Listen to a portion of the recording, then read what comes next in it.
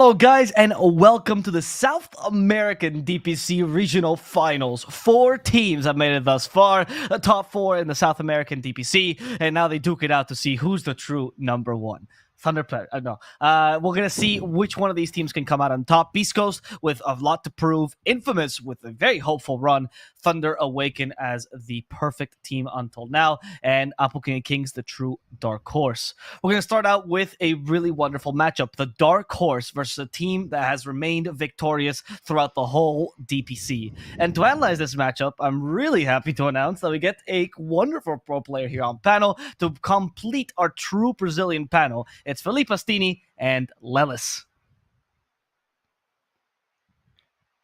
Hello, guys. Sorry. Hi. Hello, Astini. Hello. Sorry for that.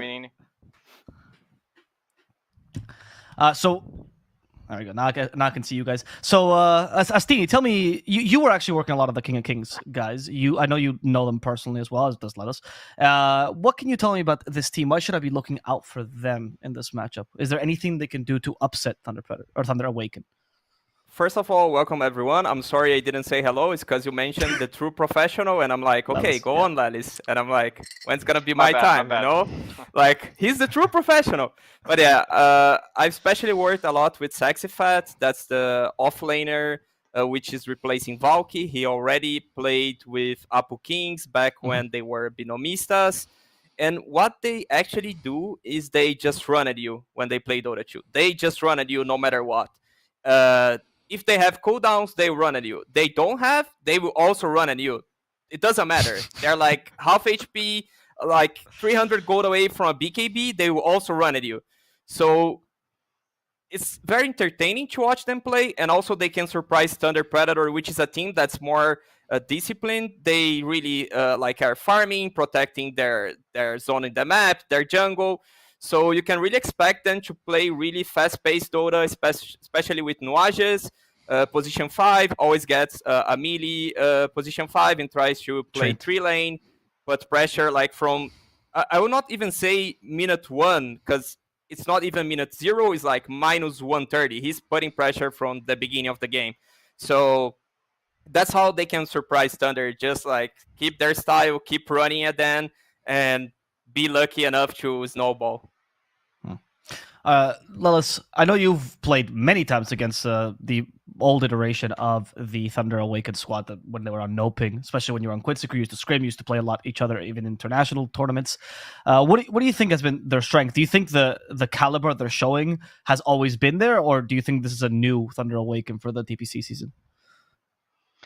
I thought they were pretty good. Even at the major that they played was the Animajor, right? I thought they played pretty decent. They had like a good macro understanding of the game. They did like a lot of good stuff. They contested like Roche and stuff. They wouldn't just give freebies like usually most not very good teams do. They probably got a lot better since they changed their character player because he speaks the same language, right? It's not that hard for them to communicate. So I imagine they got better because their results look better, right? So I think they're a pretty good team. Hopefully APU Kings, they put up a fight because they're the underdogs, right? Hopefully we see something different from them. Have you ever gone to lane against Pakaz or play against them in general? What is your opinion on him as a carry? I think he's really good. I think he's like the new up and coming. Not really up and coming anymore, right? I think he's already proven himself to be pretty good. He just hasn't been playing international play, right? I thought the TI qualifiers that they played, he played really well. Was on unknown. Unfortunately, they didn't qualify, but I thought he was a standout player in the TI qualifiers. Yep. And now, like, they're just topping the group, 7-0 beasts. So. Yeah. I mean, I like your point because in the qualifiers, not to offend unknown, but they were a team that was like kind of on the weaker side, you know, during the DPC. He comes into the team, almost carries them through the qualifiers. It was quite a run, and it was just because. And I remember hearing the story that Pakaz just left Infamous back then because he was like, I'm not improving here. I need to do something crazy. And so he randomly joined the node. Now he's in a really strong team in South America. So the move turned out really well for him. As we get the draft started with the classic Matthew Monkey King, his favorite first pick, if available in the draft. And then the Mini Invoker. I know you're a big fan of this one, Astini. Yeah, I think it's his best hero. He even pinged Lelis, please don't talk that I just have like Invoker and SF in the pool, but he instantly locks Invoker, so what can we tell about him? Yeah, that's his best hero. He loves it and he has a lot of impact. Of course, Monkey is his second hero, so they already stole his second hero. He wanna go with the first. What do you think about the fact that they didn't ban it? Most other teams have respect banned the Invoker. Is that... why? I mean, he's just really good on the hero, right? So they just ban it. So this time, why not? Sorry. Yeah, why not? I mean, they probably think this Treant hero is a bigger problem, right? This Treant hero could be a really big problem if you don't get the ball rolling. And APU King of Kings, they pick this hero a lot, right? Their 5 plays like his best hero, probably. And Weaver, the hero is just kind of broken, right? Not kind of, mega broken. Like, the hero's laning just insane. So it's kind of like a cheap hero. Just get the hero out of the pool. Do you think this also shows a little bit of confidence in their own mid laner by Thunder Awaken? Because Dark Mago is the pillar of the team in terms of mechanical skill as well. Yeah, I mean, it's going to be pretty interesting what they pick, because they already banned 3 of his heroes, right? And Thunder, they already picked their offlaners. They always pick early. And 2 more heroes are going to get banned from mid, probably.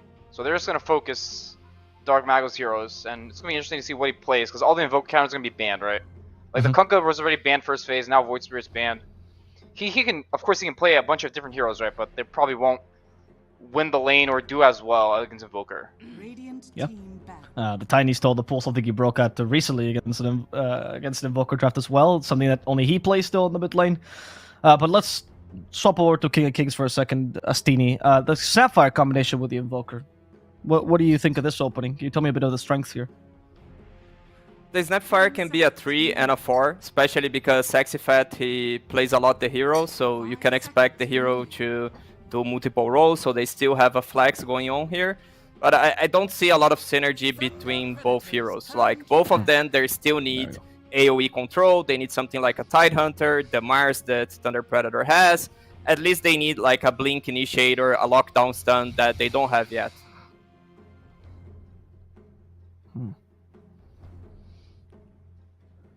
What could they deviate into then? What would you like to see here for King of Kings? How would you shape this draft if you were them?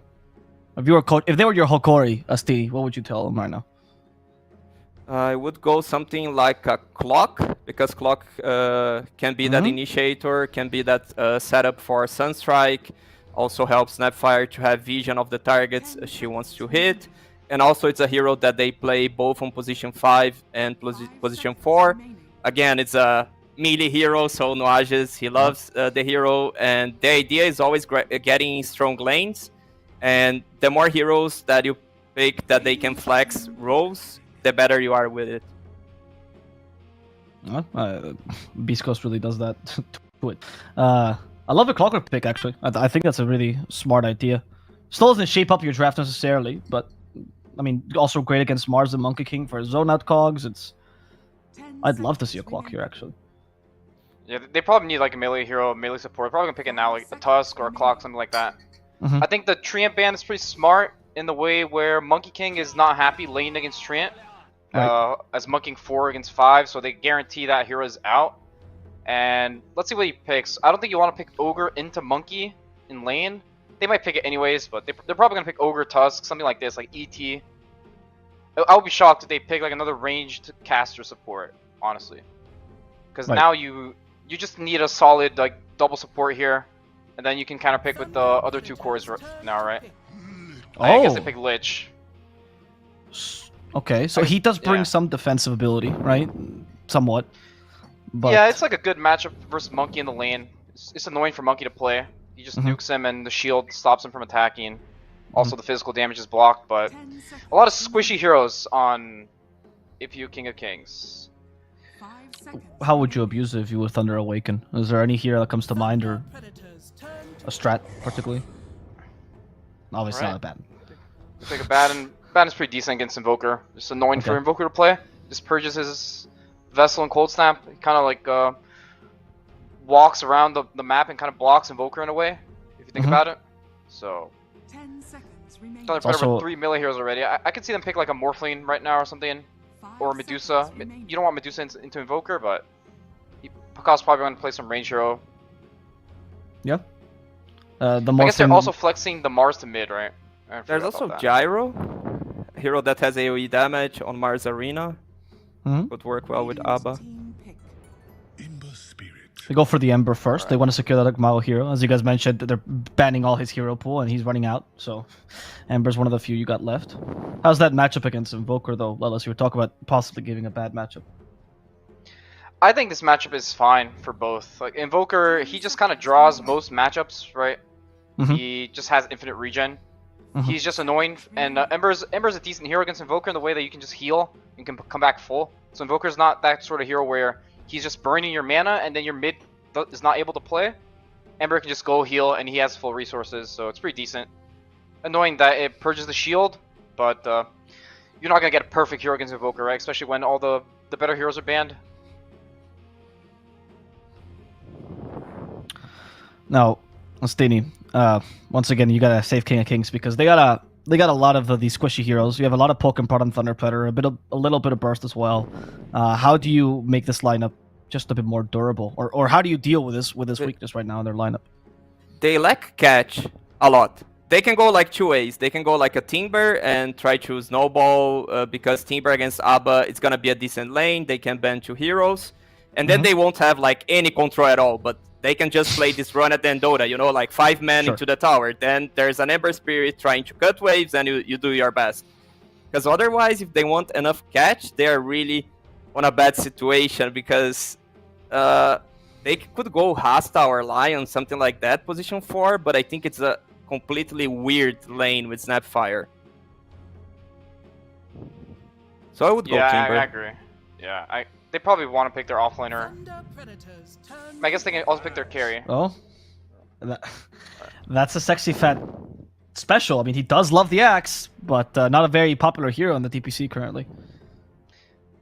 It's pretty decent against Abaddon. A lot of people think that Abaddon just blocks the axe, but because of the Battle Hunger dispel, but you can't purge off the Q from axe. So yep.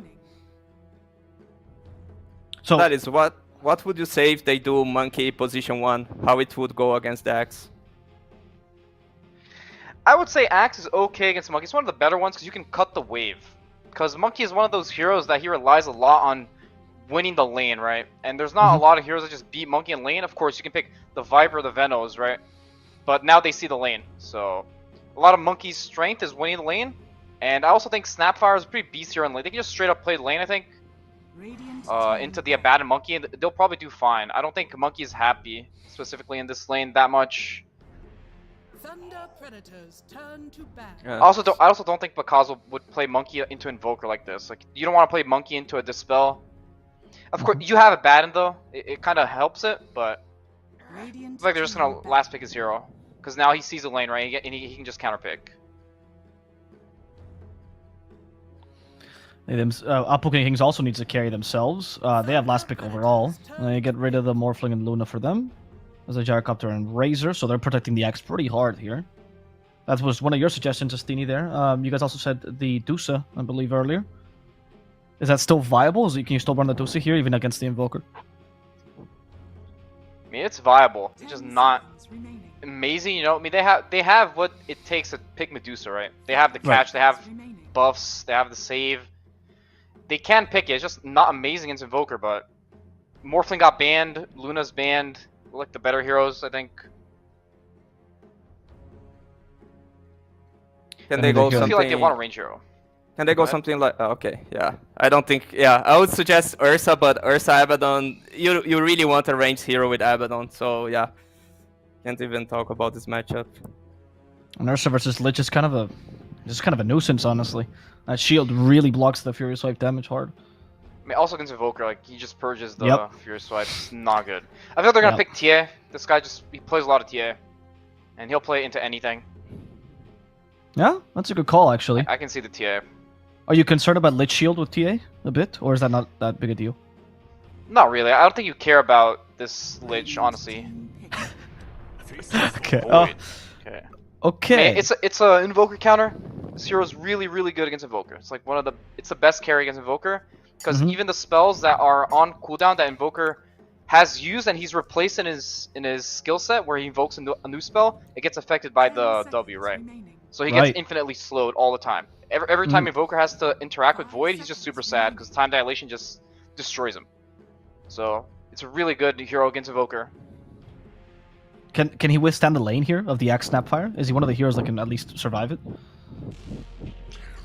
He's not that good against Axe, but I guess he has a bad, and they're just gonna buy salves and just play the lane, try to survive the lane. They'll probably do fine, but Axe will free farm. Okay. Might be a little concerning. Astini, final pick of the TB. Now you see what Apple King Kings was kind of going for. Are you satisfied with this turn? Do you think they covered their weaknesses a bit, or is it just kind of all over the place? I'm satisfied with the TB because it's a hero that has pretty decent damage against structures. On a Radiant draft that you want to snowball with Alacrity, it's pretty good. On the other hand, it sounds like a weird draft. I still think they lack enough setup for Invoker and Snapfire to hit their spells. I don't think Axe is strong enough to just tank all spells and give that info so you can land your spells. And yeah, I think they don't have enough frontliner and enough stun so the TB can hit heroes. Okay. Would you agree with that statement, Bellis? I agree. I think the Ember has a pretty free game. I think the Sports interaction with is weak. Like Snapfire and Lich, I think they're not happy at all, and neither is Terrorblade. And they have one stun is like this Axe call, so everything is on this guy's shoulders, and he might deliver. You know, he might just go crazy, and he might just own the game. But it is a very hard game for him. I don't think it's that easy because this Abaddon's going to be annoying. He's not going to block the call, but at least he'll heal people. And there's going to be this monkey giving vision. If this guy doesn't get the perfect jump, the supports might suffer, and then they might just lose the fight because they're down 2 supports or something. Okay. Are we slightly deviating towards Thunder Awaken in general as well? I mean, I favored them just because they're the better team. Sure. But I don't like their draft that much. I think they have a bunch of melee heroes. It's just kind of weird. Okay. Astini? I agree with that point. Like when you last pick Faceless Void, you want some chrono damage. Maybe they Snapfire, the Invoker. If it was the Void on the other side, you're like amazing. You have like a lockdown for Cataclysm. For maybe they picked like to steal from Apple Kings. That's the only sense I can make out of this hero. So yeah, the same thing. I believe Thunder is the best team. That's all. All right. When the drafts are so wacky that you forget about them, you just go, Thunder's better. Let's see if they can win. Will it be true? Will they take the first game of the series? We're going to have to see as we go over to game number 1 between Thunder Awaken and Apple King of Kings with Richie SeekNStrike Dota and DK Truman on the mic. Thank you very much, Alvaro. Yes, indeed. We're going to have game number 1 open it up. Thunder Awaken. Of course, as they were originally named when they formed back in 2017. Still having the Thunder Predator tag in game, but don't be confused. They're most definitely awakened, and so am I, DK German. I am very, very excited for this series, for this event. And also, this is the first game we're going to get to see this DPC season where Dark Mago breaks out the Ember Spear. It's actually his 3rd most played hero. Didn't get to pick it once during the last DPC season, so that's going to be quite exciting here. That's not really too surprising, because normally there's a QoP on either of the sides. This time it didn't even get banned out, which is definitely very surprising. But yeah, these 2 drafts, I did exactly kind of agree with what the panelists did mention. You know, of course, Thunder Awaken is the team that you kind of expect to be the, well, the better of the 2. But draft-wise, I prefer Apple King of Kings as well. I just see so much more. I mean, the setup is lacking, but there's so much team fights and just a Terrorblade that has very little to fear this game. Yeah. I think, though, what we're going to end up seeing a little bit, because this Ember lane is, like Lola said, about 50-50. They both have things they get out of this lane. They'll both get farmed. We're going to start to really see where Thunder starts to really flex their power. And that's going to be, in my opinion, the way that Dark Mago especially plays with Oscar in this offlane. And I think between the 2 of them, they can definitely bring the fight to Benny very early. How Pakaz slots in here on the Faceless Void, that's where I see the issues coming in for sure. Because as Astini was kind of getting at, they don't really have a whole lot of synergy here. Sure, you can slide a fist in there, you can toss a spear in, but everyone else kind of just has to stand outside and look at the fancy purple bubble. Yeah, and you need to make sure that you catch the Terrorblade in there, otherwise you are going to get destroyed from the outside. And that is definitely no big plus. I do also love just, you know, of course, Mini playing his Voker. It's unsurprising to see him on his most favorite hero. And when you get that alacrity buff late game on top of the Terrorblade, it becomes incredibly hard to get anywhere close to a team fight. Oh, yeah. There's a little bit of content in the pipeline that we might be able to show you guys at some stage later, but Mini not so excited to play the Invoker anymore. He's Grandmaster on it. He kind of yawns at the hero. He kind of just says you walk around the map and spam 2 spells. Not really enjoying it too much, as neither is Matthew down bottom. He is getting in plenty of damage. Benny popping the first usage of the Metamorphosis. Looks like Matthew will be able to escape relatively unharmed, though. Yeah, the life of a Monkey King. Just mainly roaming around 90% of the time. Kind of like an Earth Spirit does. You just try to be as much of a nuisance in the lane as possible. Or as a Weaver, but then, you know, Weaver also wins you the lane. Which, yeah, nobody likes Weaver. Can't wait for the new patch. We still got plenty of high octane Dota of 7.31 B? F? What are we even in? I don't remember. But yeah, patch would be nice relatively soon. It sure would. Though, to be fair, when was the last time you even saw a Lich? It's a hero that has been, for me, pretty forgotten this patch. Yeah, you know what? That's actually a really darn good question. I couldn't even tell you. A hero that as well, it could be a particularly annoying for someone like a Faceless Void, a bit annoying for someone like an Abba, right? You just got all these dispels that you're constantly applying. Sinister Gaze, of course, is kind of just the one-off thing, but Frost Shield's always bouncing around, as is Chain Frost, so yeah, maybe that's a little bit of counterplay here. Big comfort hero for Pandaboo on the position 5 Abba. It's usually first picked if they can actually pick it up, or it's actually banned against Thunder. So I was a little bit surprised to see them snag it up. I think it was their 5th pick. Of course, lots of teams preferring to ban out the Dark Mago comfort heroes instead, for also very good reason. Yeah, definitely looking like both these teams taking it not in the most aggressive approach just yet. Just getting their farm in. No heavy aggression to try and get a kill, of course. They're pretty hard lanes to get a kill in. Terribly with the massive armor. The Mars can just spear anyone away. Top lane, well, you know, Panda on that Abaddon. Like, any lane with a Panda is going to be really hard to get a kill happening. Yeah, and mid lane is just this really awkward thing. You know, Dark Mago, he's not taking any points in Flame Guard, not versus Quaswex Invoker, so he doesn't really have a lot of kill threat. Not to mention, with 3 Quas Orbs invoked, you have casually 14 regeneration underneath your tower, so Mini's not getting any kills here, but they might actually find Serum. I mean, there are those 2 different builds that you can go for on the Ember Spirit. In this case, I mean, they did get First Blood with it, but the fact that he went for without the Flame Guard means his farming is normally going to be a little bit slower, but he does fight a lot sooner with a couple of those levels in Searing Chain, so might just start to get some side lane ganks going in. Make sure that the TB gets problems. Top lane, though, Sexy Fat getting a massive Bash Flurry against him. Dropping low, but they're not going to hunt for the finisher. Yeah, he'll make it out. And that death actually onto Serum is pretty big. Not only is that First Blood onto the Ember Spirit, it's a little bit later now, of course, happening around 4 minutes, so not the biggest impact as far as lane goes, but it is more gold and experience into his pocket. But actually, Benny is having a little bit of a tough time staying in this lane versus Oskar. Oskar actually up 8 denies versus him, doing CSing just as good, if not better, than Benny is here. That's a little bit scary for me. Again, seeing how well that this mid laner and off laner for Thunder Awakened usually like to play together, I'm slightly concerned.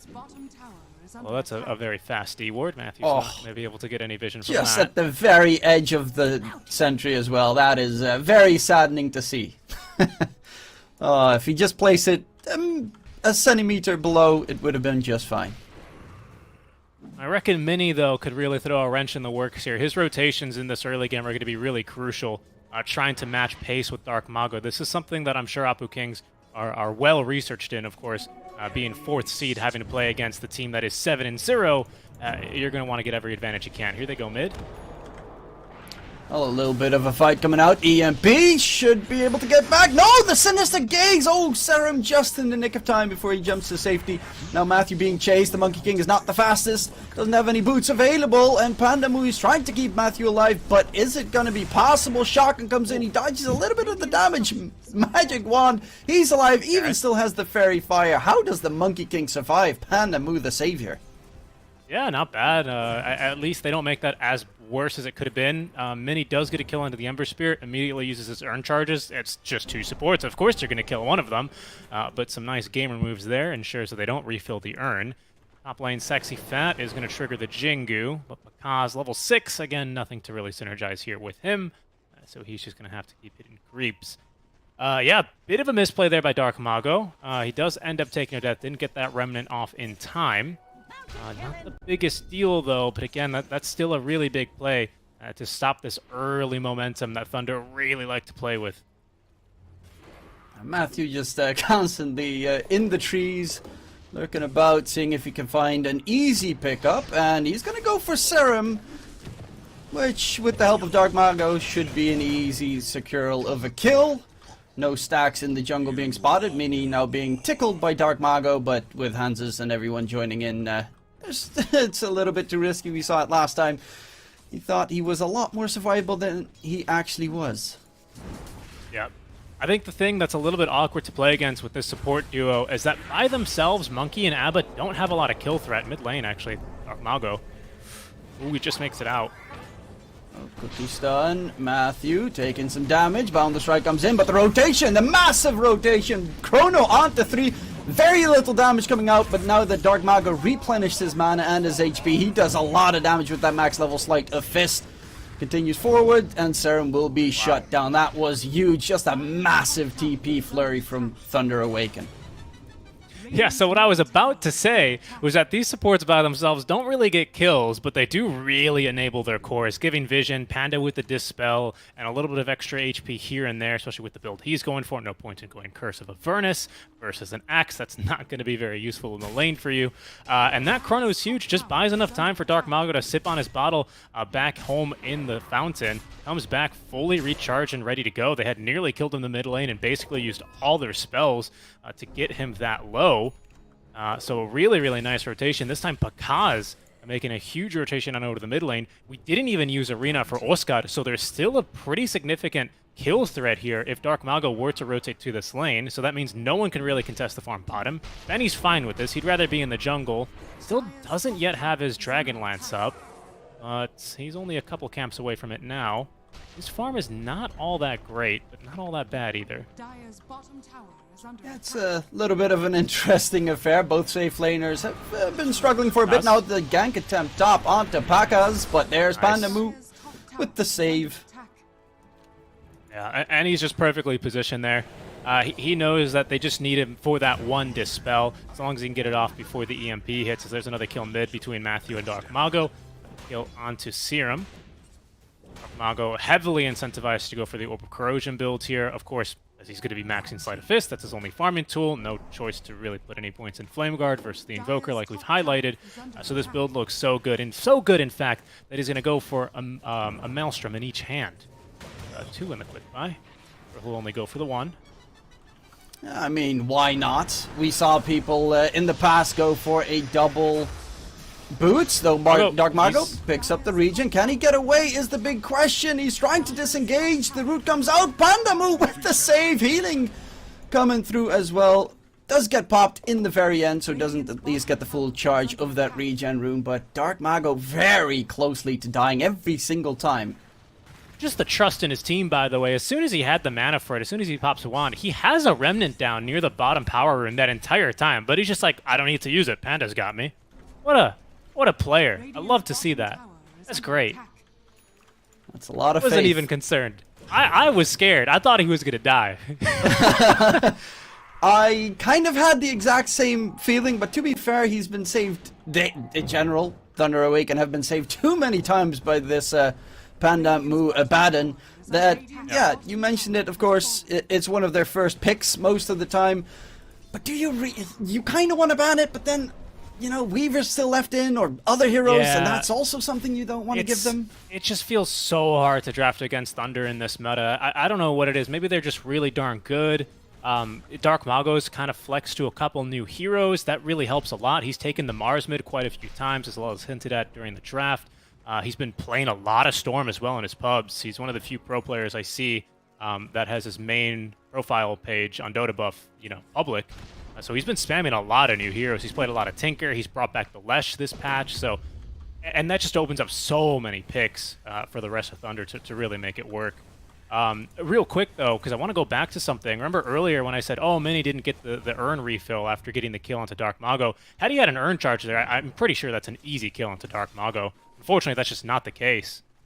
So, you know, some of these tiny plays, the little mini efficiencies, no pun intended there, end up kind of really hurting this Invoker's game, as they might have even ended up killing him here. No. That's a very quick pounce coming in. Even Wukong's being leveled up on Matthew for the time being. But yeah, there's always a monkey in the trees lurking about, ready to hit that boundless strike. Oscar walks in, easy arena spear, and nothing Mini could do right there. 1-7 right now. Oh, yeah. It's not looking too great for Apu, but the one big plus is that, honestly, Benny has not really encountered anyone for the entirety of the game. That is true, but neither has Pakaz, and actually they're building into a double Maelstrom here, one on the Ember Spirit and one on the Faceless Void after this Mask of Madness, as well as, of course, the double Orbs, which don't stack. You've got one Great Blink, though. That's a nice catch, and it's the Gaze drag him back. This time Panda Moog is not going to be able to save their lives, and he's going to get chased down. Can they control him? Trying to get the wall on top, but unfortunately will not connect. But Dark Mago finally does drop, and that means earn charges for Mini. Alright, so what Sexy Fat is now doing is he is doing what is called the Olympic Lift. I know the Olympics are on right now, but Sexy Fat's about to enter the heavy powerlifting because he needs to carry his team through this next 8 minutes basically off of this Blink Dagger alone. Benny's doing a great job showing on with the meta now. See what Thunder can do as they want to defend this tower. They do have a Chronosphere at the ready. But without the Maelstrom up, I don't think they can really threaten for a kill too easily. They have one up? No, not yet. If you want to kill Benny, you got to do it in one fell swoop. Otherwise, you're going to get that Sunder off, and the whole team fight turns absolutely awry. Because there's also going to be that level 3 Frost Shield on top of him, and yeah, the damage is very lacking on Thunder Awaken right now. Yeah, they will not kill him with physical damage. If they do, something's gone very wrong. I think probably he's maybe disconnected or something like that. Because, like you're saying, with that Frost Shield, and what is he at right now? Yeah, 23 armor. Like, he doesn't die to physical damage, hence the double Maelstrom builds for Thunder. So I really like that itemization. Smoke play here from Apu Kings. Another Blink. Trying to get the catch, but the arena holds him at bay. EMP drains all their mana, though. That's a problem to continue. Wukong's smack him down inside the Chrono. Oh, that is beautiful. That's why he leveled it onto Matthew. That's their Chrono damage coming in.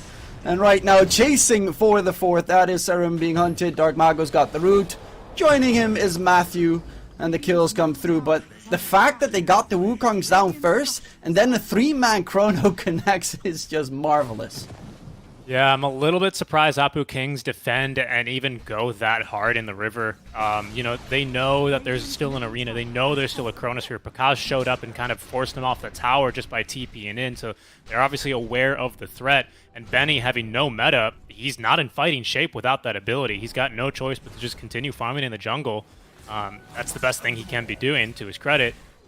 But just a bit unfortunate there, Thunder. They're going to get 4 kills. They're going to get that tier 1 tower and a lot more space for them, as well as I think both Maelstroms now completed. Yeah, Dark Mago is just 1 camp away, and he's got it. So now there might be a chance, especially with an arena initiation off this Blink Dagger for Mars, there's a chance they could go hunting for the TB. They've got to get it right. I think it's still a bit risky.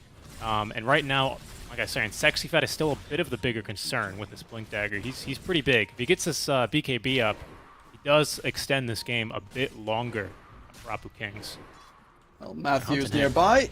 Get the catch on Sexy Fat. Doesn't actually have the mana. In comes the globs of death. Sexy Fat turns it around. Drag Oscar into a problematic spot. And yeah, that was like, he dropped his arena. and there was just no damage. The Monkey King can't really do much. It is an axe walking around with a full Vanguard, so he's not the easiest to kill.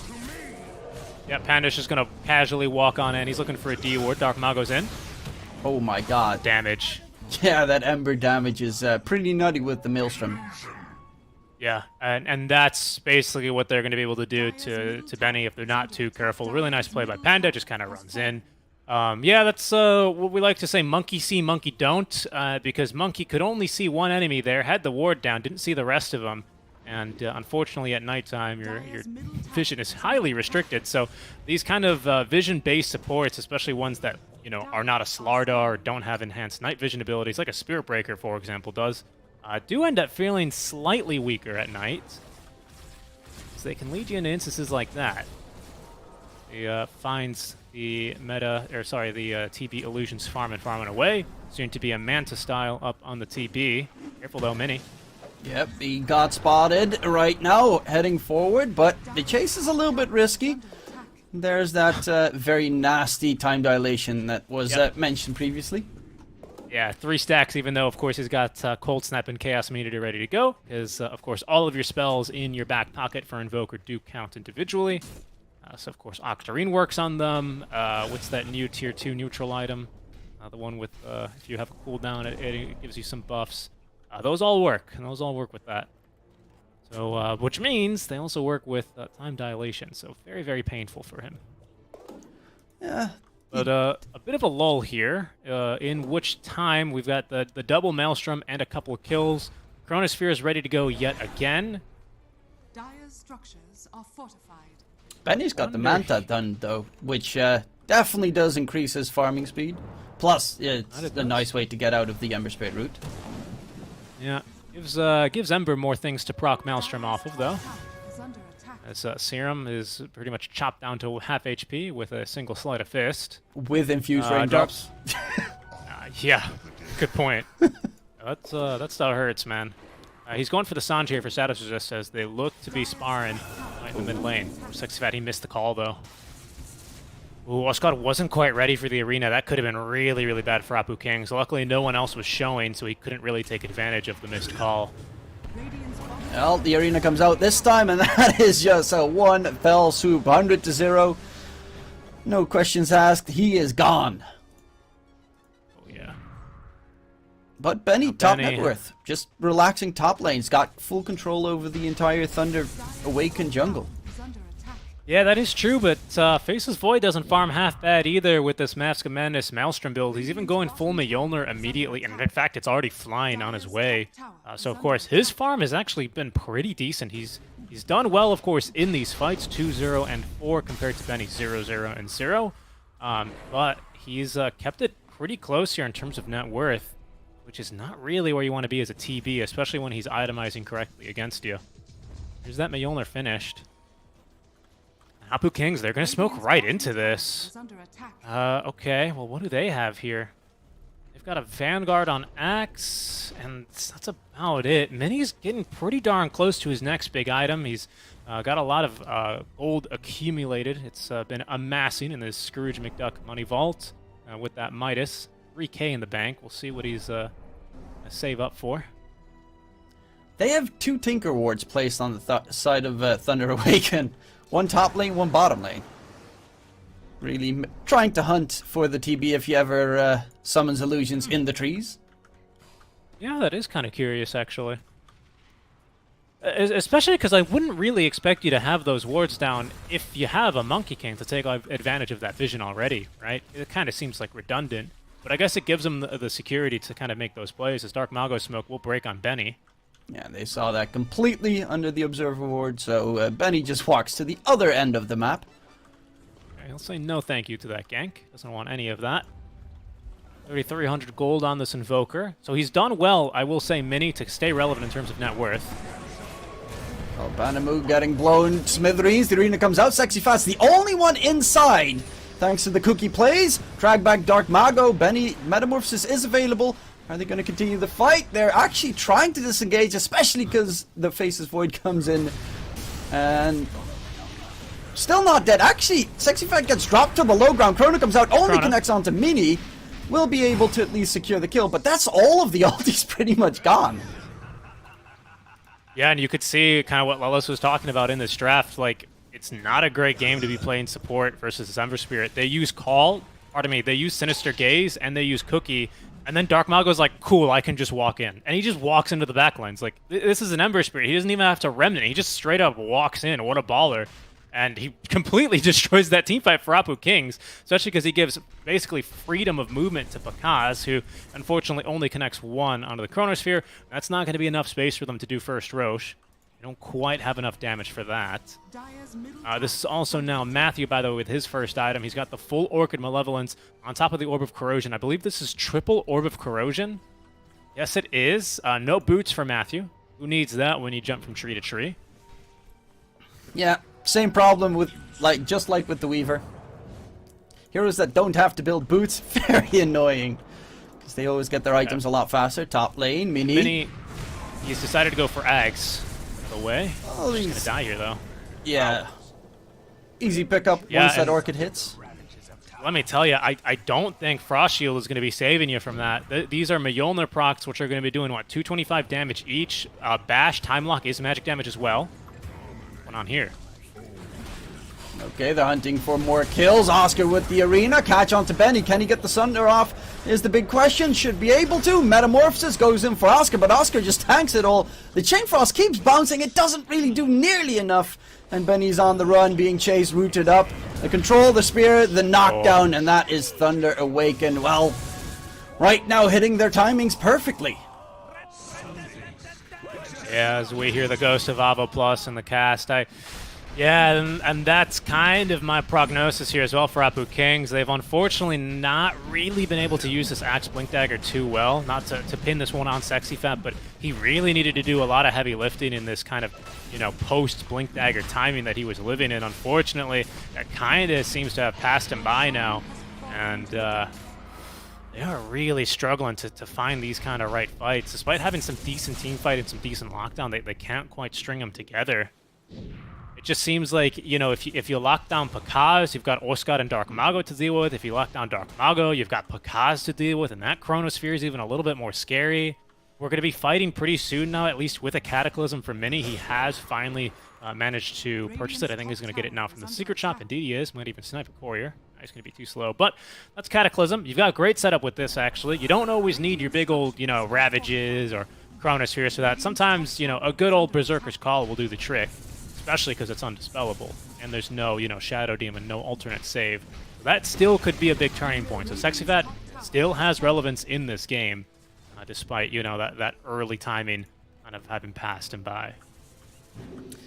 Yeah, if you get that 4-man call with a Cataclysm on top, yeah, you can definitely win the team fight. But it's a really tough situation because they always just keep sending one player forward. And that one is the one that tanks the call most of the time. Serum's going to get caught. Lich, nothing you can do, especially once you are Orchided. So easy pickings continues. A 10k lead right now.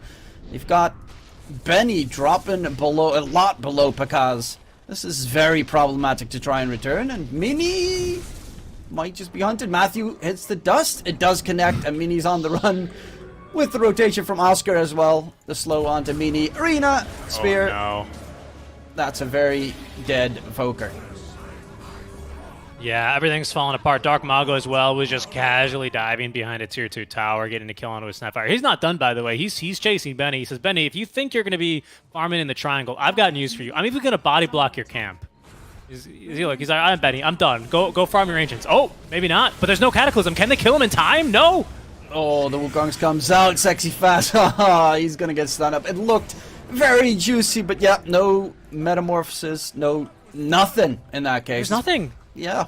There was no kisses. There was no Cataclysm. It was a nice jump, but the follow-up was just dead air. Dramatic pause, and now it's 30 seconds of more pause for Axe.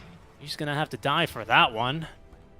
Mago just kind of kiting him around. Again, he was just there to block Ancients. 3-22. This Mini's having a good. He's having a laugh here. We've hit the blessed number, everyone. Oh, I'm actually pretty impressed that a losing player right now is calling that out himself.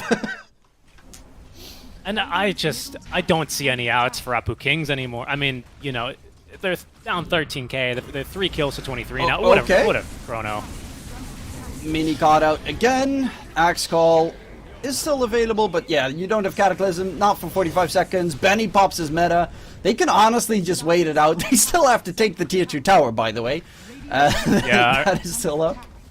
I really love that play from Pakaz. He bought Shard, actually, if I'm not mistaken, so he has the freedom to make those plays. They're going to go on a Benny. Oh, Benny getting jumped here, but the Chain Frost bouncing around, doing a lot of damage. BKB pop. Can Benny get the meta on? The Sunder off. Very low. No, he cannot. He's going to get shut down. The chase for more. On the high ground they go and continue forward. And again, the tier 2 tower is still not dead. Yeah, what do you think? Are we going to get to see Cataclysm used once this game? You know, right before a GG call, I guess. Because that would have been a Cataclysm time for sure. And unfortunately, I mean, he's bought this item and they just haven't managed to find a fight with it yet. And kind of feels like that's basically been the story of the game here. As I don't see Thunder backing up from this push. Well, I mean, they will because they need to get tier 2s in the other lanes, but they're not going to be too scared here of anything Apu Kings has to throw at them. Yeah. 19k net worth lead right now, and this is a very one-sided showdown right now. Yes. I mean, this is Apu Kings are basically they're holding out for something short of a miracle here. They would need, I mean, Thunder would need to do some pretty serious diving, and even with Panda on the ABBA. With Faceless Void just generally being this tanky, annoying hero, with Dark Mago being very elusive against some supports that don't have the greatest catch versus him, like, maybe that's their downfall, right? Because they go, oh, nothing can kill us, let's dive Fountain right now, but I have a feeling they can dive Fountain right now. Dark Mago especially with also, the TD room bottom. He just finished up the Aghanim Scepter, so those supports are done. Like, he's going to be hunting forever. It's a great game for him to go for this kind of pub stompy Ember Spirit build. You tend to see he'll go for Shard for second Roche if the game lasts that long, or he might just buy it. But he's just going to be all over the backline, just getting kill after kill after kill, setting up these remnants. Shard is even not too bad against the TB in general. Kind of a slow lumbering hero, despite them removing the move speed nerf from Metamorphosis. Still not the fastest. As Apu Kings are on escort duty right now, protect the president. Benny, President didn't go downhill, thankfully for him. Instead, it's going to be Serum, who scouts the monkey. Yeah, but in comes the Ember, Dark Mago as well. Sexy Fat gets controlled, backline jump. Look at him go! Dark Mago all over the place. They actually spear Sexy Fat out of the Wukong's command. Mini is now the next target for Dark Mago. Will be held back, but they already lost to the TP attempts to safety. Mini is still lurking about while invis, but 2 kills secured, and it didn't really cost them anything. Yeah, not a bad maneuver from Apu. I mean, they still lose 2 heroes, but not a bad maneuver overall. I mean, you take a look at what they look to accomplish there, and they push top wave all the way to tier 3 tower. They didn't get Mini. They figured he'd TP out, so he's going to push this one even more. Bottom is shoving as well with the TB illusions. Unfortunately, mid lane is all the way shoved in, so they can still hit, high ground. Yeah, but they can't get Megas, at the very least, because tier 2 tower top is still standing. Not get Megas. But that's a very nice boundless strike, and this is just pure harassment. Matthew 1019 through the trees constantly. His net worth is almost at Sexy Fat's level, while he's barely done anything. Like he's just been giving vision. That's pretty much been his job. I'll tell you what he has been doing. He's basically been the do not disturb to Sexy Fat's calls these games. He's activated that setting, and none of these calls are coming through, unfortunately. Okay, mid lane. Oh no. Oh no. that's Well, bit of an oopsie daisy right there. Rina comes out onto 2 Chain Frost. How much can it do? Really nothing. On the backline, Chrono comes out from Pakaz. He's going to control Mini. He's taken down. Actually, the axe call from Sexy Fat coming in, trying to hold Pakaz in place, but they don't care whatsoever. Benny, he's surrounded by enemies from every different angle. The GG gets called. And that is it. That is a... Well... That's a statement right there in the regional finals, first game. Yes, that is Thunder Awakening saying, yes, we didn't just fluke those 7 matches, we really are that damn good. And oh boy, did they look good in this one. I still agreed with our panel. I wasn't in love with this draft completely. But like I said, I saw a couple conditions here that just really always enable Thunder Awakening. And that was going to be Dark Mago on a game where he could snowball off of in the mid lane. And a laning stage that was very acceptable, if not just straight up good for Oskar. Again, allows them to play together. Pakaz gets some good experience up in the top lane. He rotates mid for that one chrono early at level 6. And then the game was kind of just all theirs. There was a little bit of a scary moment when SexyFet had his Blink Dagger, but they just couldn't really connect kills off of that. Tried to look for the big team fight mid where they looked to defend the tier 1 tower, and everything kind of just dominoed from there, unfortunately, for Apu Kings. There was one player that game on the side of Apu King of Kings who did over 10k damage, and that was Benny on the Terrorblade. 30-minute game, and he was the only one. That is definitely something you do not see too often. But even if, you did all that damage, Panda, he healed 11k. He healed more than almost anyone on the enemy team could deal damage in. So yeah, they just didn't die. 3-35 was the end scoreline, and they're gonna have to recuperate here. So we'll be heading out so that we and the players can recuperate and try to find a way to make it work. Yeah, I believe we're going to throw it back to our panel here in just a second as soon as they're ready, but I'd be curious to hear what suggestions they have for Apu Kings, because I really wouldn't know what to say. Thunderman, they're looking really darn good. Let's see what our panel has to say about that first game. Well, Thunder as clean as we all expected them to be, honestly. We talked to the end of the panel, we're like, yeah, drafts are interesting and all, but Thunder is just a better team. They have literally only lost one single game in all the DPC, not even a whole best of 3, and it was against Noping, and against Apu Kings, they just looked stronger. Can you... Astini, I'm going to ask you a tough question here. You're my veteran panelist, so can you give me some of the things you did like about Apu Kings here in that game? Some things that you want to rescue from that game? Yeah, smile more. You're making it harder for me because they took a taste of their own medicine. They just run at the enemy team, and they didn't manage to have a good early game, so it was just Thunder Predator running at them, and I don't know. Maybe they had one good initiation with the Axe Dagger. That was the highlight. He got his dagger, got one good initiation, one kill at Ember. So 1/3 of the kills they had the entire game. That's the highlight from their side, honestly. Okay, thank you for that. Now let's when you deal against a team like Thunder, right? You're against a team that's always victorious. They have pretty solid drafts for the most part. As you say, they make no mistakes, or when they make mistakes, they don't give you freebies, right? It's not an easy team to beat. What's your plan against them when you know you're the weaker team? How do you try to attack this team?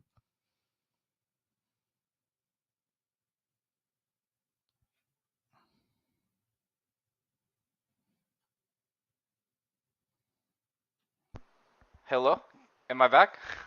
Sorry. So usually when you're an underdog team, you can resort to cheese strats, but I don't think that's very healthy for a team to improve. So I think APU should just go back to think about what was the worst part of their draft against Thunder.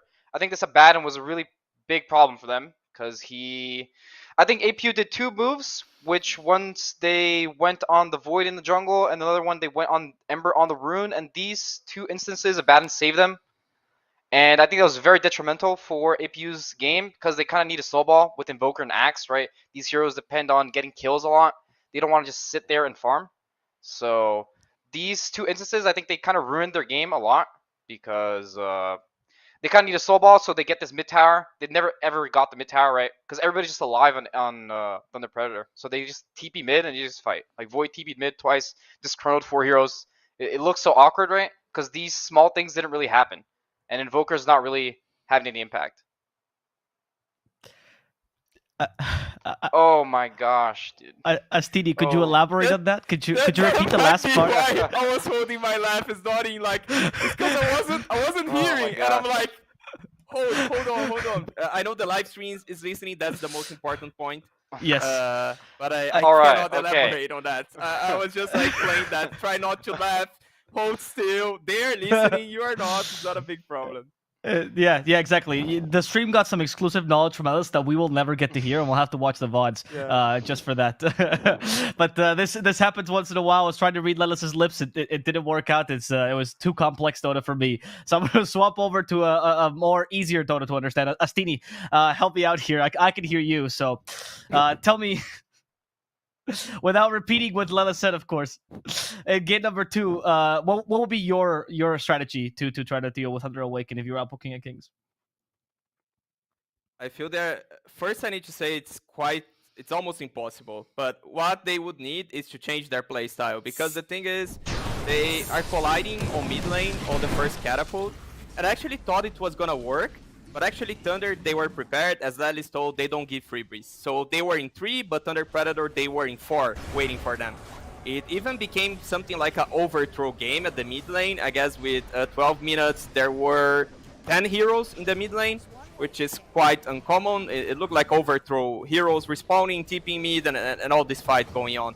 So they need to play like standard Dota, which is you actually take the enemy safe lane tower, you try to take some extra camps of their jungle, and you play what every high level team is playing, because if you don't, you cannot win against a high level team as Thunder Predator. They play by the book. They play like, I don't know, Team Spirit, Tundra, OG, all the great teams play. They don't put massive effort at taking the mid tower. And Thunder Predator, they're playing like TI8 OG, that they put all resources on taking this mid tower, and there's not much value on that. So they need a wake-up call for what the meta actually is.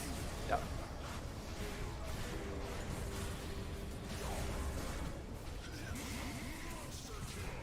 Between Thunder Awaken and King of Kings is going to start any second now, and we would like to do our little pre-panel beforehand to try to inform you a bit about what we're here to expect. But for now, we're going to take a small 2-minute break, and we'll be back with Game 2 between Thunder Awaken and King of Kings. Stay tuned. After a weak TI-10 performance, the order in South American competitive Dota had shifted. Some teams, like SG or Noping, had completely reshuffled or lost their squads. Others, like Beastcoast, were looking like they were deflated and winnable. Meanwhile, rising teams like Infamous and Thunder Predator were looking hungrier than ever.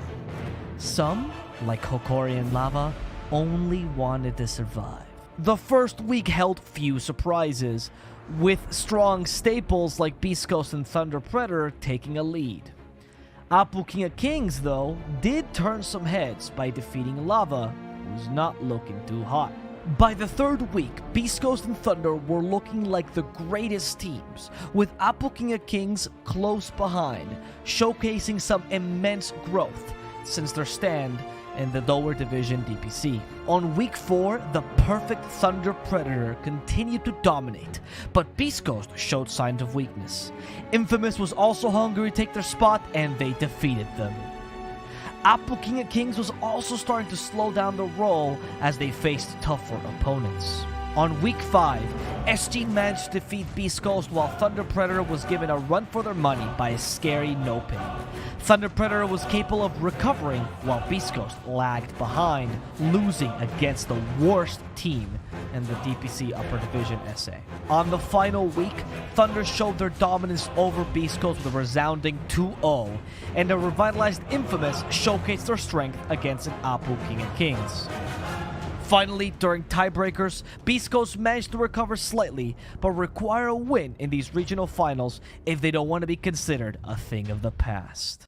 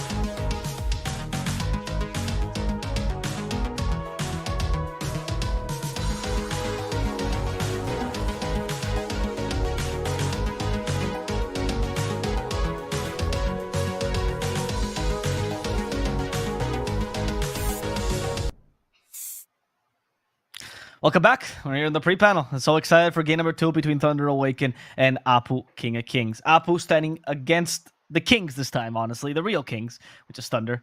And I want to, now that we're getting ready for the draft, I would like to get opinions on that Lich pick, because I think that was the one odd hero out. The whole panel agreed, oh, we need like a melee 5 or something that's like a little bit tanky. They got Lich. His impact in the game was minimal, to say the least. So Astini, thoughts on that? Did you think that was like, what was the thought process behind the Lich, in your opinion? When I saw the Lich, I thought they wanted to pick Jugger against Mars, and Jugger Lich would make a great lane, and they want to have great lanes. That's the only thing that made any sense into my mind. I know Lelis mentioned that you can reduce the attack damage, physical damage that comes from the other team, but still, I don't see that as a strong argument to just pick Lich. And it's pretty weird because Nuages is always playing melee 5s. So that was like one more argument on top that he should just pick what he's been picking. Because it works, their playstyle. If you want to collide mid with the 2 supports, it's pretty good that you have a more tanky position 5 that can tank the tower, so your catapult does more damage. You're just strong earlier with the melee position 5. So they changed the draft, but they didn't change the playstyle at all. So if they were to change the draft and change the playstyle, it would make a lot of sense. But they kept the same playstyle that wasn't working so well, and they even got worse heroes to that playstyle. So sounded a bit weird. Yeah, it's actually not the first. I was looking this up. It was not the first time that they've tried to play Lich unsuccessfully. They tried it in the Pro Series as well 3 days ago. They also tried it in the qualifiers. The Bitsler Cup 3 months ago, and with similar results. Both lost matches as well. So it was also a first pick. I don't know. Maybe it's a sort of hidden pick that they believe. They weren't the only team that were experimenting with this hero, but we've seen very little success for Lich in general this DPC. So hopefully something a bit better this game number 2. Another thing to add on the support, I really see a lot of value on heroes that can, like the Weaver that's open, that can split the map and give you so much vision with that. And there was Monkey, Trint, and Weaver. Those are the heroes that can best fill this role, that are really hard to catch. So you need to commit like 2-3 heroes to kill this hero. He's gonna be shoving waves non-stop. He's gonna like enter your jungle and you cannot kill him anyway. And it gives so much information that you can make our draft work way better. And they didn't have any hero to do that. Now they do have the Weaver. And Thunder Predator probably will not have a hero like this. Thunder Predator's turn to pick. And then there's the Thunder Predator counter. They've been doing this all throughout the DPC, actually. First phasing, actually, this combo. The Rubik Centaur, not necessarily against Weaver, but obviously particularly good against Weaver. Do you feel... what do you think of the Centaur this meta, Lelis? Because Thunder actually values it decently high. Well, Centaur's not an insanely broken hero. It's just usually they just pick their offlaner first, right? So I'm not sure exactly why they would take Centaur over Mars, because they could also flex a Mars. Maybe they just played Mars, they don't want to play it again. But does that happen? I don't really see. Yeah, it can happen. It can happen. Like Okay. I want to play Centaur this time. I don't really see like Centaur having better interactions with Weaver that much. Don't think it has anything to do with it. And then if you just take some Mars, so it's alright, you know. They probably think Rubik Centaur is a robust enough lane to just lane against anything. They just pick it early, right? Their second pick. They need to pick it blind anyways. They want to pick some core hero blind, so this is their blind pick. It's an okay lane. The Rubik is probably, in their heads, they think Rubik is good against Weaver. He takes Shikuchi in the game and the interactions are good. The lane can be rough though. Depends a lot on how they play the lanes. Do you feel like they kind of set them, like, because Mars is usually considered somewhat of a Centaur counter because of obviously Stampede versus Arena. Do you think they kind of set themselves up for a relatively bad matchup in the mid game? Yeah, I think it's a bad matchup. I don't think it's the end of the world though. I also feel like Mars on 8 is not that impactful of a hero. I think this slot is very important for first pick. And I also think Mars is a type of hero that he can almost lane against anything, right?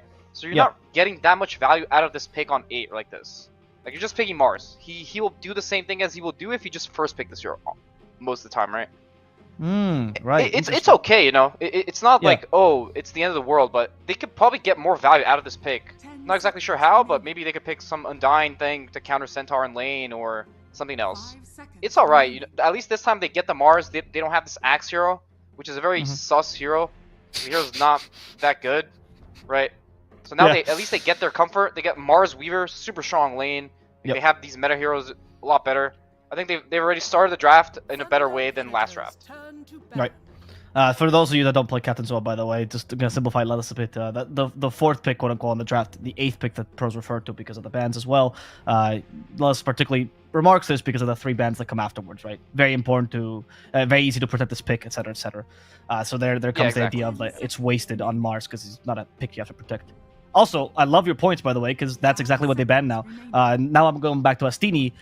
It's interesting because Thunder Awaken, they're clearly prioritizing these position 5 melee heroes that Nuages is known for, and then they throw a curveball with a Lich. It didn't work out. You wanted them to go back to the style, right?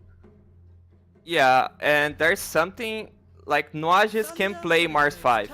It's very unlikely, but there is a small chance that he's playing the hero as 5. He can also play something like Tidehunter as 5. So they banned the 2 better ones for sure, and he should still go with any that is available. So even the Mars 5, Tide 5, Clock could be a good hero now to cancel the Bane. Although it's really bad against Rubik.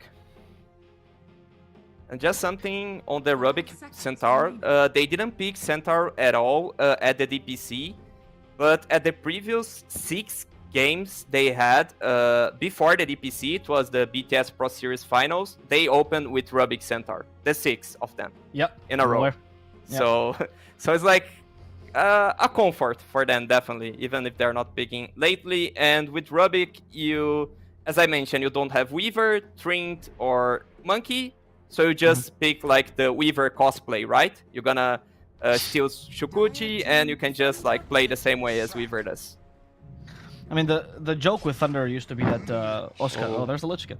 Oscar used to always play these, like, team fight-oriented heroes, or, like, these very basic heroes, the Centaur, the Underlords, etc., in that sense, because he doesn't like to carry the game from the offlane. Like, people always compared Oscar and Whisper, because they're both Bolivian, and you saw Whisper literally taking the game on his own, and Oscar would just go and fight all the time to make space for his team. So maybe Centaur does suit that playstyle very well. He is a good hero for that kind of idea.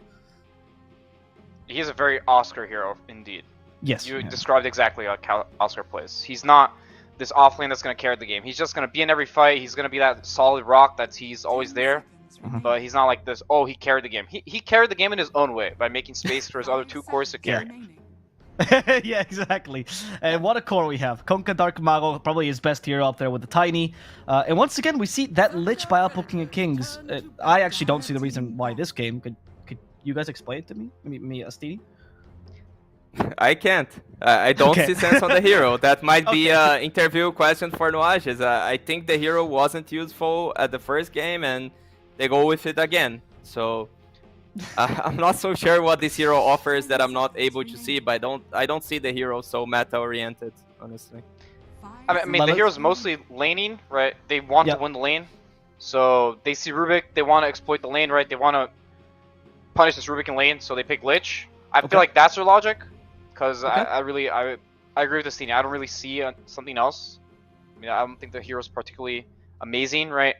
I also feel like their trio, like their 2 supports with their mid, just doesn't look that good. Just like last game, they have these 3 squishy heroes, and now they're playing against Kunkka, Centaur. It looks kind of scary for this Lesh to just run into these heroes, right? Yeah. If they had something like Abba, I would be way more happy, because when you're playing Lash, you really want a hero that can cover you, like Legion, Abba, SD, any hero that because you really expect Lash to be initiated, and every second you gain within a life, you're doing a ton of damage. But he dies in 1 second if you don't have any cover, so it's really weird to have Lash with Leech and Weaver. I mean, they had to see this Kunkka coming, right? Like, this is his most played hero, and they picked Lesh. They're most likely going to pick Kunkka into it. There's no way they didn't think about this. So maybe he's comfortable enough to play Lesh into Kunkka. He thinks it's okay. I can see it being fine. You know, if you can get on top of Kunkka before he uses boat, you buy Eul's, interrupt the X combo. I can see it. Let's just see how it plays out. I feel like it's not going to play out that well, though. Being Thunder, as good as a team they are. Right. Do you feel like King of Kings is setting themselves up in positions where if they play really well, they can do it, but you're the weaker team, you're up against a really solid team in that sense. It just seems like they're setting up themselves to have to play too well to win. I kind of agree. I think they have to.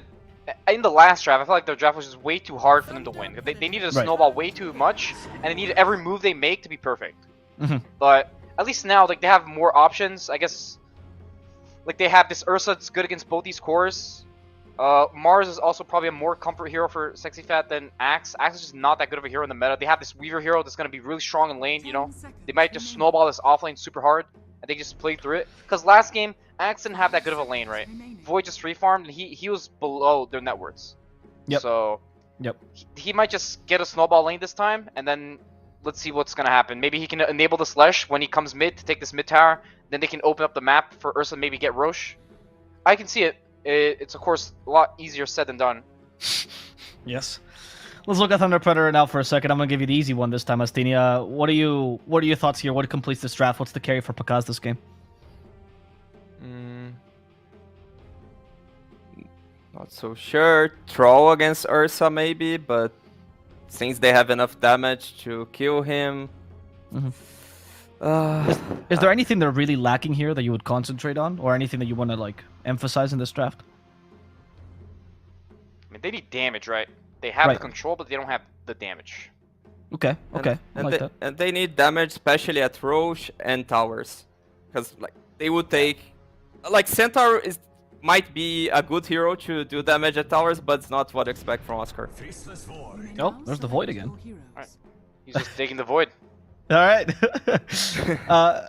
It did used to be one of Pakaz's signature heroes on Infamous. It was the Void and Morphling that it used to carry Infamous with. So, you know, it is comfort hero to a degree.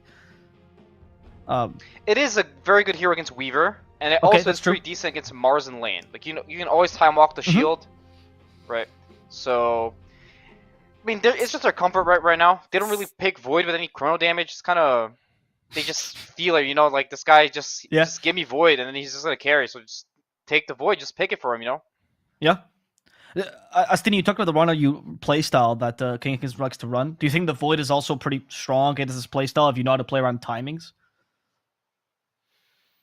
I don't think it's that strong because they're running at you all the time, and you can just fight in theory every chrono. But he was fighting even without chrono because he didn't care. They were so strong. So that's the thing. If you manage to snowball, I think it might be really bad for the Void actually.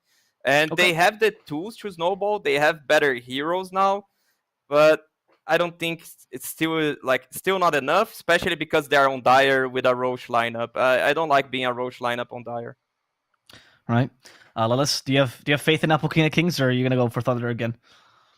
I'll go for Thunder, but I think AP King of Kings, they can do something more this game. There's no Abaddon that can stop like these early smokes, which they like to do, right? So they're probably gonna get these early kills, and then the game could look a lot better for them. Okay. That's nice. So they went for lanes, went for the snowball again, but this time with a lot more chances to accomplish this. Will they be able to turn this into a win, or will Thunder Awaken continue their victory streak? We're going to have to see as we go into game number 2 between Thunder Awaken and Apple King of Kings with SeekNStrike and DK Truman.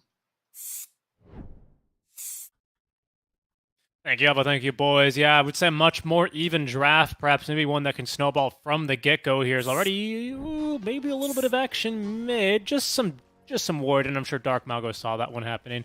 Sorry, what did they say there in the chat? Or Valko. Valkoa. Valky. What? Oh, yeah, because they did kick him. Yes. Yes, yeah, indeed. But new game starting. Ward has been placed. Of course, that should be, I would assume, an easy counter ward. It is not the greatest Faces Void game if this Weaver gets to the point where he gets an Aghanim Scepter, but that, you know, that they never got to that point last game, so they managed to make it work this time around and stomp it in the laning stage. It would be still very favorable for Apu King of Kings, but I also like a lot of, favorable for Thunder Awaken, but I do like a couple of things here on the side of Apu King of Kings. Especially the fact that they have a Weaver, and most of the time I just see Weaver means win. We'll see this game, though, because anything Weaver can do, Rubik can do better. What Rubik is not going to be doing very well, though, is going to be his laning stage. I think Lelis was extremely correct. This top lane is very potent for Apu Kings. Matthew, however, you know, his favorite player, Yapzor, and as such, his favorite Dota 2 hero is going to be that Rubik. Most played hero as well for Matthew, so we're going to have to see how he can get the job done. Fortunately for Matthew, he's going to have to do it without a ward, as he is going to be dewarded extra early on here. So eyes on this top lane, because I suspect there's going to be a lot of action here. Bottom, Faceless Void is going to time walk the bonks. Mars is going to see us the range creeps, not really anything too fancy there. But I am really excited to see what the build for Kunkka, for Dark Mago, is going to be, because he's not the type of mid laner to just go cookie cutter build every single time. He's rather smart on his heroes. You know, if you only play 4 of them, right, you got to be pretty good on it and be pretty flexible, and he definitely is. And I could see a potential case for like the Make Water Kunkka. You know, welcome to Kunkka's Water Park. He's going to open up the water park. He's going to shove people into Chronospheres. He's going to be calling in the boats, the Torrent Storms, because something that does not get reduced by status resist is Torrent. So that is going to be a great way to kite out Benny. It's definitely also a decent amount of damage that you could throw inside the Chrono, possibly, in case it's necessary, but you've also always got the whip. If you go for the other build, which is just the very tanky one-shot, I destroy everyone I encounter build, and currently top lane, yeah, that is kind of the lane that should be struggling for the most part, if Serum keeps on getting himself some mana regen. Yeah, Matthew's doing all right, though, so far. Started off with a stick in this lane. I'm always really curious to see what position 4 Rubik start with, because he is kind of this hero that is not good in lanes. Sometimes you see brown boots, who we used to see all the time. Sometimes you just see a lot of regen. There's just a lot of regen here on the Rubik, but the stick is, I think, a nice touch. Of course, with Lich harassing mainly based off his spells. He's only got 1 armor, so you can't really afford to take these trades just with the right clicks compared to a lot of other position 5s, or other position 5s like a Shaman, as Matthew was getting bullied back underneath his tower. I think Matthew's dealing with this pretty nicely. He is forcing Oskar to basically deal with Benny alone, but for now that's more than fine, as they're going to make the jump onto Serum. It takes a lot of damage. Matthew wants to chase, but Serum should be able to get himself back, healing salve. And he is just perfectly fine. In the middle lane, by the way, that ward, the counter ward, was kind of whiffed from Pandamu, the sentry, and then he placed an observer, which was then immediately spotted out by Apu King of Kings. So they know that there's an observer placed. Well, they know exactly where that observer ward is placed. And theirs is not vanishing. It is surprising to me that it's on the stairs and it's like, it has full vision over the entire area, though. We're pretty endgame on this map. I believe it's been like a year and a half since we've had a map change. I cannot wait for a map change. I don't want to start talking about the new patch already because we still have plenty of exciting regional finals games to go in this region, of course, and the 3 others which have yet to even start. But I cannot wait for a map change because let me tell you, as a support player, once you get towards the end of the life on a patch, everyone knows where the wards are going to be, and then everyone knows how to interrupt the blocks and the camps, and it's just becomes a bit of a slogfest. So that's what I'm looking forward to. But Matthew's doing very well in this top lane, I have to say.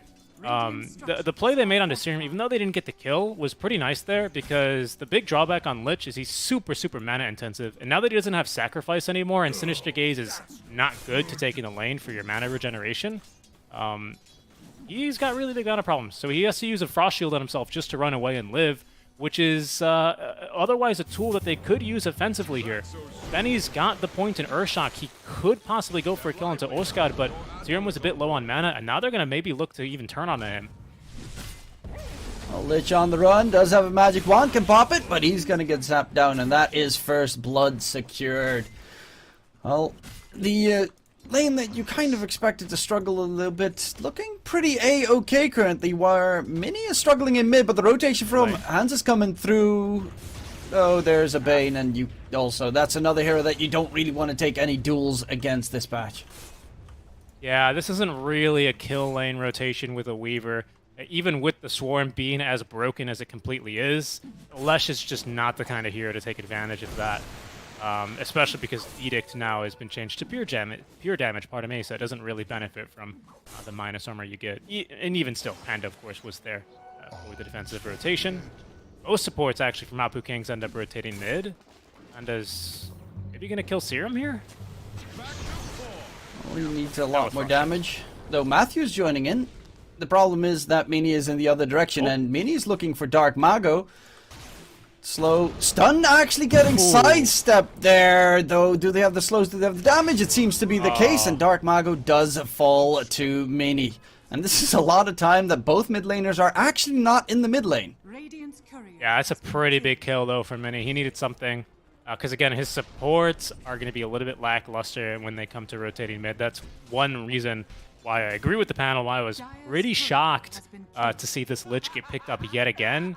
He can be a decent kind of defensive rotating mid lane, but offensively he brings very little compared to like a Clockwork, a Lion, or something like that, who can kind of just run in, throw a stun, and make a kill happen. Especially when you play against Dark Mago, like, you know the team is going to try and enable him as they look for Oscar in the top lane. Yeah, trying to cut his way through the trees. Weaver on the chase together with Serum. The creeps are all over the place. With Stomp. TP attempt. There's the Sinister Gaze, because Serum just turned level 4 as well. He's at the very edge, and in the meantime, Mini dies. Oscar is still alive, but doesn't have his Vanguard just yet, so he will eventually get taken down. That was going to be a nightmare into Torrents, basically just setting up that kill.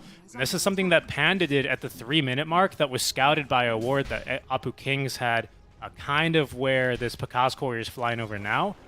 So he tried and persevered on the second time, getting the kill on this rotation and stealing the bounty. So really, really big play there. Look at the amount of tower damage they get in for free. This is a Lesh, right? Normally he takes the tower first. He's got no tower damage done onto this Radiant Tier 1 tower. His tower's less than half HP already from that one rotation. So that's a big play here from Panda. It's definitely a bit of a struggle in that mid lane. That kill previously did help, but now it's been traded out. Dark Mago looking to be the top, double damage bottled as well. So you got to be very careful of quick rotations. Nice jungle stacks that Dark Mago can easily clean up. Especially if he wants to use the DD, but might be deciding to give it to the Faceless Void instead. It's a big difference between this game and last game. We did have a Weaver last game. I didn't actually see what he built, because of course, with a Quaswick Invoker, you don't get to build the urn. Sorry, bud. That's going to the mid laner every single time.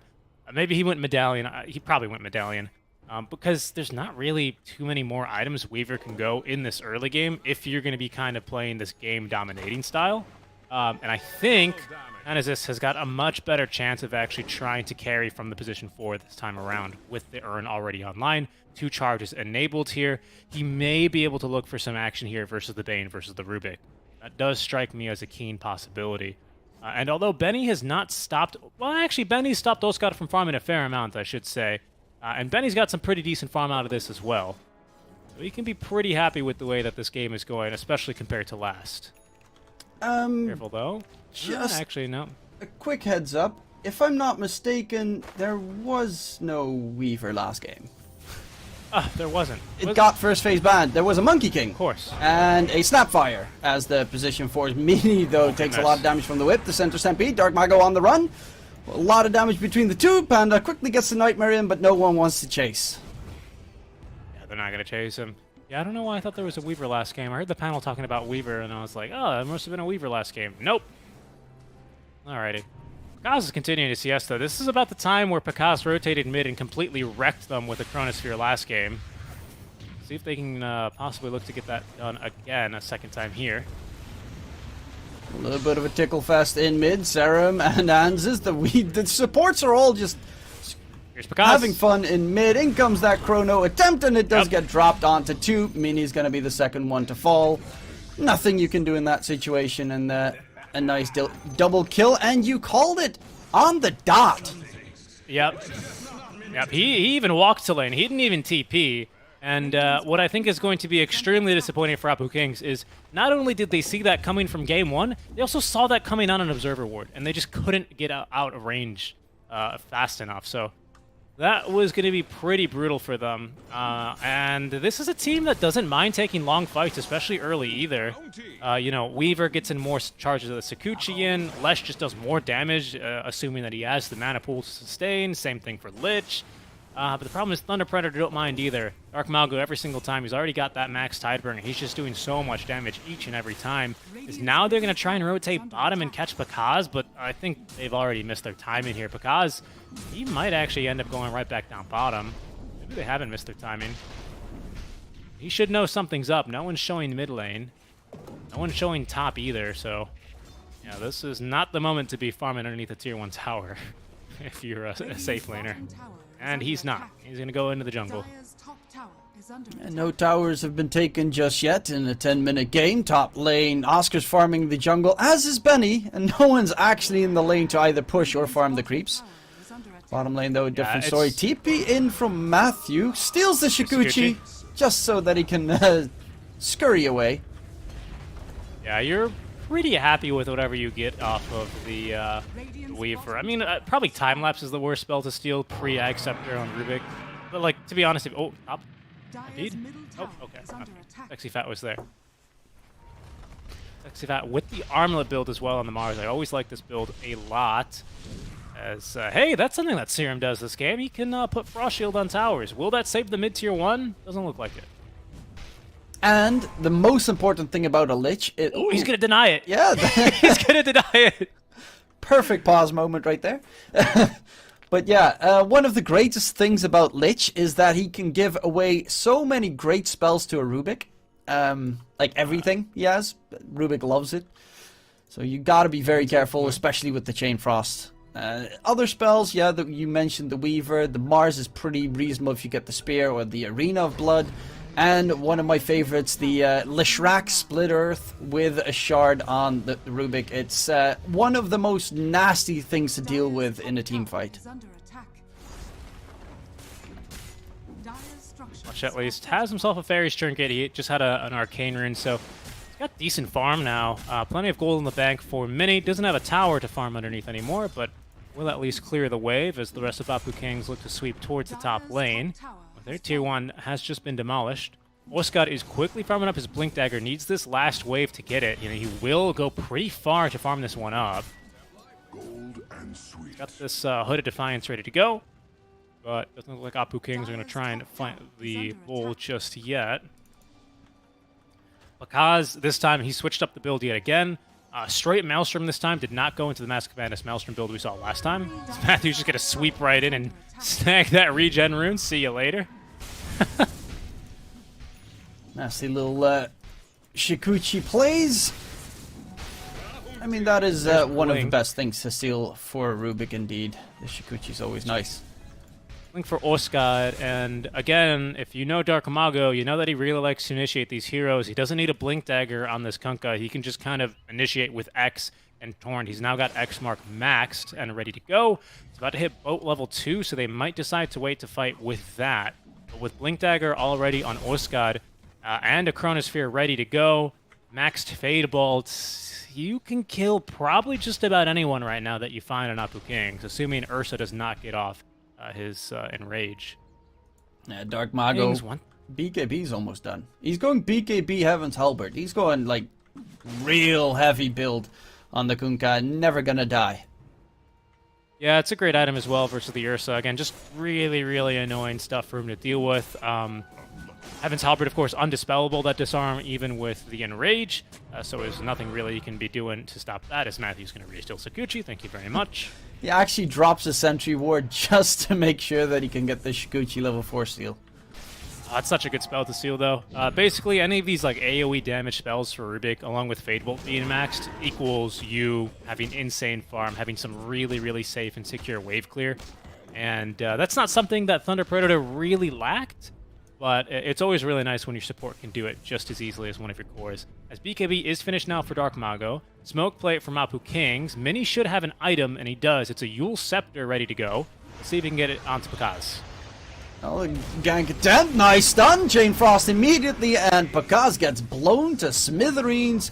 They were not able to respond in time, though the Kunkka does have his BKB. Don't really want to go for a fight considering Oscar's not there. They use Center Stampede as well. They might be able to catch a Serum, but even that, I think it's pretty risky with Mini nearby. Yeah, they did see Ursa go in a roast. They didn't see him get bashed first time, but now they know that there's no Ursa mid, so they're going to look for a fight. Oh, big arena, but it only catches the one. That's at least the Bane taken care of. Mini's being chased currently by Dark Mago. Mini, can they kill him off? The ghost ship comes through. That's going to be the defensive as well. And Dark Mago on the run. But there is Hanses on the Weaver, trying to be on top of the Kunkka. Wait, what? Oscar died in the pit at the same time? Yeah, so Sorry, Oscar Benny. was contesting the Roche because they knew that Roche was going on. Sorry, I didn't mean to distract you. That was so darn funny, though. But of course, there's a reason that they picked this Ursa into the Centaur, and that's because Ursa absolutely eats him alive for breakfast, lunch, and dinner, and brunch. And that's exactly what happened there. Unfortunately for Benny, once his enrage runs out, Roche comes out of the pit and bashes him, killing him. So it's just a big ol' reset here, basically. Advantage still for Apu Kings, if I might say. Mostly because that 9-second BKB charge down for Dark Mago does make his game a bit more difficult to play versus the Smars, versus the Slash especially. So that now being 1 second less is going to be a bit of a selling point here for Apu Kings in these next couple of fights. But that is Roshan number 1, crucially denied from the clutches of Ursa's Fuzzy Wuzzy paws for now. He's going to be very eager to get back into the pit, but they're going to need a team fight victory. Now that they know that Thunder Awakening is very, very keen to contest, especially with Chronosphere ready to go, they can't just look to sneak it. It's way too dangerous. You're gonna need to win a decent team fight, but you killed Pakaz in one fell swoop previously. Now he's got the Sang, so it's a lot harder to 100 to 0 him. Especially considering the lineup of Apu King of Kings. They've got decent stuns, but in no way a perfect stun lock on their side. Yeah, they might still be able to get it done. He is real darn tanky with strength treads, 1800 HP. Yeah, they will struggle. That's a big problem for them. They probably need Ursa involved in that kill as well, is what it means. Ursa, who... What are you building here? This is point booster for. Double He wheels. was showing a Blink Dagger previously. Yeah, now I'm wondering what he's thinking about. Not sure what this one is. I guess we'll have to check in a while, see what he's going to decide on. I can't imagine it's going to be an Acceptor. Scotty as well would strike me as a bit unusual. This early, anyway, in the Ursa progression. Actually, Thunder Awaken, pardon me, are going to be the first team to really commit into Roche as they head into the pit. The There's bugs. a Swarm that's going to scout him. Well, Help actually, him do Roche, though. yeah, it does make it a little bit easier. Though Maybe with from the behind, tsunami line. Mini could get a nice stun go in. Are they gonna even contest it? Roche is dropping. It's not the fastest Roche lineup in the world. Mini There's a blink walking now on the on back line. Mars. This is the blink reveal. Oh, cancelled. Oh, Mini in trouble here. The arena comes out though from Sexy Fat. The complete control on Pakaz. Doesn't have a buyback available. Chain Frost bouncing around inside the arena. That's their domain, but Dark Mago with the BKB takes barely any damage. Oscar turns around. Matthew's still alive. He stole the Chain Frost during that fight, by the way, and dealt a ton of damage. Now Matthew will be found out. Nowhere that he can really run, and this fight will definitely go in favor of Apu Kings. And considering the Ursa is alive, he can just walk in towards the pit. But again, Pakaz is the first one to fall. Yeah, that was really unlucky there for Thunder Awaken, and very, very well played by Thunder Awaken as they are chasing after Dark Mago. Do they have him here? I can't believe he stuck around. Oh no. Yeah, very easy kill. Okay. Apu Kings, they are in this game then all of a sudden. That's the big team fight win that they needed to contest Roche, especially after Thunder Awaken did most of the damage of the Roche for them. That was huge, though. Matthew, he scouted the Blink Dagger. He even immediately Fade Bolts to prevent him from getting that big Blink initiation.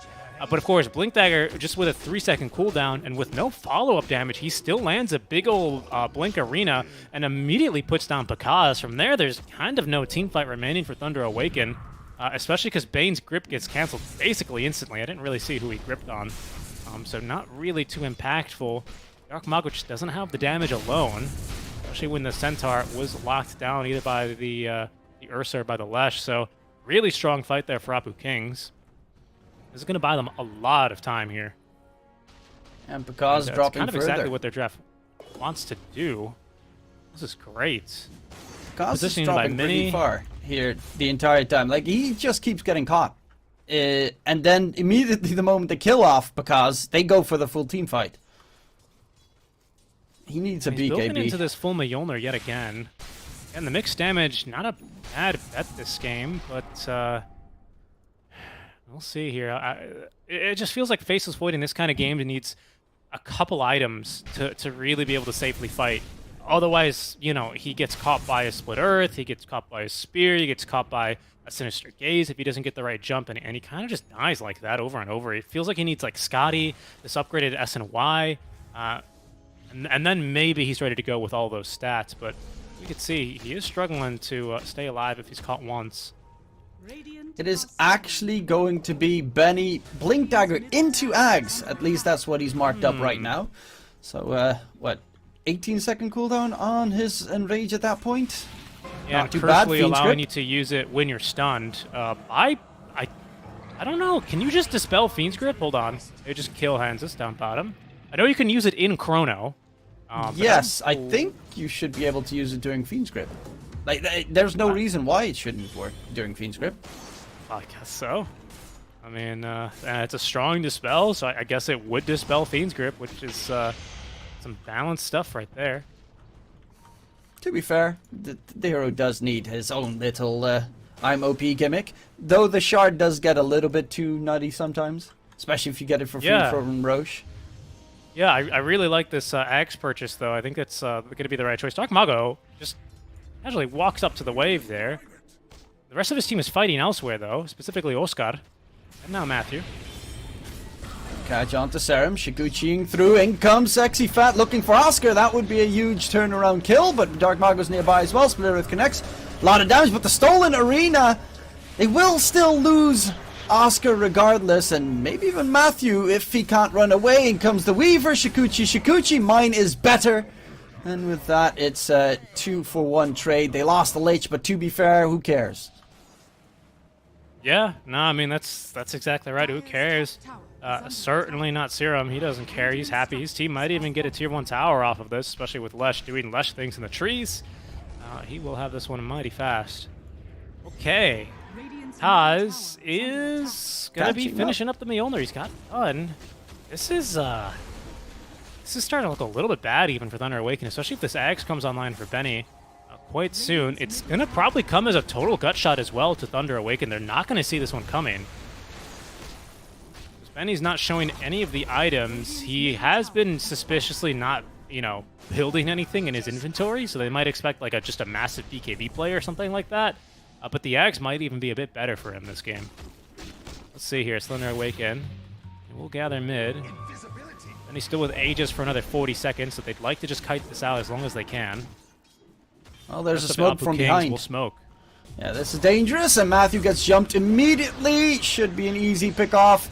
Both the supports, not really the survivable sort. A Bane plus Rubik, and that's a nice double kill secured. And well, one big plus on the side of Thunder Awaken is that Beastcoast is actually like farming incredibly fast right now. It was 2k net worth behind Benny about 3 minutes ago, and he just caught that up in no time.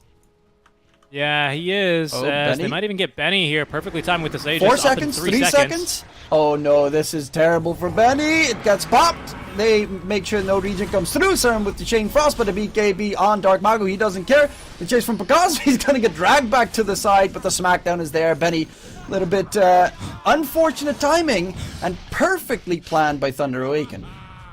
Yeah, that's a pretty big move out from Thunder Awaken, obviously. They're very happy with that. There's the double tip. Ooh, that was really, really rough to watch. He needed to be out of there a lot sooner. There's kind of no reason to stick around. And in fact, this was something I was about to question. Oscar had gone for a Yule Scepter, and I wasn't sure if it was the right play, but it completely paid off there. Fully, of course. That's another 2.5 seconds that Ursa, even in Rage, is not going to be able to reduce alongside Torrent, which is going to be another 1.6 second. I mean, they've got great ways of kiting out this Ursa already between these two heroes. Again, with Stampede, even more. So, really, really liking the itemization here from Thunder. Now they need to establish a bit more of a foothold in this game, though, especially with this Axe coming online for Benny. They're not quite out of the woods yet. They probably still need a little bit of a better fight. Speaking of interesting items, Serum, once again, a hero we rarely see. The Lich building an item we rarely see, being the drums. So that's going to be kind of a fun one. Lich Drums. Don't know if that has been ever a combination we've seen before. I'm not against the item. I've seen worse. Dire's bottom tower. But yeah, it's always a nice item. It just gives your team just a little bit of oomph, especially for the Ursa, who normally has to chase after his enemies. I mean, this is not necessarily the easiest chase game for an Ursa. He's up against a Centaur and faces Void, two heroes that just run away. Kunkka's got the disarm, as building into his AC is actually very close to finishing it up as well, which is pretty problematic for Apu, King of Kings. And honestly, the longer the game goes, the scarier it becomes for Apu. I actually think the biggest item that's going to come through, besides, by the way, this Bane BKB, which he's got 2 components of already, and he just has it. Bane has BKB. Oh, no. He doesn't have BKB. That was that was Void's. I was like, where did you get the farm for this BKB? Excuse me, Dark Panda, but he was trolling me. The item to come online now that's going to be pretty clutch is going to be Matthews, because right now, Rubik, with just Aether Lens, even with Arcane Supremacy giving you some pretty bonkers cast range, you're not that great of a hero. You don't do a whole lot. That changes with your first item being a Force Staff, a Yule Scepter, or a Blink Dagger. Matthew chooses not the Blink Dagger. I think he just went into the Yule Scepter, which is going to be another way to kite out the Ursa. So he is going to be at least a little bit more active around the map now. So a couple more items coming online here for Thunder. I think it's going to go a long way towards helping them win this game. Well, There's Benny with Ags now. They got 2 Yule Scepters now pretty much done on the side of Thunder Awaken. That at least lengthens the team fights, which is favorable for the side of Thunder Awaken for the most part, because their 3 cores are very tanky. You know what Thunder's doing this game? They're going, okay, you know what? We've got Ursa problems. What are we going to do? Everyone has to build anti-bear. Make sure you get your bear mace. Make sure, you get your Yule Scepters. Pakaz is building into a halberd, for God's sake. So he's going for some anti-bear measures as well. You love to see it. Yeah, but they gotta be careful that they don't get flabbergasted when all of a sudden Mini does a ridiculous amount of damage. They're just not scared of him, though. They just kill him way too easy. That's the problem, right? Dark Mago in mid, the center Stampede trying to get him out. BKB has been popped. They turn their attention. Pandamu is down for the count, and Stampede is gone. And he's got a blink in a second. Oh, that lift. He still has a blink, actually. Well, there's going to be the jump. Pakaz, right-click fight. There's the disarm coming through from the Void. He uses his own. Yeah. And he's not going to Chrono there, of course, because Benny has Ag Scepter, and this Ag Scepter allows you to cast Enrage even when you are disabled. That includes by Fiend's Grip. That includes, of course, by Chronosphere. So there's no way they were going to get that kill. Full AC finished for Dark Mago as they wrap around here and could find Sexy Fat. Sexy Fat, though, with a BKB at the ready. He's not going to get it off for the blink. Oh, that's a perfect stun lock, Nice. and nothing he could do. And that's huge because they are in this Roshan window. It's going to be up in 20 seconds. I think Thunder Awakening, they're going to find basically Roshan just as soon as he respawns, putting Sexy Fat in a really tough position here. We'll see if they're patient. 10 more seconds. Oh, Pakaz is out of here. He wants to farm. They're going to keep fighting. There's the buyback. They're in. They're going to go for the fight. Oscar dragged back. Currently doesn't have the Stampede. He's very slowed. Hans is on the run as well. Chainfrost's going to bounce out, but the BKB will keep Dark Mago at the very least alive. But Pakaz, he's going to get caught inside the arena, and that is the buyback. Definitely worth it. 80 seconds, no Void, no buyback available. They're fighting in 2 different angles right now. The chase onto Dark Mago. He doesn't have a BKB available anymore. He's very slowly going to tickle away, while Benny gets kited by everyone on the Thunder Awakened side, but Roshan just respawned and Benny is right next to it. Yeah, this just went all in favor for Apu Kings. What a buy that got from Sexy Fat. They didn't even know that Roche was up. They just had this ward on the high ground and knew it was a possibility, of course, with the professionals memorizing these timings. This is also huge, of course, because this is second Roche, exactly what Bears love. So he's now going to have Aegis and Shard, which, of course, is going to allow him to enrage. Well, get the, what does he get off this? He gets the Mini enrage buff on himself every time he front flips. Yep, and his enrage is on an 18-second cool. Like, he's pretty much going to walk around with 80% status resistance. Sorry, 50% status resistance, 80% damage reduction the entire time. Yeah, and Minnie's gone into this BKB, which actually makes him pretty difficult to kill all of a sudden. He just went for the casual kite. He's even got Blink Dagger, actually, so not only is he difficult to kill, he can be pretty hard to catch.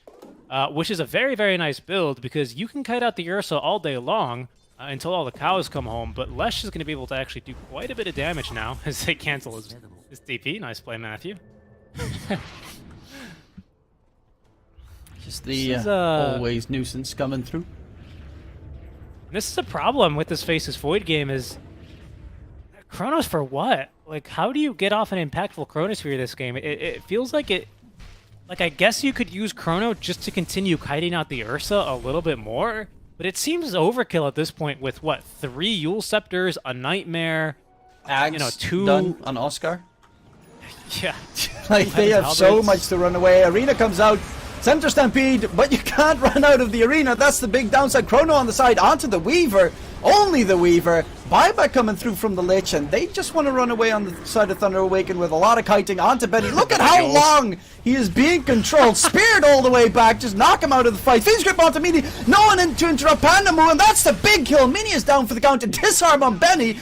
Okay, Benny is literally just being kited 24/7. There's nothing he can do. Yeah, Benny not really getting to play Dota. There's a buyback as well out from the Weaver. Time lapses back into the fight, and he's going to be punished for that. See you later, dead for 80 seconds. And Benny, what are you doing here, Benny? You got Aegis, but you got to run. The Spirit cancels the blink. Oh, close. Oh, just barely managed to get the jump away, but all of a sudden, one gigantic fight. And Thunder Awaken, you see the Eulses, the Heavens Halberds, you see them coming out, and this is just actually perfect itemization from their side.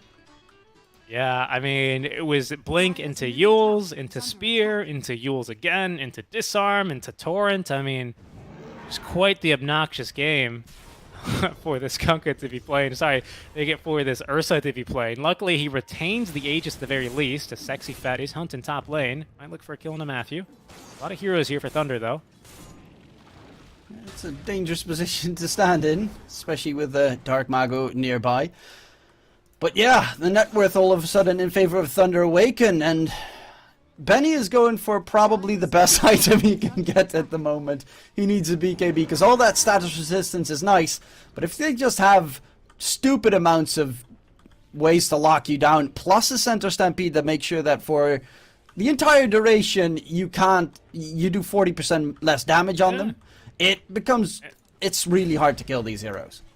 And he even got Nightmared in the middle of that fight. You know, Yule Scepter is going to ignore status resist. Torrent ignores status resist. So, yeah, there's a lot of things that are not letting him really play the game. Chronosphere, of course, is going to have you ignore status resist. I mean, maybe the play is just like Chrono the bear and kill everyone else, or just Chrono and get some kill. I really like that play from Bekaz because he correctly identifies there is no way I kill this Ursa in a Chrono unless he's like 5v1, and then in which case why am I using Chrono just for that?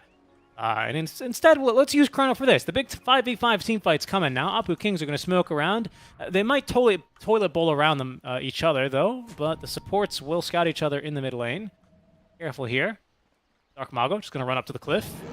Kaz jump to the side, gets himself again the catch onto the Weaver, who doesn't have a buyback, but they do manage to take down Matthew in return. Benny going for the 2 supports. Fiend's Grip, however, coming out onto the Ursa, immediately gets cancelled, and both supports on both teams are down for the count. Oscar just going to stampede away, but he's going to get hit by the Euls himself. Stun on top, and now should be a third one down. So a 3-for-2 trade, and these supports are definitely not loving life. Yeah, so both the teams kind of have the same kind of exact idea. Both mid laners kind of would like to avoid each other if they can. At least Mini would like to avoid Dark Mago, especially because he is kind of going into this crit build now with the AC, Casual Crystallis, and the DD root in that fight, of course, being a little bit scary. So they just both snipe each other's backlines and then get the hell out of dodge. Kind of awkward kind of a game. The team fights are a bit anticlimactic. We'll see if we get some more exciting ones from here. As Sexy Fat wasn't even really able to find an arena in that one. I think the smokes have a lot to do with that one. But a good fight for Apu Kings. They don't lose Aegis. It's now reclaimed. But Ursa, during that Aegis duration, was able to farm up not only the Basher, which he finishes kind of closer to the top of that Aegis, but also the BKB, which is now ready to go. Oh, Dark Mago. Oh, he was thinking about stealing it away, but the moment Mini jumped up, yeah, okay, that might be a little bit too much risk coming through. He does have the Ghost Ship fleet now, on the Kunkka. So inside an arena, that does do a lot of work. That it does, and it's some damage into Chrono. You're probably going to land 2 of those boats now compared to 1, so it's, you know, kind of double the damage into Chrono, and which you had 0 of before. And the ultimate bear killing item, you know, if you have troubles killing a bear, try turning him into a sheep. As Dark Mago is going to go for the Scythe of Ice. That's going to be a great way of starting off these fights the wrong way, especially versus Mini. That's going to be a great item, preventing him from getting off the BKB Yule's Bloodstone now that he has for all the heals. So again, good itemizations from Thunder Awaken, as they do kind of correctly identify where they are struggling in these fights and look to adapt. Matthew as well has himself the Ag's Shard. You cannot lift allies outside of a Chronosphere, unfortunately. I'm not sure why you'd want to do that anyway with the Faceless Void on your own team, but basically, it's going to be good as well for continuing to cut out Ursa, because you can lift yourself super far away from an Ursa if he does manage to get the jump onto you. Just a quick question. I'm not really 100% sure, but you can't pop your Enrage if you're hexed, right? I don't know if it's with the item from the Scythe of Ice. I do know if you get Shadow Shaman hexed, you cannot pop. Yeah, no, so you can't. It's a hard You count can't because to you're resolve. silenced. You're silenced when you're hexed. Yeah. Okay. So then it is actually the perfect way to deal with the Ursa. On top of all the other perfect ways to deal with the Ursa they have. Yeah, it's always a thing. So that's going to be another great way of dealing with that Ag Scepter. Still trade tier 2s for tier 2s. There's a DD in the river, though. And Benny's going to come upon this DD room, making him a very happy bear. This one's just right, he says. Fortunately, the Roche timer is not quite right for him. 20 seconds until he can look to respawn. Still, with the Basher and the DD rune, I would hate to run into this guy. It's this next Roshan, the third one that everyone always looks for. Free Aghanim Scepter, especially, I mean, the refresh shards for both sides also nice. You get double Chrono, for instance. But that Aghanim Scepter is just perfect to gain. And this is Dark Mago now revealing the Scythe. He did have to TP back his bot lane, or make that top lane, pardon me, with shoving in. So the Scythe has been revealed. It shouldn't come as a surprise unless you get smoke ganked.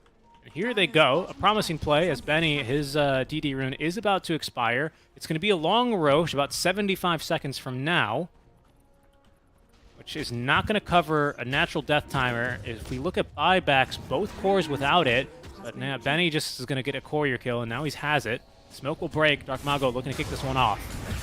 Jump coming in, gets only one stun because of the BKB. Lifts up Benny on top of the high ground. Fiend's Grip onto Hanses, but there are a lot of spells being casted. No real damage coming out. Pekaz, though, is forced to pop his BKB, trying to get the backline jump. He doesn't necessarily know who he wants to target here. Oh, and Mini's Mini with the damage. The arena does not connect whatsoever. Pandamu's going to die. Oscar surrounded for the time being. Okay, they will be able to at least find a kill. Pekaz tries to Chrono, but gets Yulesed himself, stunned, dragged.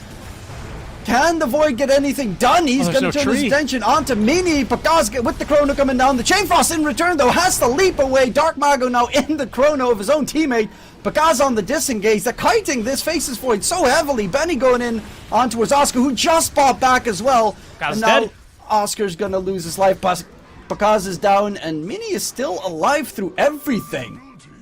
Mini played that fight so well. It's unbelievable that he's still alive. Even more unbelievable that he's in position. He knows exactly what Pekaz wants to be doing. And yet again, Apu Kings, they take this fight extremely well. They played extremely well, and they're going to be rewarded with another perfect Roche timer for them. This is going to be third Roche, mostly uncontested to them. Great Yule Scepter from Mini just before he gets hexed up. Prevents the Cronus here from coming in time. Serum as well. He just throws in a Chain Frost. Absolutely ruins his day. As Mini is going to get a kill onto Matthew to boot, who was trying to shove in that bottom lane. I mean, Mini has been playing an excellent game here. This might just be a little bit too much for Thunder Awaken to pull back from here at this stage. Dark Mago, of course, he's not scared. He's just going to walk right up, be pulled back by Serum. Dark Mago a little bit scared now. He says, okay, you've spooked me. I'll pop my BKB. But the spell usage not coming together whatsoever there early on. Oh my god, Mini's just going in. That's pretty aggressive. Forces out the buyback at the very least. But love SA Dota, man. Yeah, they have no fear whatsoever. Especially And he considering goes, Weaver did get a free Aghanim Scepter from Roche, so they do have the time lapse. Oh, That's huge, actually. And that's what I wanted to highlight. They really flubbed the spell usage in that last fight. Panda, unfortunately, not having the best game on the Bane, ends up just kind of using the Fiend's Grip onto a Weaver who still has 80% status resist because of the Aeon Disc active. And yeah, that was probably like a 1 second Fiend's Grip, of course, after which he just immediately escapes. So that starting off the fight made everything really, really awkward. Mini immediately jumps to Bane, who's got really nothing to do after that. Sexy Fat as well, prevents him from escaping with the arena. I mean, just a really, really great fight. It's kind of incredible, right? If Oscar cannot get the right initiations or really aid his team with Stampede, Mars just has the superior matchup here and scales much better into the late game, specifically versus this hero. What Dark Mago? Hey, what are you doing here? He walks up the high ground, but the lift drag back from Matthew with the shard keeps him out of the arena for the time being. They're trying to disengage, but the hunt is so deep. Catch onto Panda. And the Bane will die, who of course does not have a buyback available. They're playing such dangerous Dota. That they are. Pakaz is level 25, 20% backtrack, and very tanky now. Went for a nullifier. I just don't know, man. Under Awaken, they're completely out of buybacks now. There's still an Aegis on the Ursa. It's about halfway through now, but they're going to smoke into the triangle where they have a ward and they have scouted. Pakaz didn't get down to the low ground where he's going to meet the Abyssal Blade and he's going to meet his maker. Ooh. That's a bit of a whiff on the leap. Oh no. That's a very sad moment right there, because 90 seconds, they do not have the Faceless Void. One plus is that the creeps are still fairly far away. That's... yeah, yeah. You know what? Thunder Awaken, they have really pushed these waves out, and they're sending Oscar to push bottom out even further. Even with a Lesh, they will struggle to get through the backdoor defense. So at worst, this is 2 lanes of barracks, maybe even less, seeing what Dark Mago can get up to here. Disarm, which is a lot. Torrent, Hex. You can keep him occupied for quite some time. Love that Torrent. Love that, actually. No, Benny. You're staying in this one. You're getting hit by Torrent, whether you like it or not. 2 hits as well.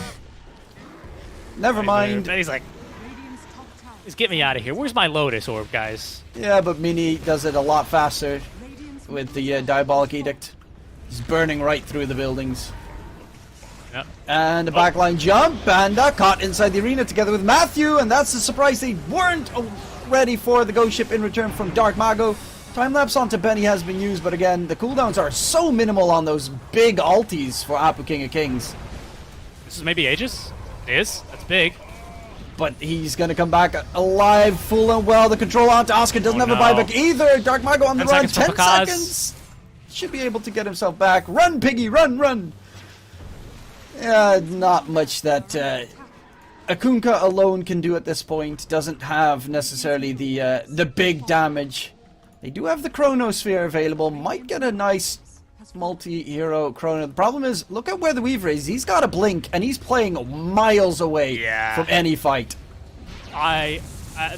They're in full Hopia mode right now for Thunder Awaken. I mean, they really, really have to reach in and see what they can pull out here. They've got a Bane, they've got a Fiend's Grip, and they've got Hope, but see what else they have up their sleeves to try and put together a fight here. 30 seconds until they have Oscar back. Still with a Chronosphere, with a Silver Edge. Not without a Bane. Down for 50 seconds again. In comes Pakaz, tries to get the break up, but the spear from Sexy Fat. Pakaz gets completely locked down. Innocent Gaze for good measure. And they knock him down. Ghost Ship comes through, but he still, again, didn't have enough money for a buyback, and that should be the G to the G. And we're gonna be heading towards a game number 3. Okay, I am so happy that Apu Kings won this game, because they finally proved that you can't just last pick Faceless Void and go, it'll work. Because it didn't this game. Some pretty big problems when it came to team fights for him. Didn't really have a great Chronosphere target. Even if they went for a Wraith King, I think you still end up chronoing Wraith King and end up winning this game, but he just had no Chronosphere targets this entire game. And I really have to commend Benny, man. What a game from him. Super Benny and Mini both, actually, from Apu Kings. And even Sexyfat. Apu Kings just played great, man. But the atomization on Benny was... a chef's kiss. I mean, going for that Ags early on, I did doubt it until I remembered, of course, that that would make him pretty much immune to a Chronosphere, and for good reason. We never saw another Chronosphere onto the Ursa ever in that game after the Ag Scepter came online. Great game from Apu Kings, man. I mean, to be fair, I also loved the itemization on Thunder Awaken. They got pretty close, kept him out of the fight for quite some time, but the moment he gets his BKB, he's a lot harder to control in those engagements. And yeah, there was just that one fight where, honestly, everything that could go wrong went wrong. Missed spells, leaping in the wrong directions, and Apu King of Kings got split apart by... Thunder Awaken got split apart by Mini on that Lash, because he did a tremendous amount of damage from just living through the entire ordeal. And, well, this was definitely a lot closer than the previous game. Yeah, the issue was, I felt like for Thunder, is that their game, like all of them just had to kite the Ursa, and their solution was to treat him much like a Bristleback, except much different to a Bristleback, who his damage kind of wraps up a bit more slowly in these team fights. Ursa can really pump out that damage really fast when he gets items online. And that is just not an acceptable way. They had that one miracle fight outside the Roche pit where they really made it work, where they slept Benny, they speared him this way, they torrented him, they did this and that and that, and crucially, they kited Mini as well. But as soon as Mini addressed that issue, and he stayed close to the rest of his team, and SexyFat was there for him, Thunder, the fights were just way too hard for them to play. They needed a perfect fight, and Apu Kings were not going to be able to give it to them. And I believe that is going to take us to our second break. But before we do have our second break, of course, we are going to throw it over to our lovely panel, where we're going to break down game number 2 just a little bit more for you guys. Thank you very much, Richie. As we get here into a game, or as the second panel, what an improvement by Apu King of Kings. We talked about it a little bit in the draft, that you guys were actually a bit more convinced about this draft than last one, which is great. But I really want to harp on one point that Lalas talked about in the draft, which is that this time they gave themselves a chance to play, right? It's not necessarily that they had the superior draft, but they went for one thing. They went for the lanes, they went for the snowball, and at least that allowed them to go into the game. Did you notice that difference into like the mid game where they actually had, well, just a much better lead than last time? Yeah, I mean, I think this game they actually got to play. Like, they actually...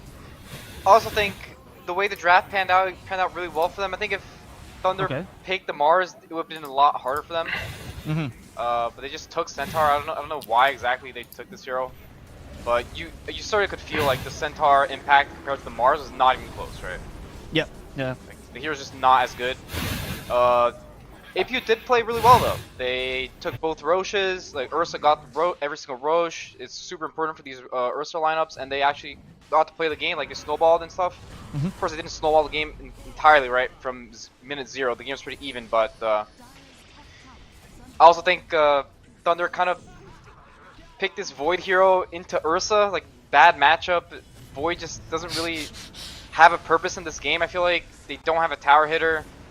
It worked for them in the first game, so they probably just went with it again. But I didn't really feel the Void impact in the game. Okay. Astini, this time I'm going to give you, before we go into that a bit, I'm going to give you the easy question I asked you last game, which is, what are some things you really liked about Apu King of Kings in this game? What are some things you would highlight about their playstyle? At this game, they didn't put so much priority into taking the mid lane. They kind of gave away their mid lane, so you saw like a leech deny on a tier 1 mid tower, which is incredible because they learned to give it away. And if you see, like, they just take the tier 1 tower at 18 minutes after they get Roche. So they understood they can actually put pressure in the map by not just forcing on that specific tower. So that worked way better for them. And they fought the team fights way better, especially, if I'm not wrong, the second Roche, because it actually started with SexyFat dying, but then he bought back. So basically, he made the enemy team to waste some spells on him, because they used some spells, and then he was just back and ready to fight again. So they used really well the buyback. Right. So now let's talk about this Void a bit. Could you add on to what Lalas was saying? What did you feel was the purpose of this Void pick, and did you think it accomplished it? I honestly I typed to him on private, and I'll just say what I said to him. It feels like a ego pick that you just bought a new cosmetic to the hero, and you're like, no matter what, just give me the Void. I want to play the hero, you know? And like your drafter's like, hey, but it's a terrible Void game. And you're like, hey, I just won one game with it. Doesn't matter. I can win. Just give it. I win, you know? Because the pick made no sense again, to be clear, because they stomped with a pick that didn't make sense on the first game. But at this one, even on a worse matchup, because he knew the matchup when he picked. And also, I don't think Pakas had a good game because he didn't do what is something that has become Dota basics like 4 or 5 years ago, that is like the supports die first. Right. Something if you watch like old VP through side, you will be like screaming in Russian, of course, but you get a subtitle, Supes dies first, Supes die first. And he would like use all his spells, besides Chrono, of course, to try to kill Ursa. So he popped BKB twice, or actually 3 times, just to hit the Ursa and try to force Ursa ultimate so he could Chrono. And then he didn't force the ultimate, thus he didn't Chrono at all. So there have been 4 or 5 team fights that he didn't Chrono at all. He totally wastes his BKB trying to face an Ursa, and they actually itemize exactly to kite Ursa, to ignore Ursa, and he was spending all his time with Ursa. So if you build 2 Halberds and 2 El Scepter, it doesn't mean that you want to put all heroes colliding at Ursa. You just want to ignore Ursa and kill supports. And they never tried to kill supports. If you would just jump at Weaver and kill her, would be a way easier team fight. So I think he had a really bad match on the hero also. Would you agree with that, Lelis, that there was a bit of a not the best target acquisition in the team fights? Yeah, I think the game in general was also hard for Void. Like, if you put yourself in his perspective, like, he can't Chrono this Ursa, right? And when you pick Void and you can't Chrono the enemy carry, you kind of feel a little bit sad. And like these evasive, this Lesh is also not like the ideal target Chrono. You can Chrono him, but he might not die because Lich might shield him. So it's just a hard Void game, and they have all these items to kite the Ursa, but they don't have damage, right? Void is not like a damage hero. That's what they needed, a last pick hero that does damage, because they have all this control, right? They have all these stuns, all this stuff, but like Void is another hero that just stuns, right? He just Chronos someone. And where's the damage, right? If he Chronos Ursa, will he die? Probably not. And they're picking Void into Ursa, right? It just seems very hard for him to play the game. They have to play picture perfect, like Asini said. You have to jump the support, kill him instantly without Chrono or something, and then go from there. I think there was a fight that happened from both sides, right? One fight when Epulze, they had Aegis, and then Ursa just jumped the supports and just killed them instantly. Then they have to run away. And it also happened from the other side, where Void like instantly killed the support, and then they had to run away. So... Do you think that the Void, would you agree with that statement that it was kind of an ego pick? Like they just felt good with the first game Void and they just decided to pick it again? Or do you think there was something else to it? I mean, I do see Void against Weaver, but I don't see Void just picking Void because they have a 4 Weaver. Like, it is a good matchup against Weaver, but and at least in my view, I don't really see it as a good Void game. I feel like they won the first game with it and they were confident with it. Just pick me Void. Sure. I probably agree with that. Yeah. Okay.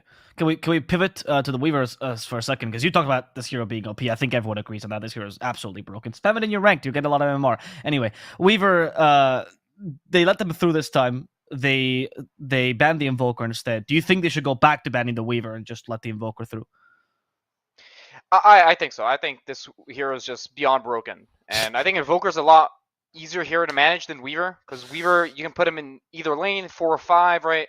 It's so hard to counterpick this hero. He will still do all this stuff. He's going to buy this vessel super early. He might scale and get this Ags item that just makes the game insanely hard. Invoker, at least, Dark Mago has heroes that he can just play against it, you know? Or maybe they can just pick Void again into Invoker, and then he just presses W and Invoker can't play. I for sure think Invoker's a lot manageable than Weaver. Okay. I'm going to have to see what they do in game number 3. Something we wouldn't expecting to get, honestly, in this series, as Thunder Awaken has been looking just like the strongest team in South America, only beaten by one of the other Brazilian teams, no longer in the Division 1, No Ping. Now Apple King and Kings want to avenge their brethren and hoping to do the same thing by taking the 2-1. Will they be able to do so? Will they be able to stop this victory streak for Thunder Awaken? We're going to have to see as we take a small break before game 3 of the series. After a weak TI-10 performance, the order in South American competitive Dota had shifted. Some teams, like SG or Noping, had completely reshuffled or lost their squads. Others, like Beastcoast, were looking like they were deflated and winnable. Meanwhile, rising teams like Infamous and Thunder Predator were looking hungrier than ever. Some, like Hokori and Lava, only wanted to survive.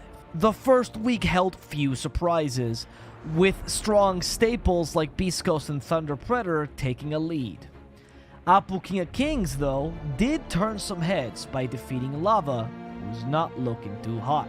By the third week, Beastcoast and Thunder were looking like the greatest teams, with Apu King of Kings close behind, showcasing some immense growth since their stand in the lower division DPC. On week 4, the perfect Thunder Predator continued to dominate, but Beastcoast showed signs of weakness.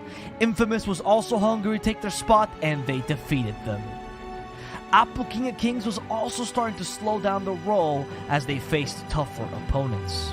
On week 5, SG managed to defeat Beastcoast while Thunder Predator was given a run for their money by a scary Noping. Thunder Predator was capable of recovering while Beastcoast lagged behind, losing against the worst team in the DPC Upper Division SA. On the final week, Thunder showed their dominance over Beastcoast with a resounding 2-0, and a revitalized Infamous showcased their strength against an Apu King of Kings. Finally, during tiebreakers, Beastcoast managed to recover slightly, but require a win in these regional finals if they don't want to be considered a thing of the past.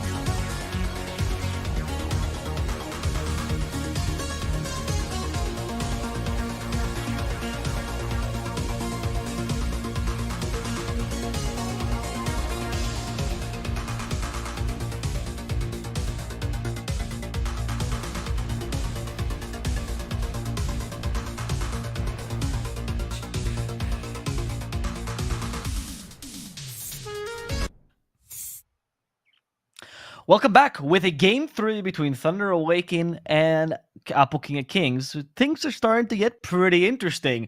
Thunder Awaken apparently can bleed, but we did see this against Snoping. They had a relatively bad draft, and then they came back stronger the third one. They're not the kind of team that crumbles. What kind of Thunder Awaken we'll have to see here? Well, we're going to have to wait. For now, though, Astini, again, I'm going to ask you because you're the Apple King of Kings expert on the panel for some reason.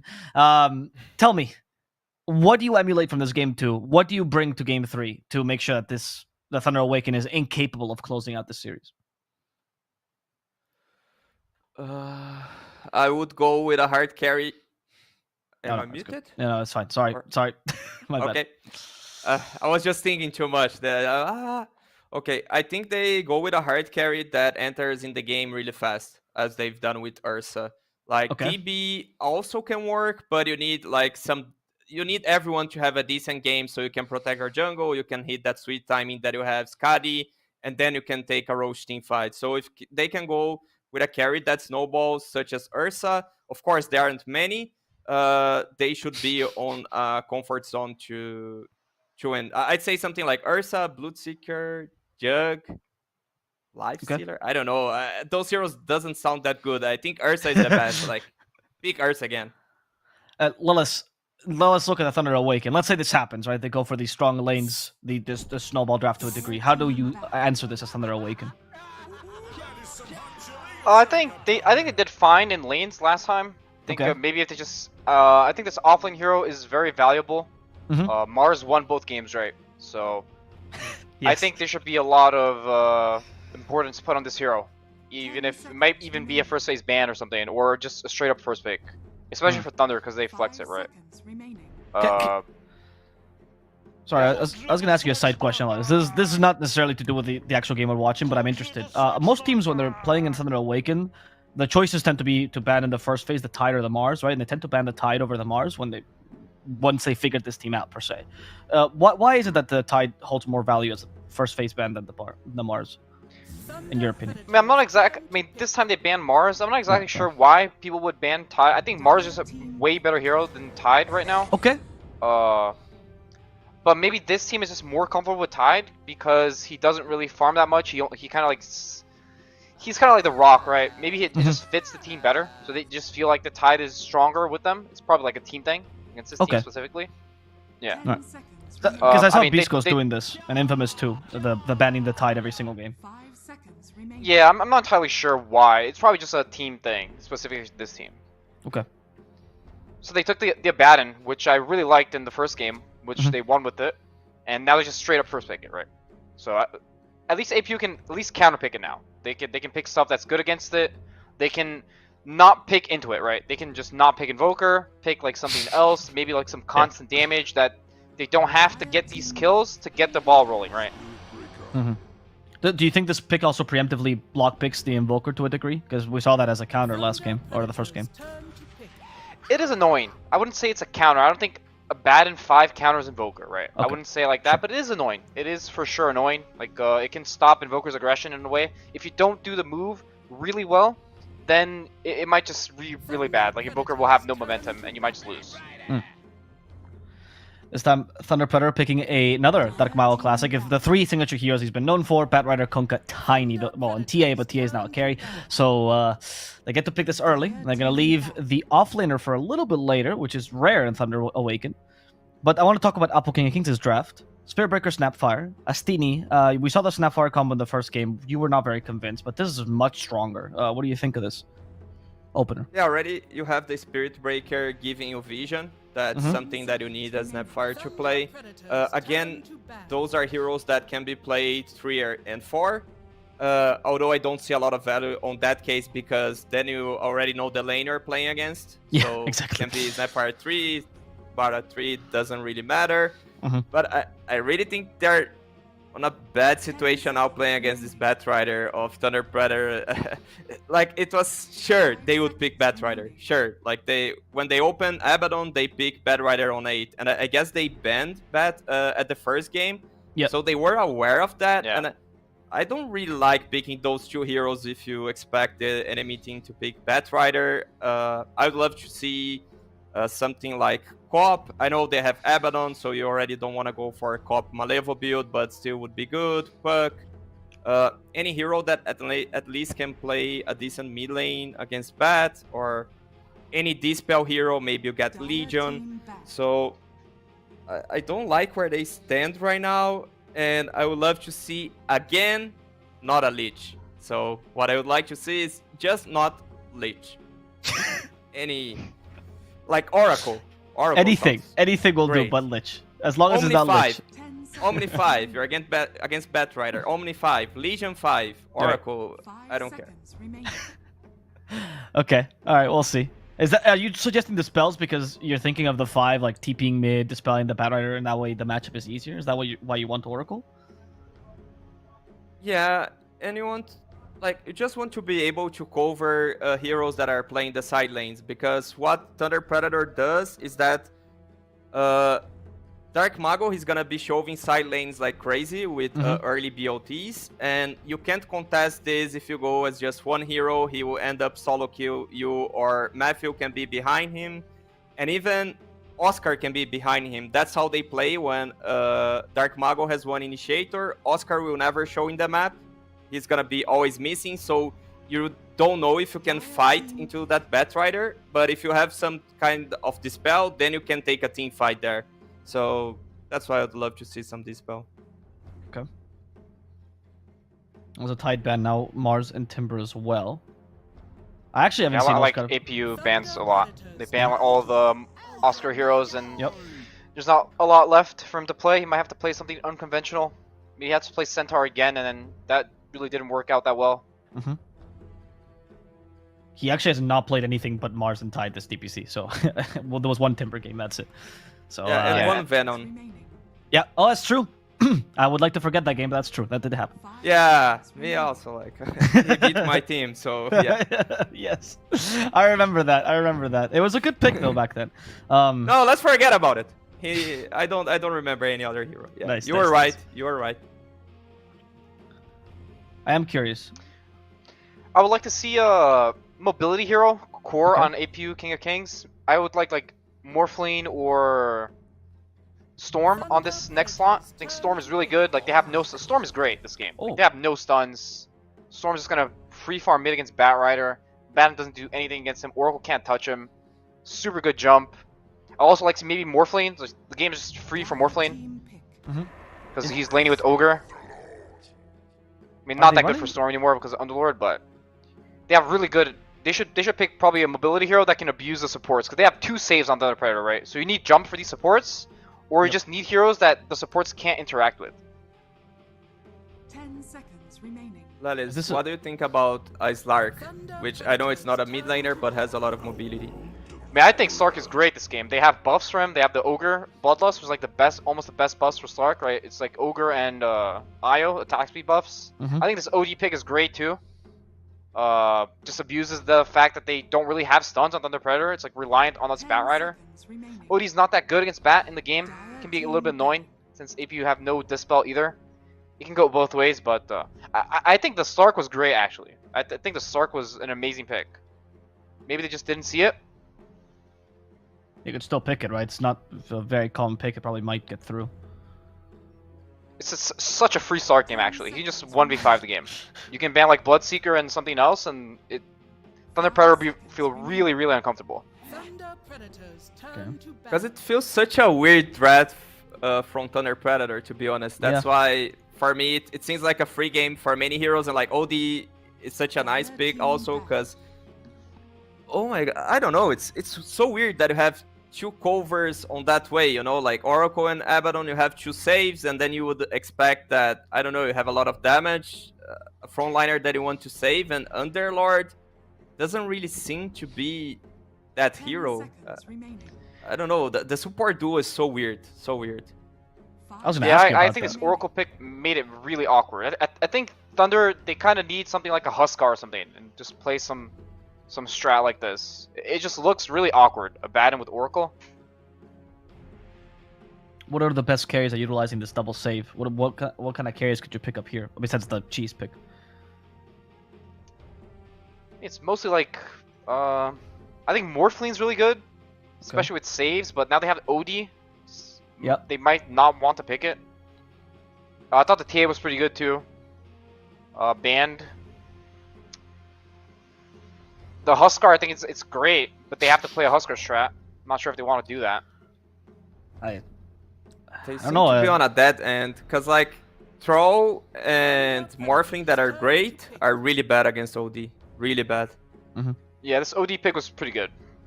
It blocks a lot. Even though it's not that good against Batrider, it blocks a lot of the picks for Thunder Predator.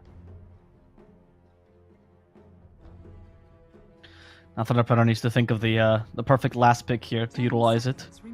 They got rid of the Luna for some more consistent carry as well, which is something that Thunder might just do. You know, pick an easy carry for Pakas to play, carry the game with it.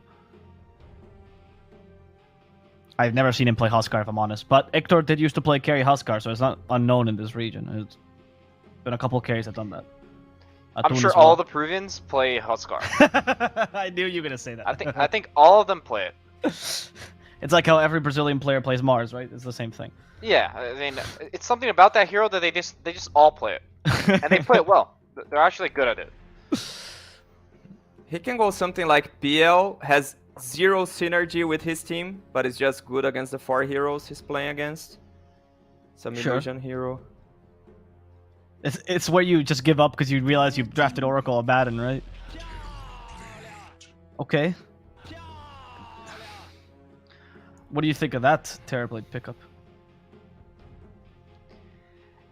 It's okay. The lane might be a little bit rough. I mean, it might not be. The Abaddon might just salvage the lane.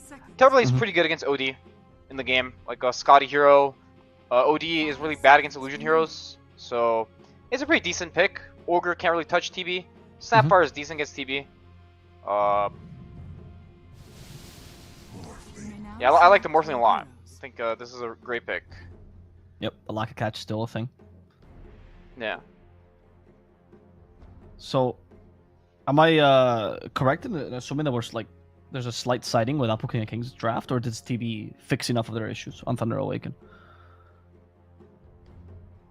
I would say that Thunder Awaken have kind of holes in their draft. If this Morphling gets a free lane, it will be really hard to stop him in the game. But I can also see the Thunder just 5-man balling, and Terrorblade just takes every tower after having a decent laning phase. He just top net worth. Like both, it's gonna depend a lot on how this OD Hammer interacts with the Batrider, and if he can take towers. This is gonna be really important. Okay, Astini? I think Dark Mago needs to stomp Mini and just kill everywhere, like kill every hero that's in the map so they can have a decent game, because I don't see any other kind of initiation. I don't see team fight. I don't see... It's lacking a lot, yeah, the Thunder's Predator draft. So they really need to stomp lanes so they don't allow this Morphling to come up online, because if he gets online, he's unkillable, honestly. There's not enough lockdown for him just with a Batrider.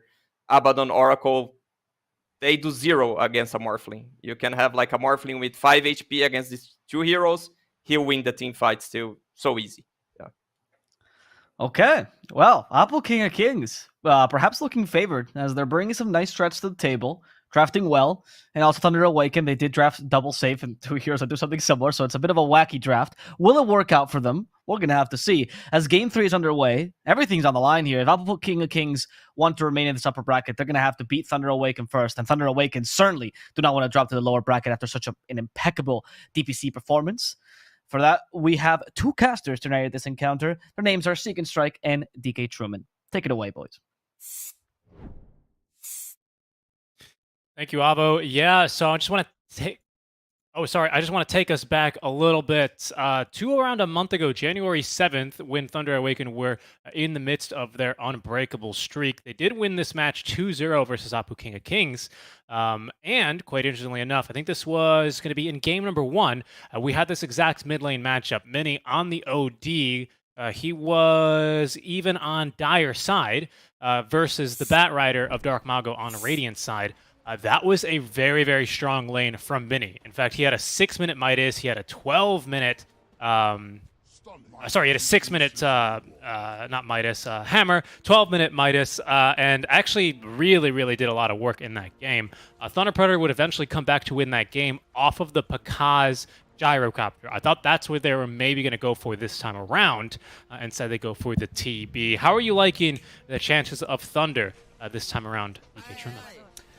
I kind of agree with the panel. I think in general, all 3 games, I've preferred the Apu King of Kings draft. It's just, I just like their draft. It's easier to execute for the most part, except for that axe in game 1, which you needed to have pretty much a very perfect game for Sexy Fat. But this time around, I mean, the Morphling against TB, you see that matchup 10 so many times back in the day, and it pretty much is just the Morphling turns into a stronger version of a TB. Yeah, Morph is the agi hero killer. You know, you want him versus this high armor heroes because you can just jump in and blow up anyone, especially on these lower HP targets such as Pakaz's TB. It's a great Scotty game, though, for Pakaz, so if somehow this bottom lane gets off to a decent start, I could very well see this TB potentially becoming a little bit of an issue. I think this is going to really depend on how well Dark Mago and Oscar can play together in these first 12 to 18 minutes, because, of course, TB not going to be in fighting shape until then. Again, I don't hold the highest hopes, though. I actually give a slight edge to Apu Kings in this lineup. I don't think the Underlord, even though it is an Oscar favorite, is going to be able to bring kind of the same amount of teamfight and oomph that a Mars or even, say, like a Tidehunter would, which is what he was playing in this last encounter. I think that teamfight goes a long way to helping them out a bit more. So I'm a bit worried as to how Thunder are going to be able to play this game. Yeah, that's I mean, the support duo is so awkward. Yeah, it's the Terrorblade. With the Scotty, of course, it becomes a lot easier, but they just have pretty much the Pit of Malice to try, and the Lasso to try and hold people in place so that the TV can right-click, but they've got pretty nasty heroes that can just run away. You've got the OD who can control the TV to a degree or save people that are going to get jumped on. The Morphling can waveform away. You can charge away. They have so many ways of kiting, and the main focal point about Thunder Awaken is just the fact that they can keep TB alive. But the rest of the team, once they're dead, TB can't do anything. But, of course, you know, I stand corrected many a times when it comes to these kinds of predictions. And then all of a sudden Dark Mago stomps mid lane and the game turns a complete other direction. But Mini starting off with a full magic wand at the start of the game as well. Just to deal with the nasty sticky napalm stacks. It's not really going to delay his hammer anyway. And, of course, keeping yourself alive in the lane is the most important part of the laning stage. Who would have thought? My goodness. But I just wanted to point out, because I was looking up when Matthew actually last played this position for Oracle. It was back on this team, back at least when they were known as No Ping, 6 months ago. During a BTS Pro Series, they played it, and they lost versus Akori. He went 0-11 and 11, ended the game just with a Blink Dagger and Aether Lens and brown boots. So he's going to need a little bit of a better game this time around. Luckily, his lane is very strong. He's able to at least neutralize the threat of this Ogre a little bit, which is going to go a long ways of helping Oscar in this lane. The problem is, Underlord's got a terrible auto-attack animation versus Benny's high damage, very fast-moving projectile. So far, that's not really bothering Oscar too much, 8-0 compared to the 9-2, but that's something to keep our eye on here. Because like I'm saying, Dark Mago is going to need a lot of help in this mid lane. That being said, he's holding his own pretty decently, 11-2. Compared to the, where's OD? 13-2, so not bad. Snapfire being chased, going for the TP out. Do they have the damage? Yes, they do. Dark Mago had an extra point to spam to level into Flame Break, and that is first blood secured. Picked up by Pandamu, though, but regardless, it is first blood for Thunder Awaken. I am actually hoping for one very crucial thing this game. Just one beauty to behold. And that is if Benny gets an Aghanim Scepter and we got the double Bara charge. Like, that's everything I want to see. Oh yeah, that's happening for sure this game. I think status resist is going to be really, really strong. The only thing that Benny, I think, really has to be careful of is dying in Pit of Malice, and you have no fear of Pit of Malice if you have 50% status resist with Bulldoze active. So Benny is going to, you know, it's the full cavalry charge, except with bulls instead of horses, I think is going to be incoming. And that is going to be very bonkers, to say the least. I'm really curious as well if Dark Malgo is going to decide whether a Blink is worth it or not this game. You know, if he goes Blink, I assume then Morphlane just has to delay one item to go for the Lincoln Sphere instead, just to be safe. Dark Malgo can still look for kills onto supports at the very least, but he's not going to be too successful, I would say, versus this Morph. This Panda is going to be bullied here. In fact, they're going to commit even the charge on over to kill him. Well, that should be a dead Abaddon. Don't really see him running away at all. Astral coming through from Mini. Just making sure that he actually does get the kill instead of giving it to Sexy Fat, because you're a mid laner. All the kills are yours. That's a lot of space for Dark Malgo, at least. A free wave or two for him mid lane. And what I'm a bit surprised by is that Apu Kings have not decided to contest any of these camps, nor have they looked for any wards. Serum, of course, he knows what's up, so he's going to run on over and interrupt this stack that Matthew's got going. Although he's going to take a lot of damage, and he might even die because of this. Yep, that's going to be a nice pickup. Yeah, it's not exactly worth it. Look at Dark Malgo, ultra efficient. He's going to start farming while he does it. Nicely done. That's a 1k lead, because currently Picasa actually has a completely free bottom lane. Like, he's not been interrupted at all. I think he's gotten like every creep kill. He's on 39 creep kills already in 5 minutes. Kind of curious. I guess this Abba really made quite a big difference in this lane. To be honest, I was mostly looking top and mid lane with kind of my camera, so I haven't really seen how this bottom lane has gone so well, but Bakaz is absolutely swimming in the gold right now. You're absolutely right. And like I said, Dark Malgo as well has not really been hindered whatsoever. Net worth leads are going to equalize a bit, and of course the first really big power spike is going to be Mini's hammer, which is on its way very shortly. Probably within, not going to be a 6-minute one, but maybe 7 minutes, he'll have that item delivered. So he's not winning this lane as hard as he did in their previous encounter, which in which he did have a really, really strong start. Careful here, maybe some action over the rune. No, not again, Snapfire. Yeah, he's trying to run away, but that's just perfect for Dark Mago. Thank you, I'll take it. It's easy added money for the stacks. And there will be a charge coming through, though. That's a bit problematic. Doesn't have the mana for a lasso. Will instead just focus on taking care of these creeps. Will he? No, he's just going to run away, and Mini will make sure that no shenanigans happen there. Someone needs to farm it to actually counter-warded. He can't farm it, though. He can't farm it without hammer, so he's a little bit frustrated because this is kind of just time wasted, especially as Matthew is going to be able to get creeps off the tower. Dark Mago is going to live. No one's able to punish him for that. Pakaz farming as well very nicely. Actually, Benny is the one to be suffering the most in this lane. Osgod already up to level 6. 3 points in the Firestorm.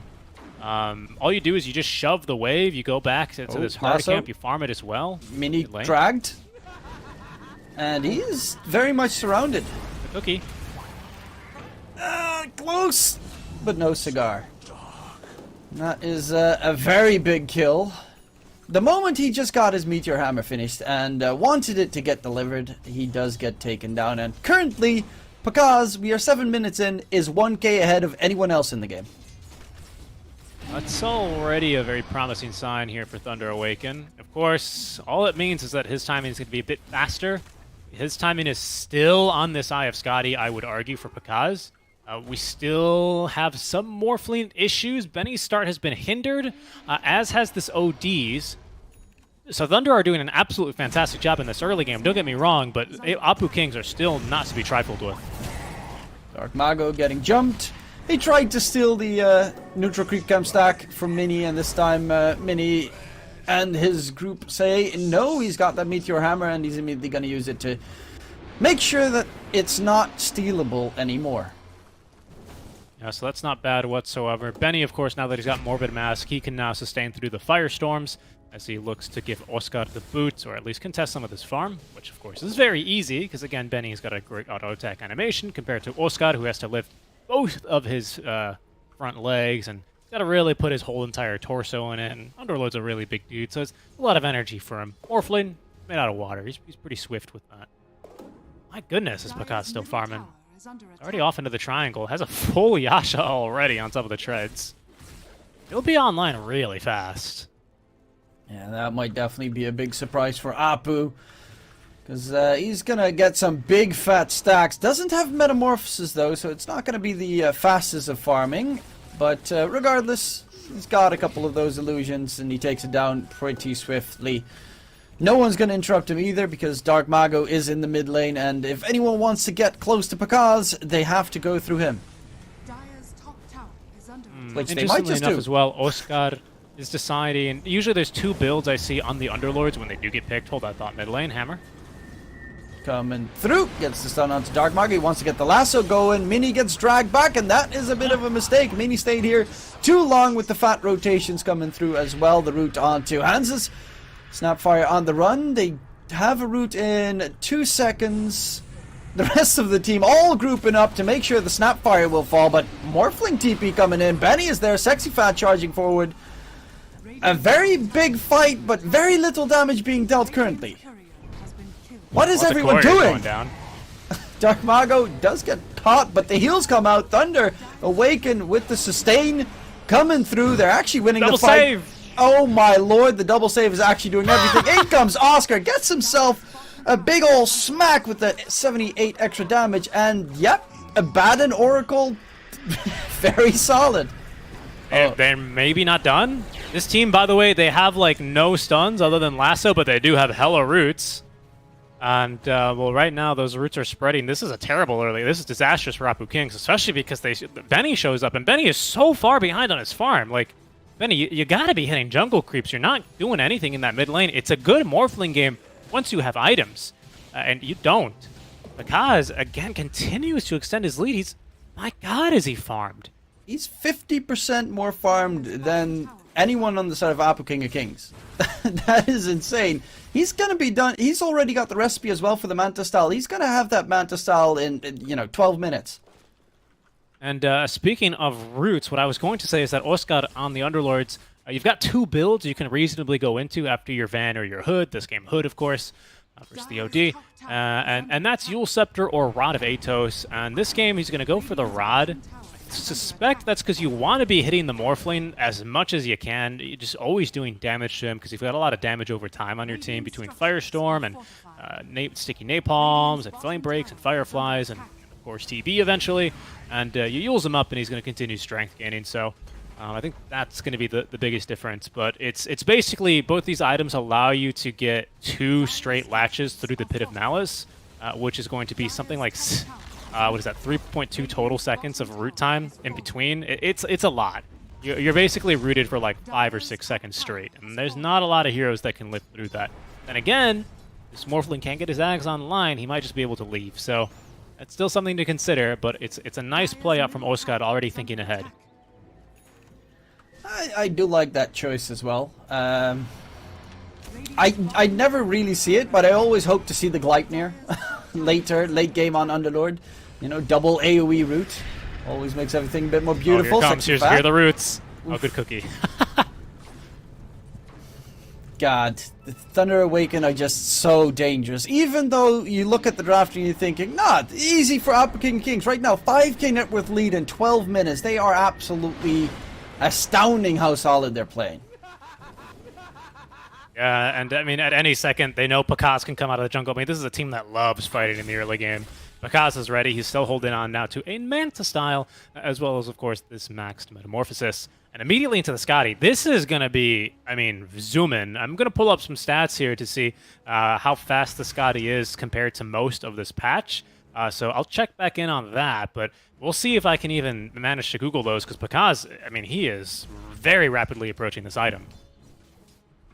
This is a perfect... He's been part of 1 kill in total this game, dodging most of the engagements. And honestly, there's nothing to dodge because there's no one even getting close to where he's farming.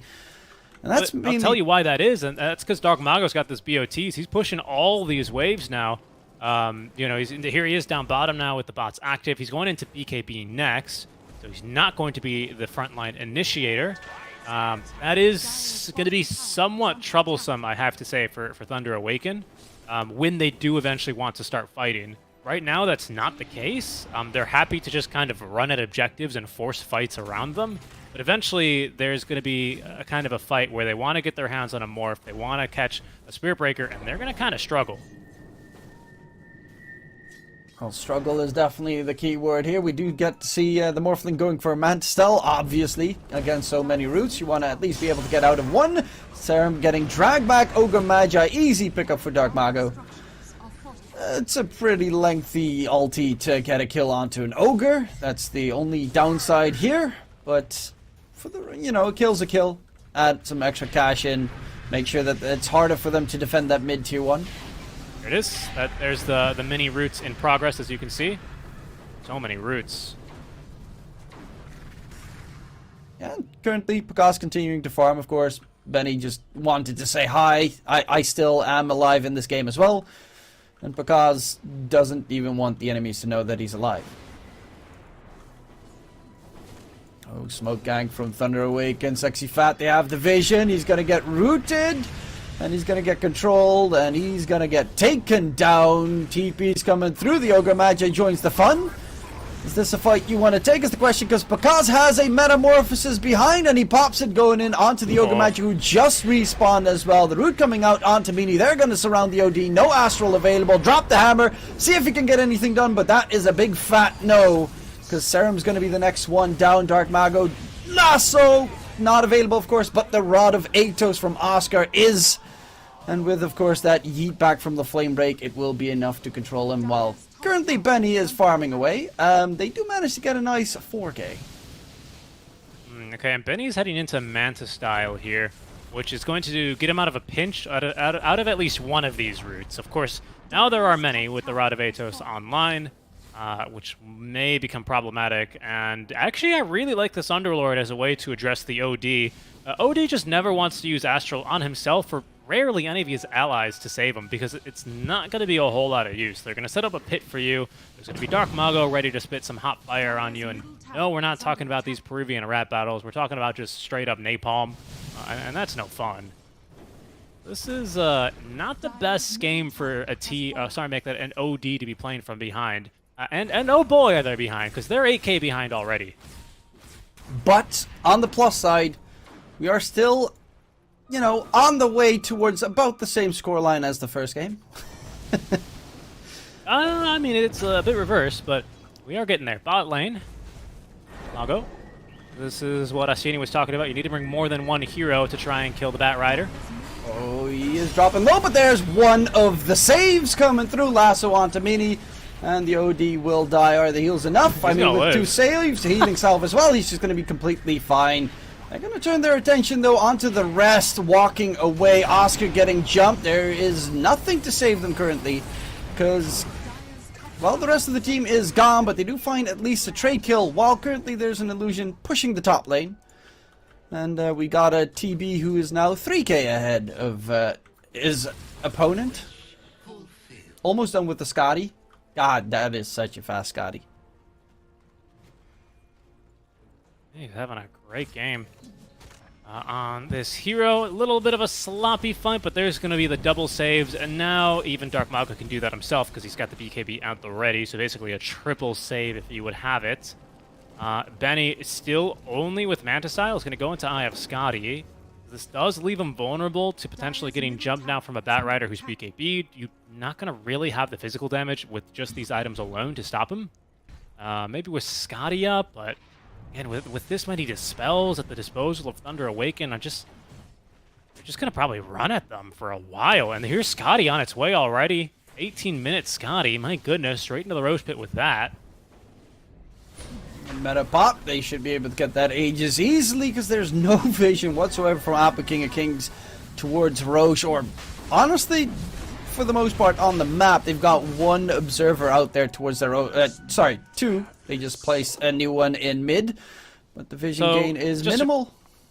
Quick update, this is not the fastest Scotty of the patch. Now, mind you, this has been a very long patch. I'm looking through all of 730, which is, again, very, very long. But it's not much farther behind. This fastest Scotty was purchased early in the 60-minute mark. This one was delivered right at 17 minutes, so not bad at all, Picas. Definitely no real issue here. Metamorphosis is going to be gone, so taking a full-on fight, not the greatest. Considering, I mean, to be fair, he's just that far ahead. It's not that bad either, and you've got 50 million roots on your team. And this item changes a lot about this matchup between Morphlane and the TB, especially with the build that Morphlane's decided to go. Like, congrats, Benny. You can dispel one of my Scotty debuffs. Guess what? I've got 18 more coming for you. Like, it's just not a good game for Benny anymore. He needs so many more items all of a sudden because of this Scotty. He's not going for the magic burst build, and even if he was with 2100 HP, I don't think they get through this TB that easily anymore, especially with the amount of saves they have. I mean, this is all without the 9k net worth lead, which is, yes, still mostly on Pakaz, but you also have to deal with this BKB on Dark Mago. Oscar has found an ungodly amount of farm. He's actually more farm than the OD, who has a Midas. So, you know, that's not good. That's one of the big downsides of OD. Meteor Hammer plus Midas is a very costly investment, and at that point, mostly, you still can't fight. Oh, and guess what? They have incredible push, because of course, not only the illusions help push, but this Curse of Avernus level 1 that Panda has is insane. You have great wave clear. You have these supports that can sit so far back, and I mean, I guess Spirit Breaker can charge through, but he's not really going to stop anything, and he's not killing any of the supports with the farm he has. And they might even just find him here. Run, sexy fat, run! Oh, he's keeping them distracted at the very least. And he's charging to the other side of the map, so... Well, Dark Mago? Nah, a little bit too far. The root comes out. Oh no! Sexy Fat just barely gets out of vision. Yeah, and Pakaz knows what's up. He's hitting tier 3s. I mean, the tier 3's half HP, and oh, speaking of half HP, so is Mini. And Mini's just dead. Goodbye, Mini. Oh, okay. Nice little Your mid laner, thunder. by the way. He just dies. Pakaz, he's so strong. And they didn't even need to throw any saves. Maybe one Aphotic Shield, big whoop. Got another one in 6 seconds. Benny's here, but what is he going to do? Yeah, Sexy Fat, good luck trying to get through anything. There they go on to Benny.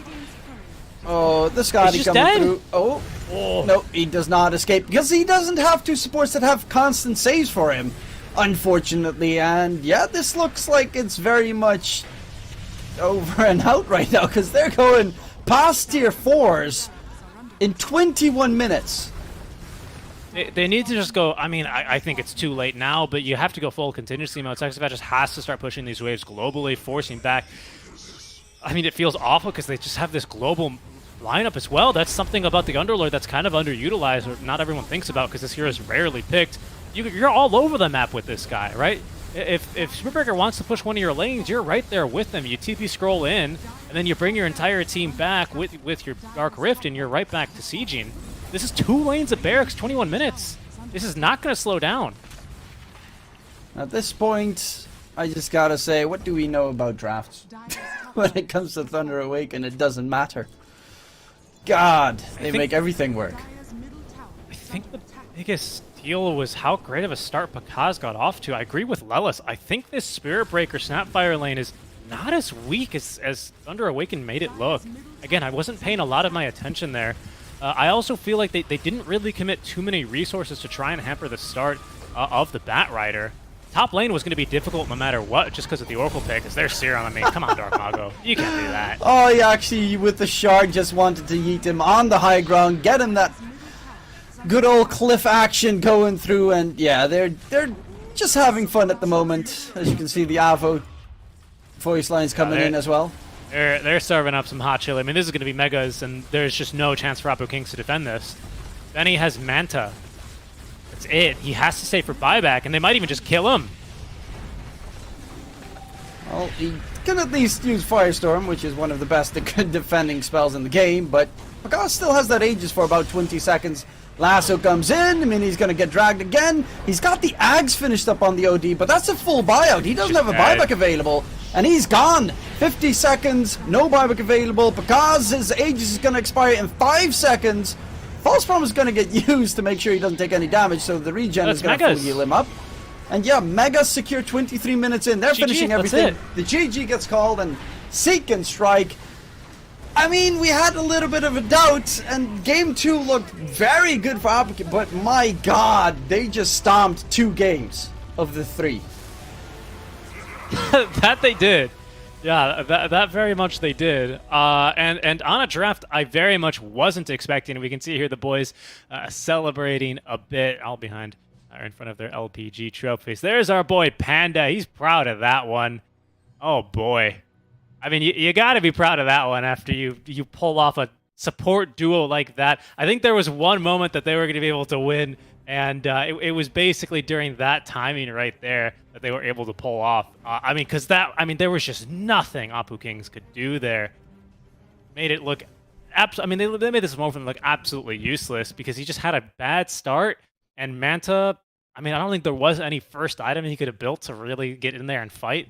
I want that to be clear, but like, my God, he just could do nothing despite it being a pretty darn good Morph game. What a game from Thunder Awaken.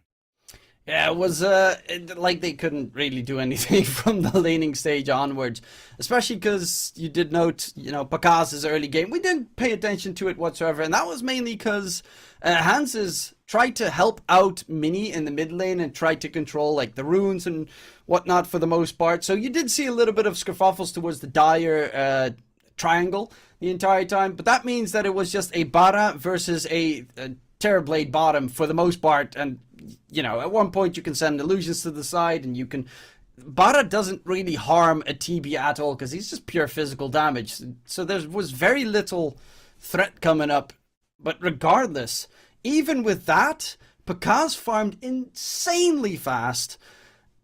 And also Matthew 7-0-13 on a 4-position Oracle in a 2-support life-saving lineup.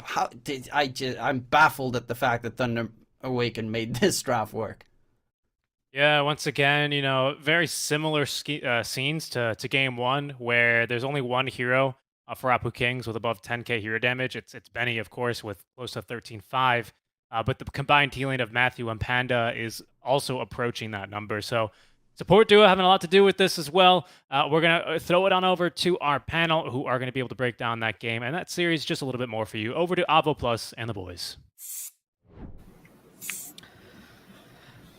Thank you, Richie. Guys, we talked in the second game about the idea that Apu Kings just had to play their game. They had to have a chance. And I think this time was a clear example of when they didn't have a chance to play their game. Snowballed from the lanes completely. Can you guys explain to me what happened? Were you expecting the lanes to go that badly for Apu Kings? Lelis, perhaps? I expected the lanes to go a little bit better. I expected Morphling to have a little bit more net worth, and I also think their bottom lane... I feel like Terrorblade shouldn't have complete free farm in this lane. Right. I think this Abaddon hero, they just didn't really know how to deal with it because it won both games, right? Both games were stomps, and this hero just kind of secured the lane for Pakaz, and then he gets to just sit in lane for 10 minutes, and he's top net worth. The mid doesn't really rotate over to kick him out. He's just free farming, doing whatever he wants, and then Abaddon just walks over to mid, and this Batrider just never dies, right? Every time they go on him, he just shields them. So it feels like this Abaddon hero is just doing too much for them.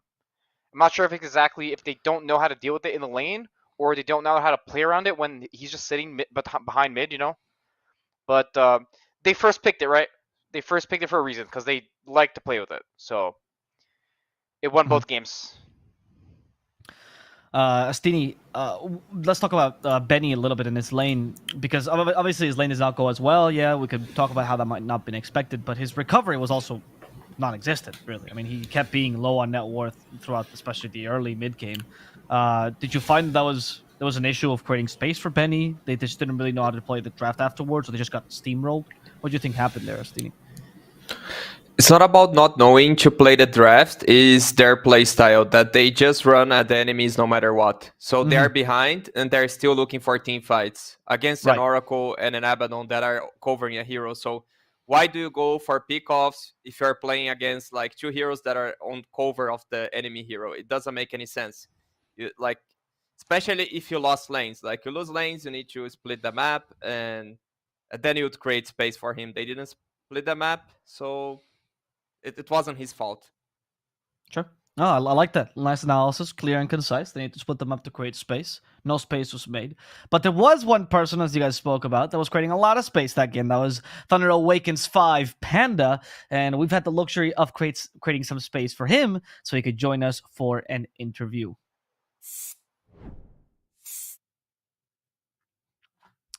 Hello, Panda. Hola, Panda. ¿Me escuchas? Ay. ¿Te puedes No, ya estaba muteado. ¿Qué tal? ¿Cómo estás, Panda? See? Sí, I almost thought I wasn't gonna interview you, Panda. I was really sad, man. You told me I was gonna interview you in the final. You're close. Oh. Nah, you do. He knew the whole time. All right, Panda. So you come in. Let's talk about that game too. Do you mind if we start with that? Sí, sí, normal. Okay, as you guys know, I'll ask the questions in English. Panda will respond in Spanish. I'll translate for him so he feels more comfortable expressing himself. What do you guys what happened in game 2? There was like a massive difference between game 3 and 1 and 2. El draft no nos convenía para nada. Okay. Eso y aparte que jugamos mal el mapa, simplemente eso. Y jugamos mal el mapa, hicimos mal los calls y peleamos mal las teamfights. O sea, todos estábamos haciendo mal. Simplemente es eso. He says we played the map badly. We made the wrong calls. We farmed inefficiently. The whole thing was just bad. The draft was bad. We just did everything badly. How do you guys bounce back from that? Because you had a similar. You told me the same thing when you guys lost against Noping, and then the third game once again was just impeccable. What happens after a game like that? You just forget it? Sí. ¿Puedes repetir? No pasa nada.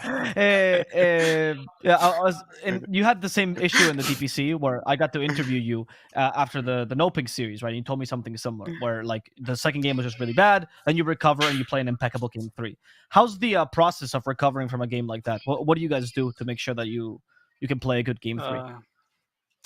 O sea, no nos estamos flameando entre nosotros, ¿no? Solamente decimos ya, reseteemos, vamos a jugar la siguiente partida y vemos que hay que corregir. Solo eso, ¿no? He says we don't flame each other. We just reset and we say, let's go reset. Let's see what we can correct the next match. Do you concentrate on something specific to correct, like from match 2 to 3, for example? Como, digamos, no debimos jugar en tal lado del mapa, o tal persona debería estar haciendo tal cosa, algo así. So he says like something like we're not playing in the right side of the map, or some person was supposed to do X thing. I want to follow on that though. Do you try to correct like small things, like say between a series, as opposed to like big overarching issues to make it easier to correct?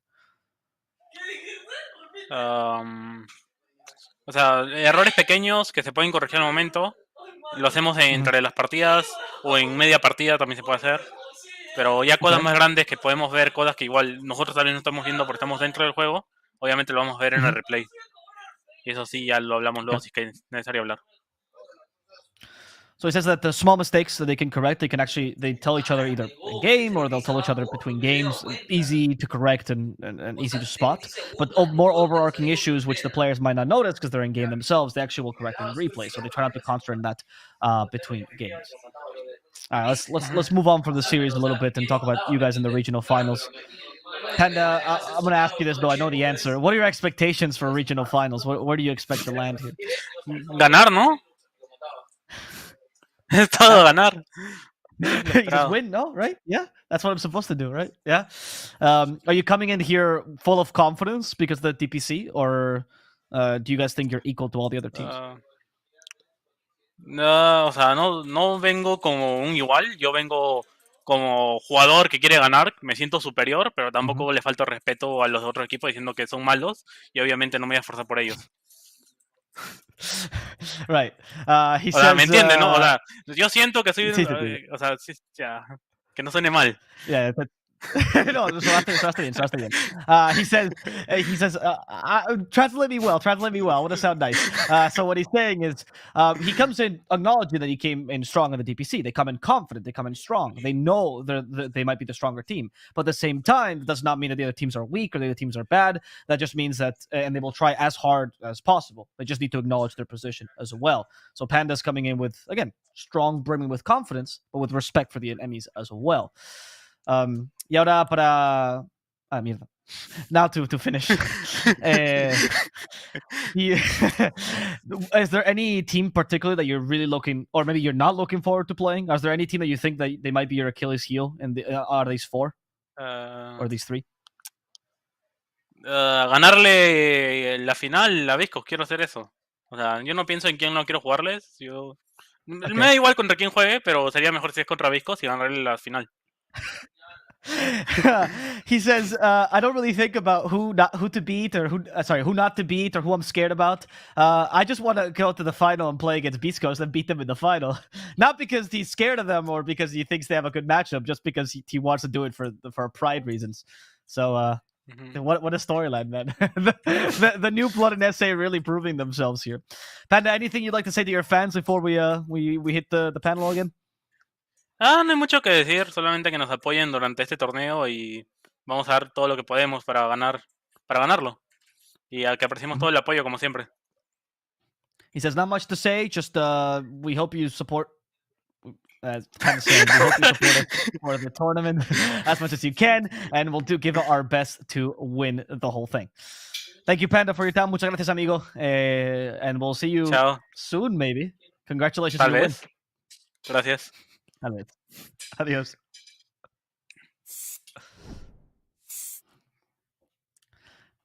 Panda enjoys these things too much. He says the reason he wins is just so he can give the winner's interview and talk like a cocky bastard. Man.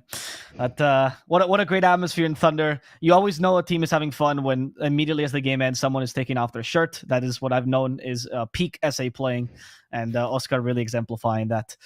What are you guys' thoughts on Thunder Awaken? I want to ask you, Lelis, do you think that now you're seeing Thunder Awaken, you still need to see them against international teams, or are you seeing already a lot of the weaknesses worked on compared to what you saw last season? I think they're really. First of all, I just want to be clear before I say anything. I think they're really good. I think all their players individually are really good. But drawing any conclusion before they play internationally is kind of like it's kind of weird, you know. Because they only played one LAN, right? And that was with HFN instead of Pakas. Yes. I think they're a great team. Let's just see how they do against these other teams and how they learn and they get better, right? Because it's also a process. A lot of teams, they just go into international LANs and they just crumble. I've been on a lot of teams that happens. So I hope the best. I think they should do really well. Hopefully they do very well. So they represent SA and yeah, hope them all the best. Yeah. Steenie, again, you get the rough one. I'm sorry. Apple King of Kings. Yeah. You've seen some improvement from them. I mean, I think this is the team that is the dark horse of the season to a degree, right? They're a team that come from lower division. They've been there for a little bit. They did it. I mean, they changed one player, and now they're back to the original spirits or Binomistas.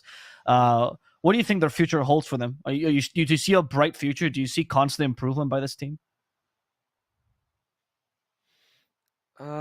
Maybe in a new meta they can feel better with their playstyle. I feel like they're getting good results, but they're playing totally against the meta. So sometimes they can surprise the enemy team, but they're not playing what works well in this meta. If you're constantly looking for team fights, a team that's just farming is gonna have more net worth than you, even if you're getting kills and making like pickoffs work. It's just a passive meta, and they don't play this Dota. So maybe in a new meta, they would do better.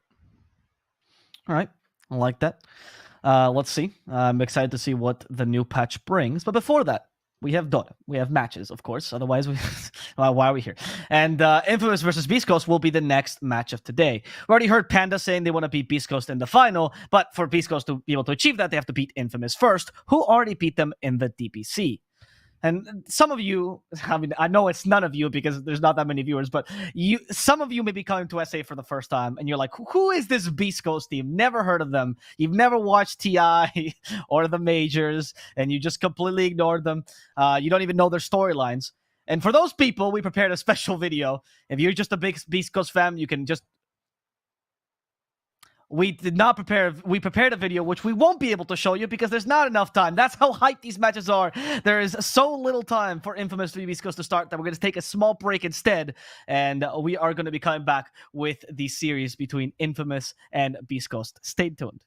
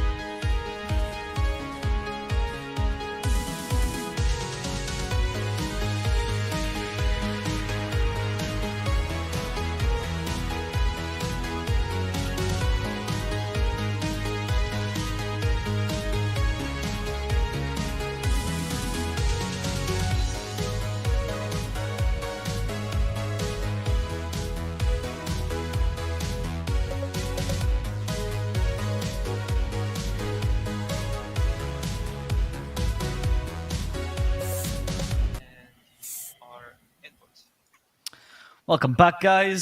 Sorry for the longer break. We're told it was going to be 2 minutes, but as per usual, Spanish production had a bit of a technical issue.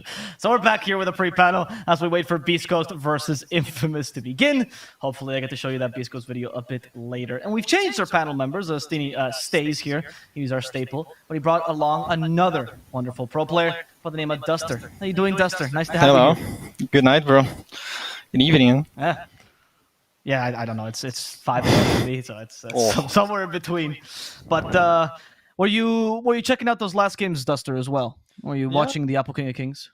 Yeah, I was watching. I'm still a huge fan of Sexy Fat, so I pretty much watch all their games. Yeah. Were you happy with their performance? Do you think King of Kings is a nice team? Are you looking forward to seeing them more?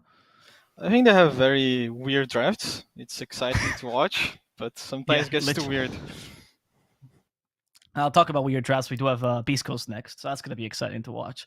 I'm assuming you got to watch a lot of DPC, so did you see the storyline of Infamous where they started out drafting, Gyrocopter 5 every game, and you're like, what am I watching? Why are you forcing this so hard? And then they played real Dota for like half of DPC. And it was quite wild. What do you think? Where do you think they stand right now? Yeah, they also used to play some Faceless Void 5, I think. Yes, they did. Yeah, whatever Axel can die with, right? That's the motto. They have the craziest drafts, I think. This guy is Axel. I think he's pretty creative with his draft. And it's fun to watch, not fun to play against. As a 5, have you ever been given one of those picks where you're like, I don't know how this plays as a 5? Yeah, actually, yes. Astini used to pick me Tidehunter 5 a few times before it became more common. Like nowadays, this can even be a bit normal nowadays, but before it was very unusual. We played a bit of this. I used to play a lot of Visage, but like that was long time ago. Also, long time ago. So Astini was ahead of the meta. I see Astini. Look at that. What a champion you are.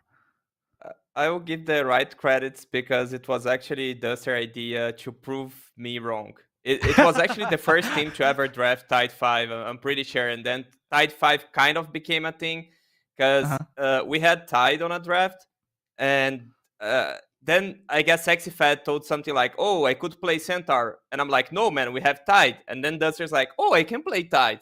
And then I told Duster, like, shut up. You always say you can play everything. And then we give you and you end up like 0-20.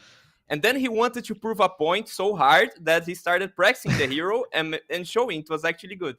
So yeah, then we picked the hero. That's the story. What a crazy story. That sounds like something that Infamous or Beastcoast might do at some point as well, because they're also these kind of hard-headed guys. They'll flex picks, I mean, Beastcoast was trying to make Ursa 4 work for a while. Unsuccessfully, by the way. 0% win rate on that hero, but yeah, they tried. In this matchup, Astini, let's start with you. Who are you favoring?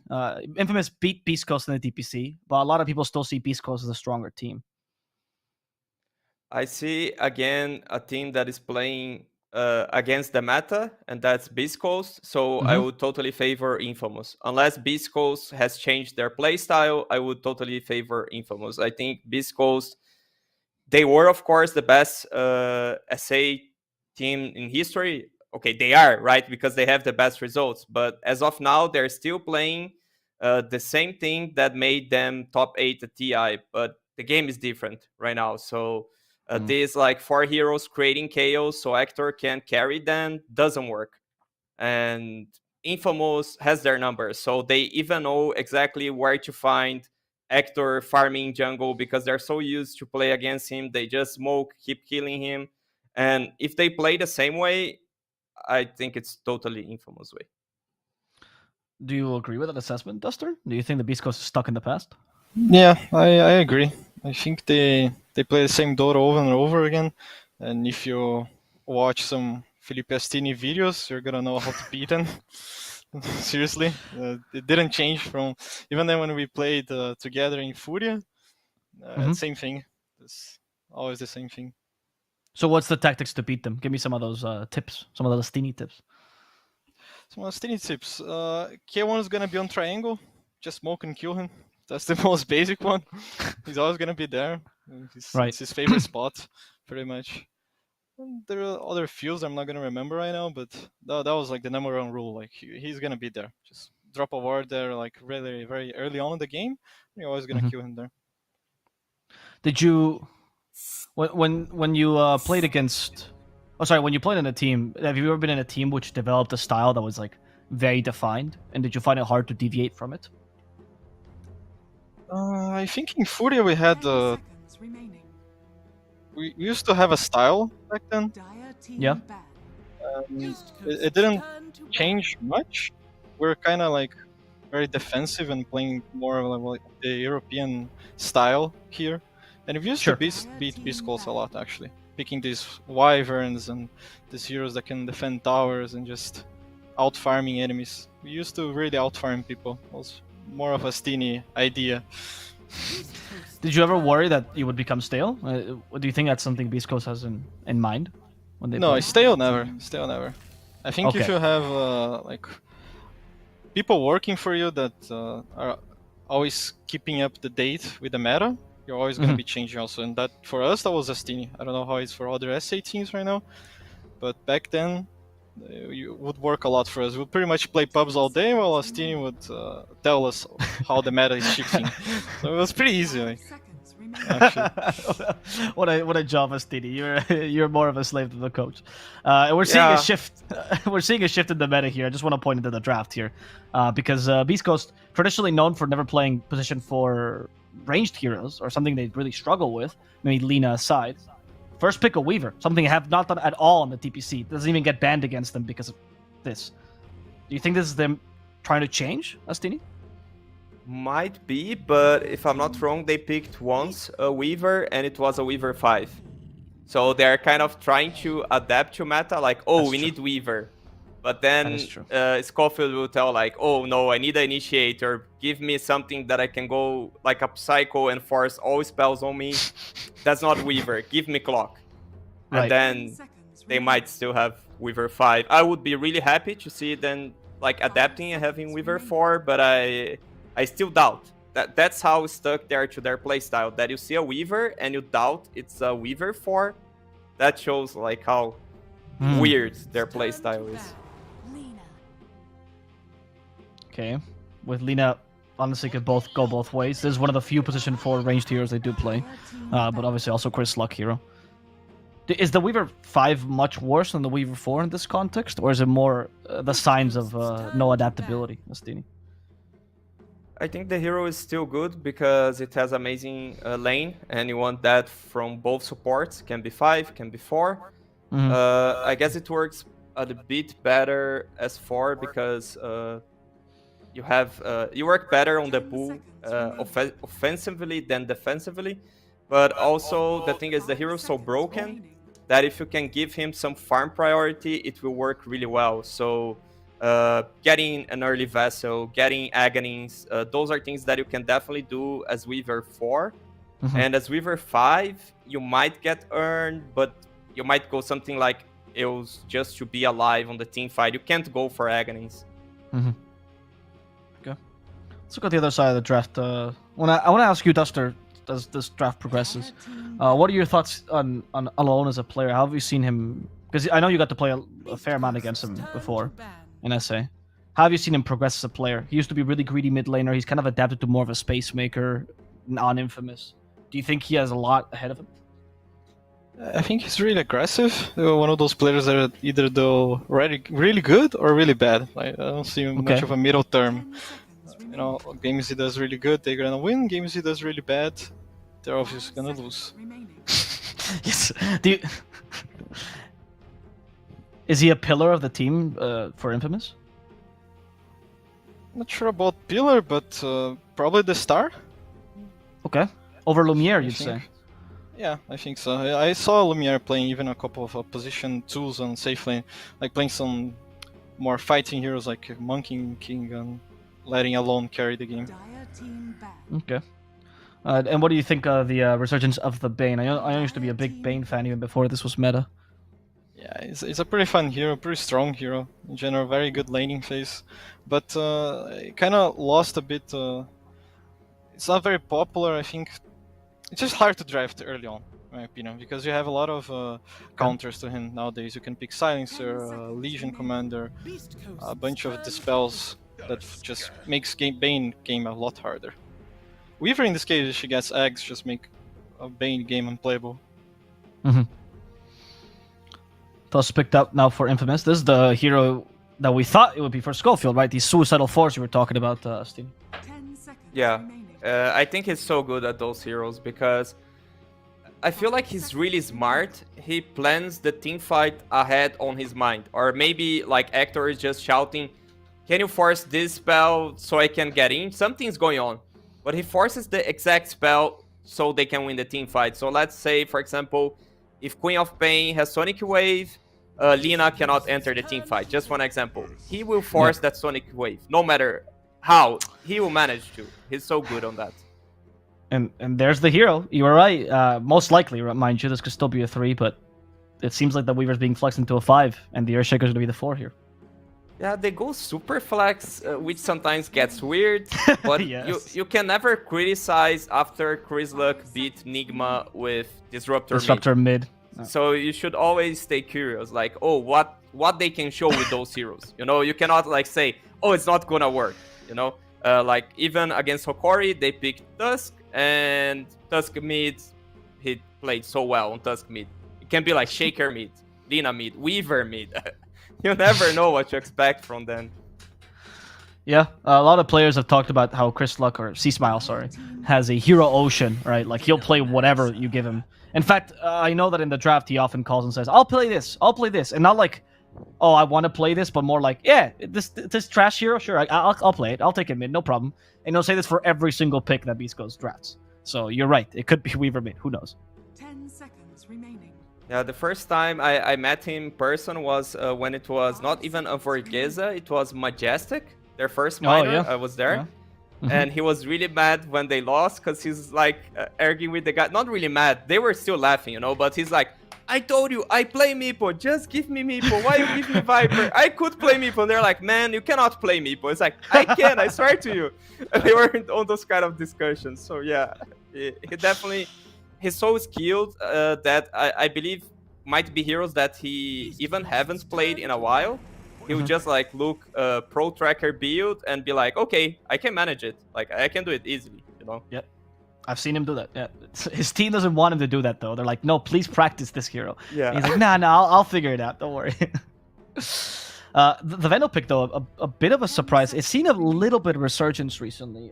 What is your read on this pick here, 5 seconds Duster? remaining. What do you think they picked up a Veno here? I think they need like a range offlaner to play with Shaker. Okay. And chose Venoms like since they saw the 2 supports already and nothing to dispel Gale, makes the laning a lot stronger. And they also don't have much of a blink stuns on their team, so it's hard also to catch this Venom. He's gonna give a lot of vision on fights and just mess up with people pretty much. And lanes very well with Shaker, I think. Yeah, I like that. Infamous do respond with a Pangolier, so there's somewhat of a blink stun. There's a hero that can get on top of Veno, mind you. And they didn't. Oh, okay, they banned Bloodseeker. I was just expecting a ban afterwards, but they banned beforehand. Yeah, Sorry. yeah. That is an Hector favorite. He absolutely loves that Bloodseeker. Yeah, and when you have Pango, that hero goes through, it's just like weird. Yeah. He could play maybe Void. Good. We've seen a lot of Voids today, right? But it's a pretty decent hero against Pangolier. It's a hero that you can jump away of the shard, so you can time walk. Yeah. Nah, he's done. He's banned, Dustini. Think of a different one. Okay. He got a new answer, man. Okay, heroes that can get out of the shard. Anti-mage. It's a pretty decent anti-mage game, seriously. Like, which is totally weird, but maybe. Okay. They went for the easy route. The TB. Yeah. We have Morphling open. It's Morphling against a TB and a Shaker. There's you like also, like... You go? I was gonna ask, Duster, what do you think Infamous Draft is lacking here? Not as a hero, but like, what elements, damage, catch? They need heavy carry, that's for sure. But heavy carries in this game are not looking good against Beastcoast lineup. Just very annoying heroes to play against. What would you be siding with then? If for laning phase, maybe Lifestealer would do well. But I don't think he counters TB, so you also need to look out for a heavy carry that can win late game against TB. And they ban Illusion Hero, so you don't have Illusion Heroes. It's hard. Any ideas, Astini? They're really without options. Like, so bad that I even thought of Arc Warden, seriously, because like you really want units against Venom, and it's pretty good arc. All units heroes are banned. Like Monkey is bad against Venom, Ursa is bad, Sven is terrible. They can just go like Gyro, that is like, you don't really. Oh, is it banned?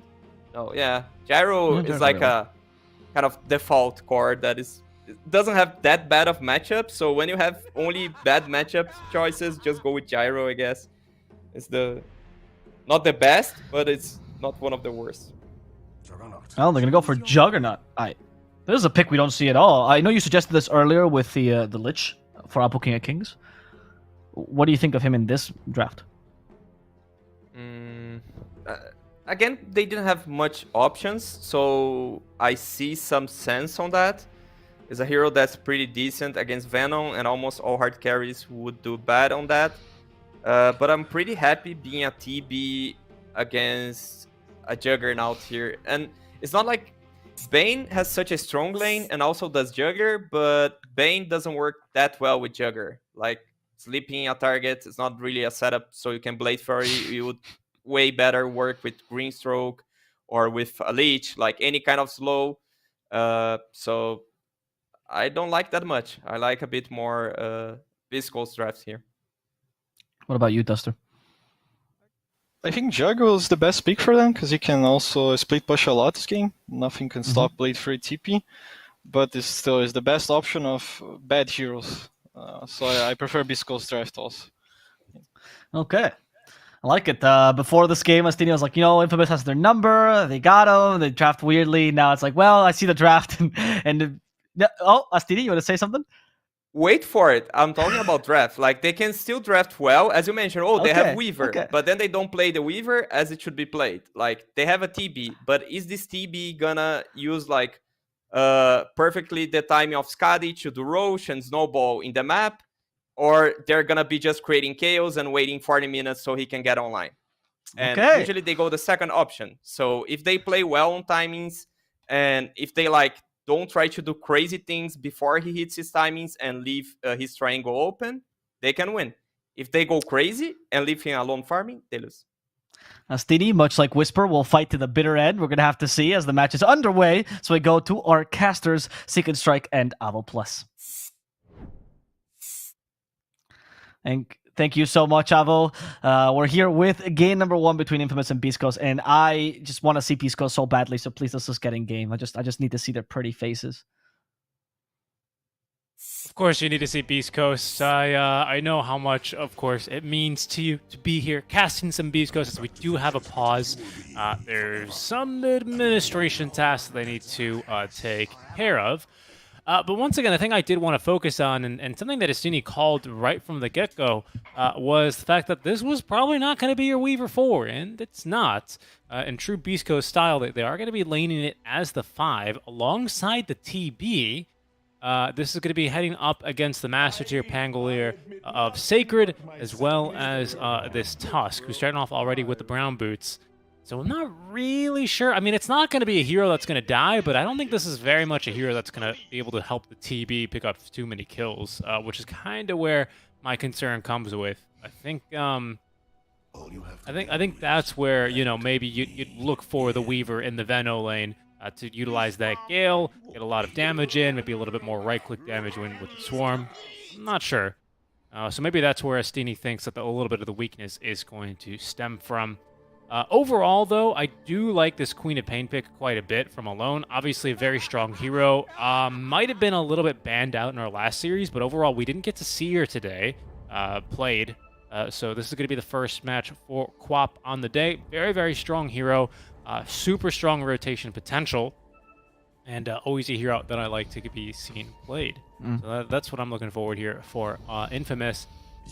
Sure. That being said, you know, as Duster, as a scene, as you mentioned, the carry Jug pick, the last pick Jug, you know, just trying to fix this draft a little bit because, yeah, it's not a great one. I do like what Duster brought up. Spin TP is free this game, basically until Lina has the Lina and TP have the damage to just kill you through the spin TP duration. So that's at least a really, really good sign for Lumiere. They do have good plan Bs if the lanes start going poorly for them. Yeah. I don't, I just don't like the Jug, I'll be honest with you. I think the pick is really weak. I actually think one of the weaknesses, or one of the things I dislike most about this meta is that Lifestealer and Jug are bad heroes. And I do think that that's limited a bit what carries can kind of accomplish, because these are like they're an archetype of a carry hero, right? The magic immune carries, per se, that don't pick up BKB. And because they're just so bad, this kind of released into the meta a couple offlaners who are just ridiculously strong, Mars being the main one, right? Because the two counters are Jug and Lifesteal. So I'll see. I'm really excited to see a Jug play a good game. I think it's really healthy for the meta if he's more capable, but usually just falls off. He just such a weak. Sorry, he's an awkward timing, right? Oh, there's a moment when you're strong in the early game, sure, you get a couple of kills, gyrocopter-like, and then you fall off. Okay, you farm, no big deal. You have a good late game, Omnislash scales, great. Oh, but you're countered by fucking Lotus Orb. Like, how can a carry be countered by a 4k gold item? And then it feels bad when you go into the late game and you kind of have to man fight. Yeah, I get what you're saying. Yeah, the best build for Jug is the mid one Jug, right? That Jug that like takes advantage of the spin shard and the Agsmore. That's the most successful one. That's what I was gonna get into, right? That's what I was gonna say. It feels like these are very versatile heroes if their items are particularly strong, right? For Jug, like if S and Y is super strong, like these basic stat items that are just gonna be good on carries, right? But even then, you still run into problems like you're saying with Lotus or well, not Linken's, right? Because Linken's doesn't block Omni, but stuff like that. So blocks the first. We'll see how it goes for him this time around. I think Duster actually was onto something which I like. Sometimes I like when a pro is quieter, because you get to, like, they don't explain themselves as much, as you get to see some things which are very obvious. And for example, what I liked about Duster is that he immediately called out the Jug more as a split pushing pick, which I think is actually how he's been played these days a lot more, right? The mid one style of like, I'm going to create a lot of space, I'm going to farm like crazy, I'm going to push out lanes, but I'm not the core that's going to carry the game necessarily. It's more about those things which I can accomplish. And I think that's more where Jug is headed as a hero than the more traditional Omni, the enemy team, I kill all of them. Yeah, that's true. It just feels like for this draft for Infamous, you have a couple of heroes that can already do that. Granted, you know, Quap is no Puck. And by that I mean, like, Puck is by far probably one of the best mid laners to do this kind of shenanigans, right? Super mobile, all your abilities clear waves, like, you're really hard to catch because of your fast cast points.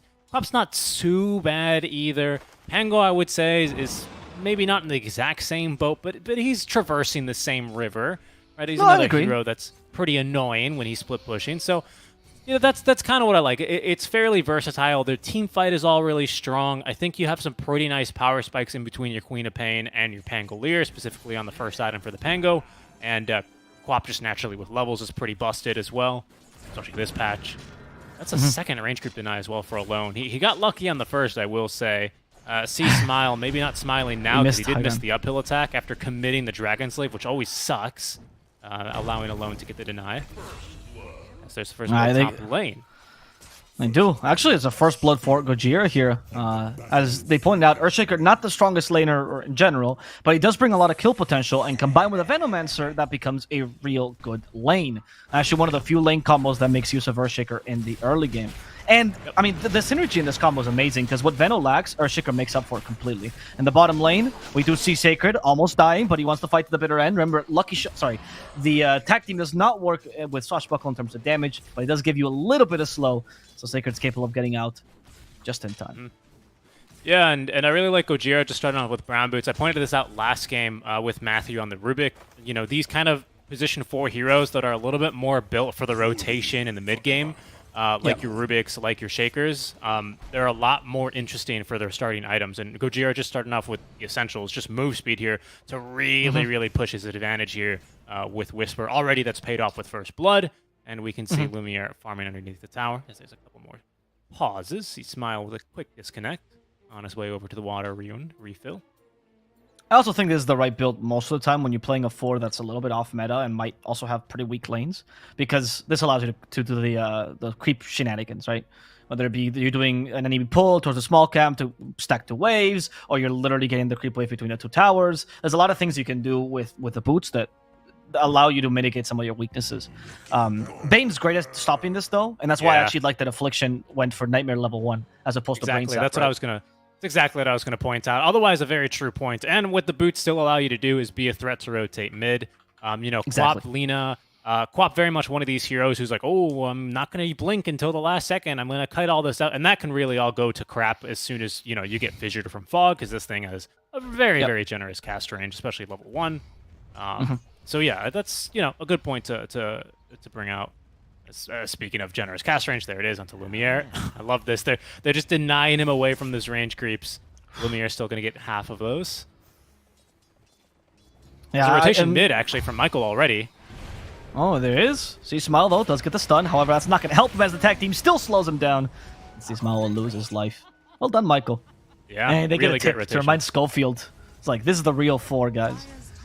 Yeah, I mean, Tusk is just such a strong pick versus Lina. I mean, because that's kind of just the early game for Lina in a nutshell right there. Snowball into shards, and Lina, she can stand her ground and fight, but she normally doesn't do too well. And Stinger will die to the tower down bottom. Yeah, denying himself, quote-unquote, as we say, as he just wants to get back to the lane quicker. And presuming it probably was Hector screaming at him, going, hey, Stinger, we're losing this lane. You better die now and bring me some regen. Jira, TP away. Brain Sap, though, is good damage. The creeps are not going to help out. No stomp from the Centaur. They could not go for the TP cancel. Yep. And that's what Astini was talking about in the panel, right? The Nightmare is not a great setup for Blade Fury, and it gives you a full 4 seconds to think of where your TP is and where you want to TP to. Sometimes that's nice, It's nice to have time to think in Dota, because usually you're always, oh my god, what do I have to do now? I've got to pull these creeps. I gotta make sure I'm ready to tip this guy if my captain calls it. What's the next voice line? There's so much to think about, but a Nightmare for 4 seconds, not bad. Take more of that, please. Yep. C-Smile misses the Dragon Slayer. And the kill. A Sacred though in the bottom lane. Sorry, as they're going for a second kill. Stinger, he's discovered. A body block. The strength of the Weaver in the lane as Sacred's about to go down, but the Swarm's still on him. He can't get rid of the bug, and they use the Vision to get a kill here as they also finish off Alone, who's going for a rune.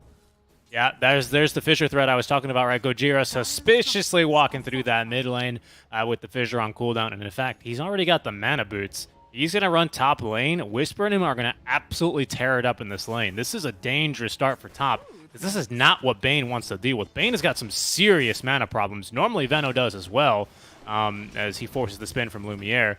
So Affliction is going to have a really, really tough time in this lane. He's going to have to spend a lot on regen or just tank a couple of deaths here for Lumiere to get anything out of this lane. So far, though, I have to say, Lumiere doing a pretty decent job as they get another kill yet down bottom onto Michael.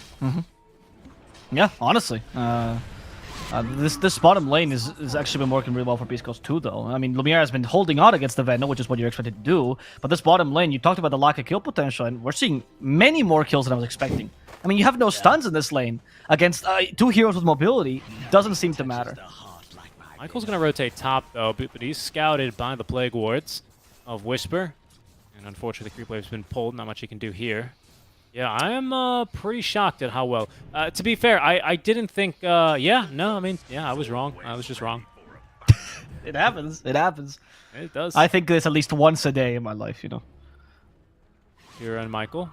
Just messing around with the wards and the vision. Make sure that there's no stacking going on. Have you ever watched the hot mic videos for Beastcoast? No. I've seen some of their adventures of Vorgesa, but not the hot mics.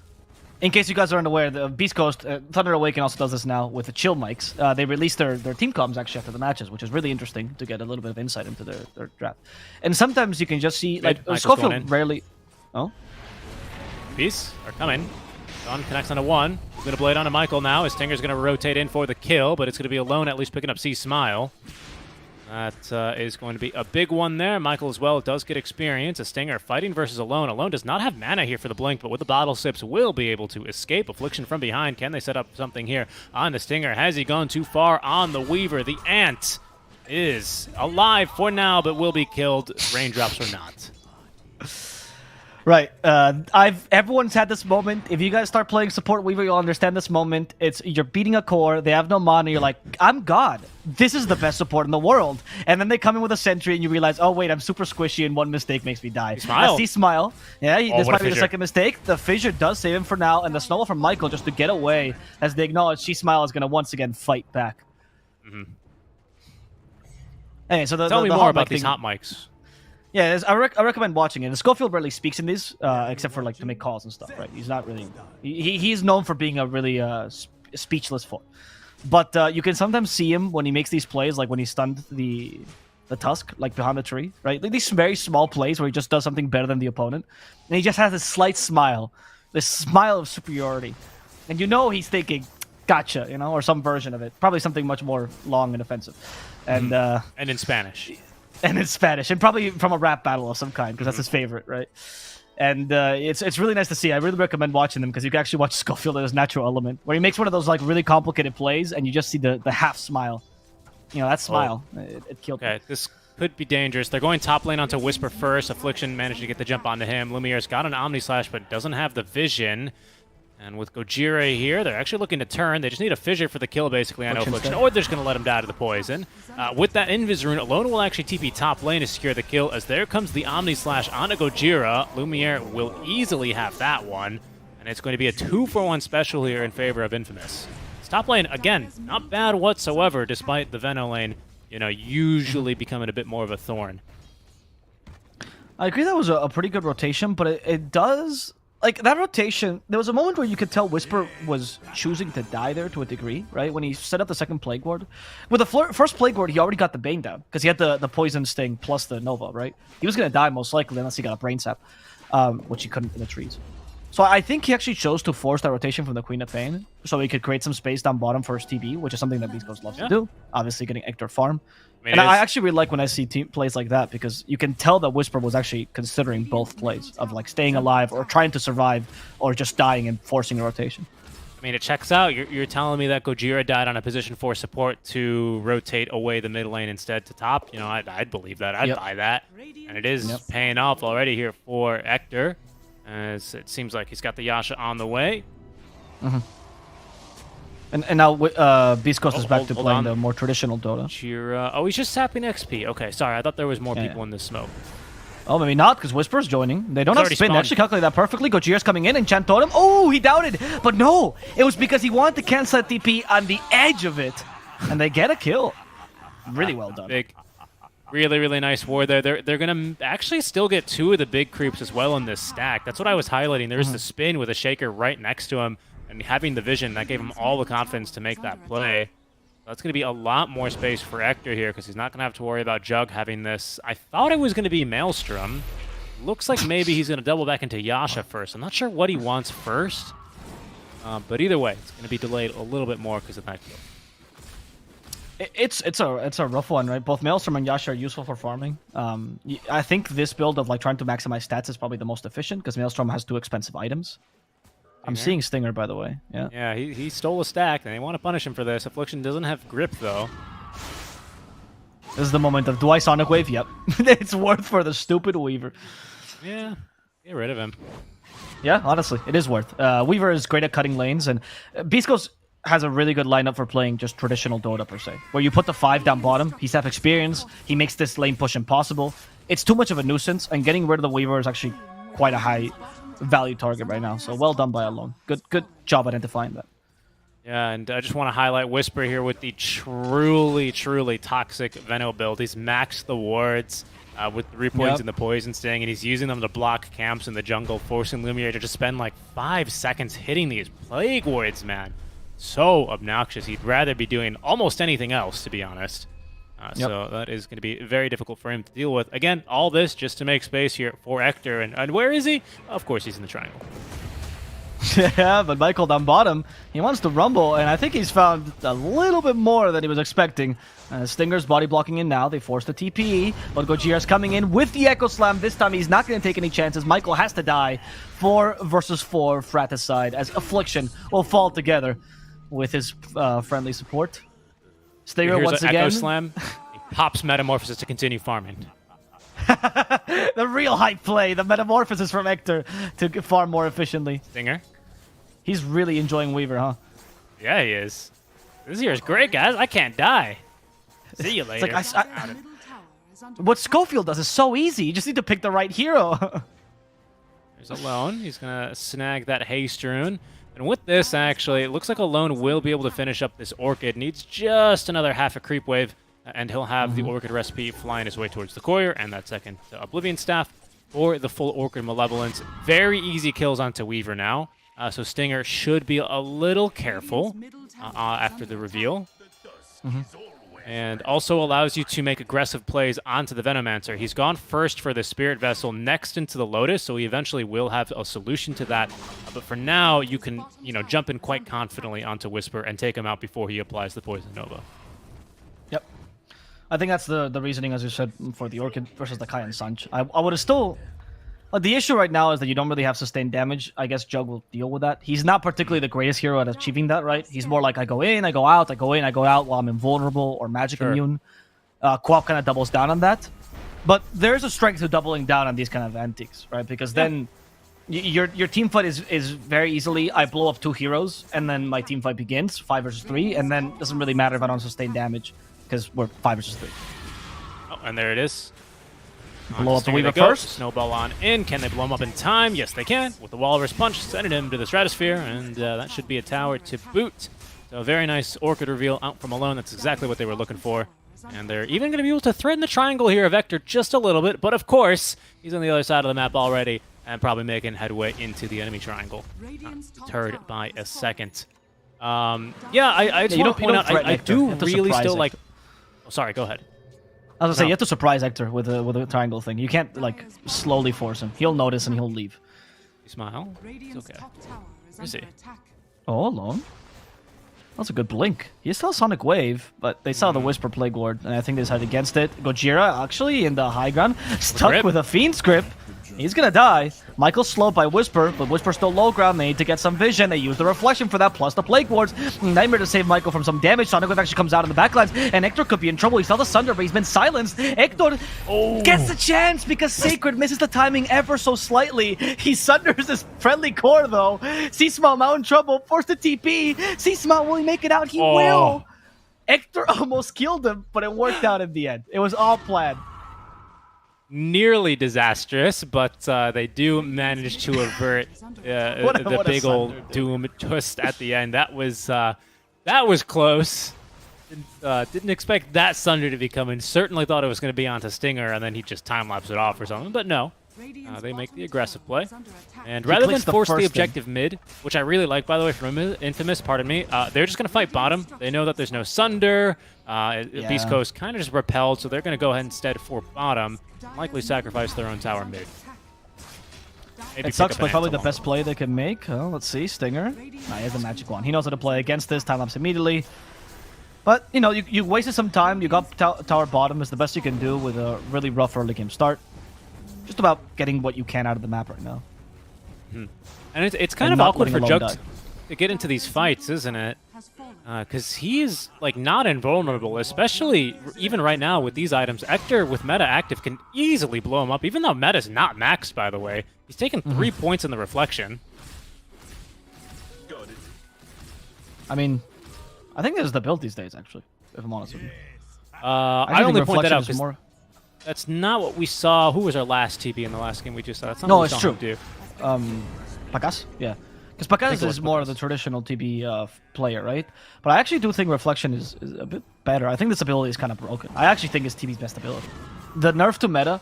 I mean, Hector's the kind of guy where they nerf a little bit of an ability, these kind of transformation abilities, be it Shapeshift or Reincarnation or Metamorphosis, and he'll stop playing the hero, and he thinks the hero is garbage, right? No, you're right. Yeah, he totally broke up with Wraith King over the 60-second compared to 40-second nerf on Reincarnation. I mean, it makes sense. He's the most hyperbolic dude you'll ever meet in life, right? Well, I mean, I take issue with you saying that Reflection is TB's best ability. I would argue it's still Metamorphosis. I think that's... Yeah, so that's why we joined together. And together, the hyperboles we would make was insane. But let me tell you, like, Hector's the kind of guy who will be like, yeah, we lost like 15 matches in a row, and he's lost like 2, right? Like, that's the kind of, like, he's Hector. Oh, yeah, this house probably cost to $16 million. Like, Hector, do you even understand money? The guy just constantly exaggerates things, and he is much more affected, I would say, mentally more than anything, by nerfs to certain abilities than other carries. Like, sometimes Ice Frog will just nerf or buff something slightly to nudge players to notice it, and Hector is the one that gets nudged the most. He's on tilt, and sometimes he goes over the ledge. As Stinger is going to be taken down by Alone. That Orchid again, basically leading to kill after kill after kill. This Eul Scepter cannot come fast enough here for Stinger. You want proof of that? Hector saw there was a buff in stats and Lincolns, and he's like, I'm going to build it every single game now. They fixed Lincolns. It's the most OP item in the game, right? I mean, it's good, don't get me wrong, but to the point that he's built it on every single carry hero he's played when he has enough gold, right? Like Silver Edge used to be. That's the absurdity Hector gets to. It has a bit of an envy feel to that, to be honest, or even a Thompson.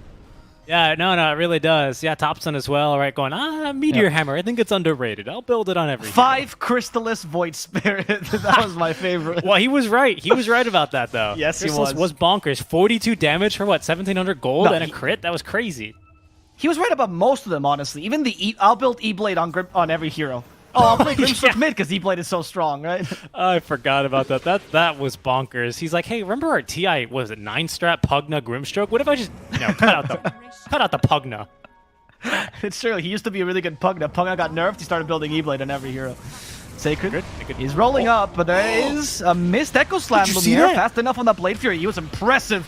That's a 0 cast point stun, by the way. They even used the Orchid plus the Fiend's Grip on C-Smile. They want to get rid of this mid laner immediately as Gojira is capable of running away for now. He has a salve on him, blink in a couple of seconds. They won't be able to get anyone else, but they did waste a couple of ultimates there and even got a mid laner in return. Really good response by Infamous.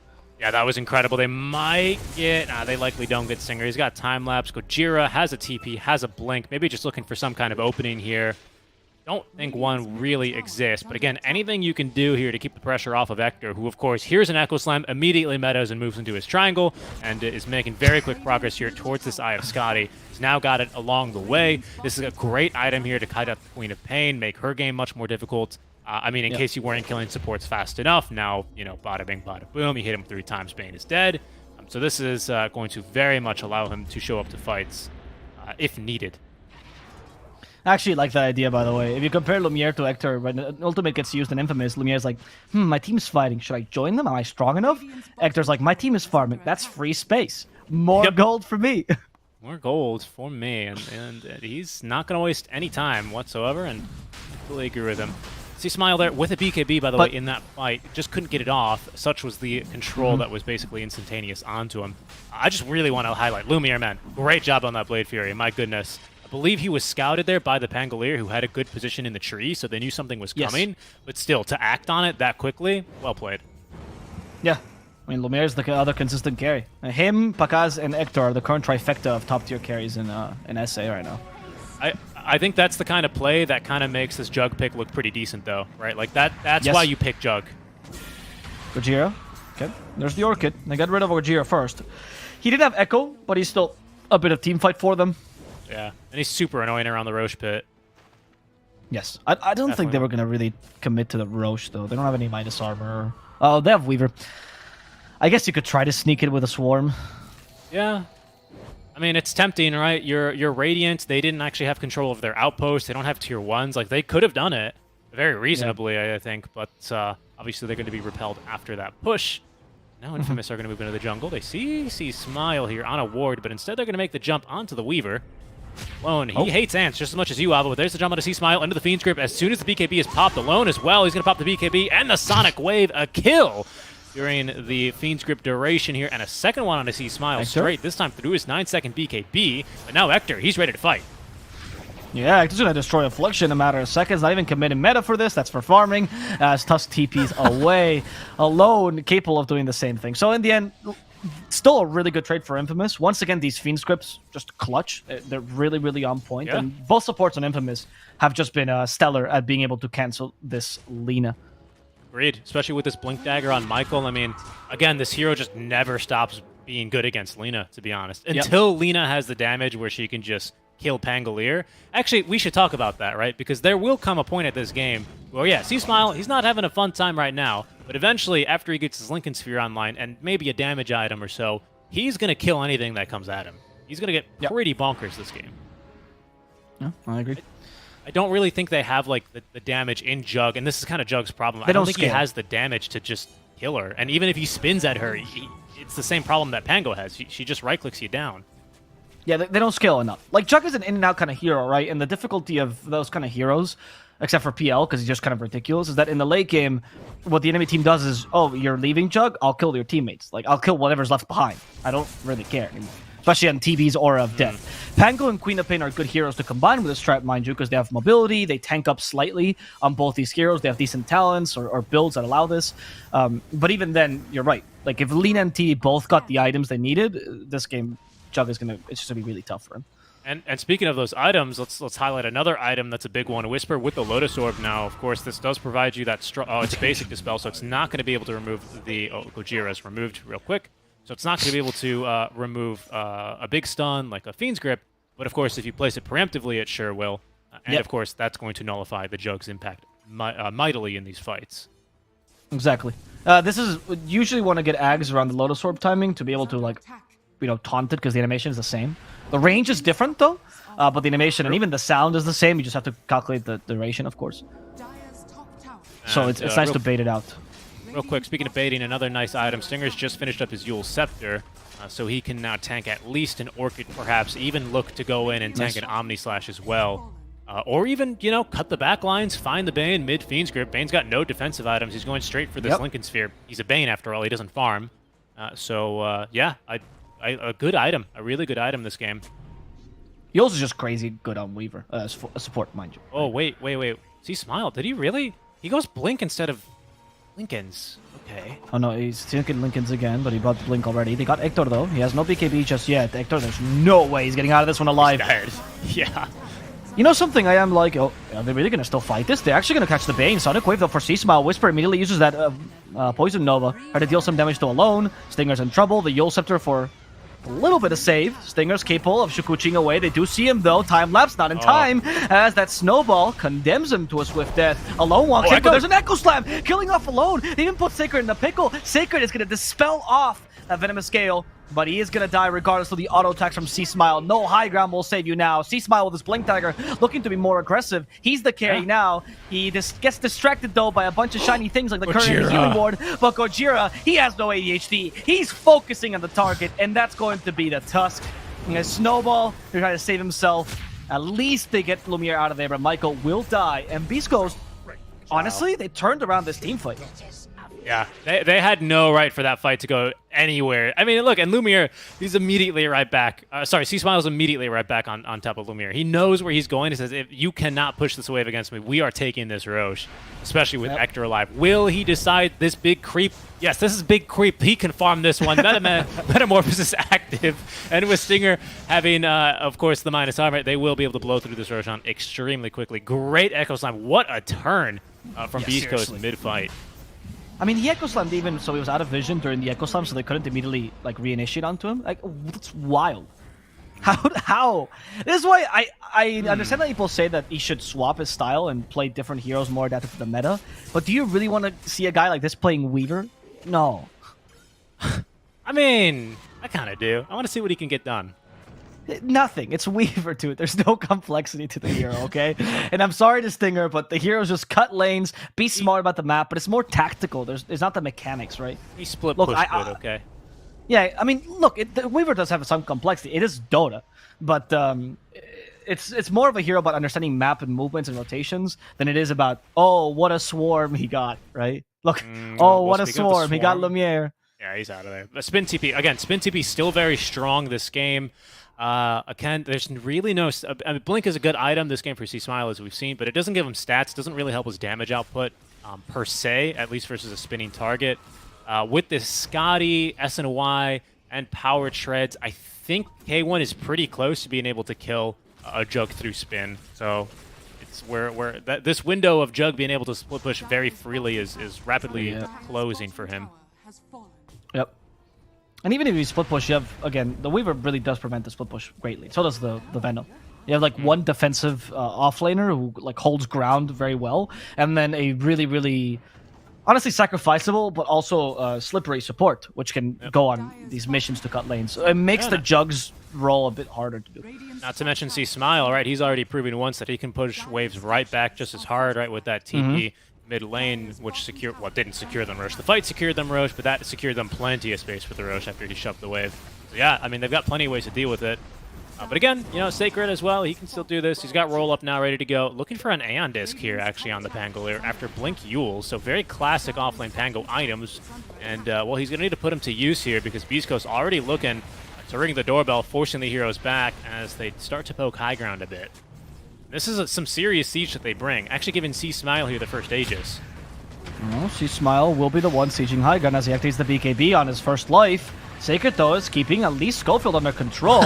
Meta's used. Scofield is in trouble. He's just forced out of the map. He uses the Echo Slam onto the BKB. So he's going to die immediately, wasting his ultimate in the process. They even got C-Smile in his second life. No BKB to save him. No need anyway, because the Fiend's grip. Whisper does match TP together with Hector. But that's going to be a really big loss there, honestly, for Beastcoast, and kind of a failed high ground attempt. Yeah, I mean, I would say more than kind of failed, right? They don't get a single hero off of that. I just don't understand why. Like, I just don't get why they did that. Why was... I mean, look, the play by Sacred was really good. Controlling Scofield was amazing, right? Fair enough. But that seemed like such a haphazard push. That's the kind of push you make in your pubs when you feel like the game is going to be lost soon. Yeah, I have to agree with you, right? Hector, of course, he pops meta. I think that's the biggest reason that they give Aegis to the Lina there, because once he pops meta, he's in for the fight. If they kill him, you're not fighting again, basically. Yep. So what's the point?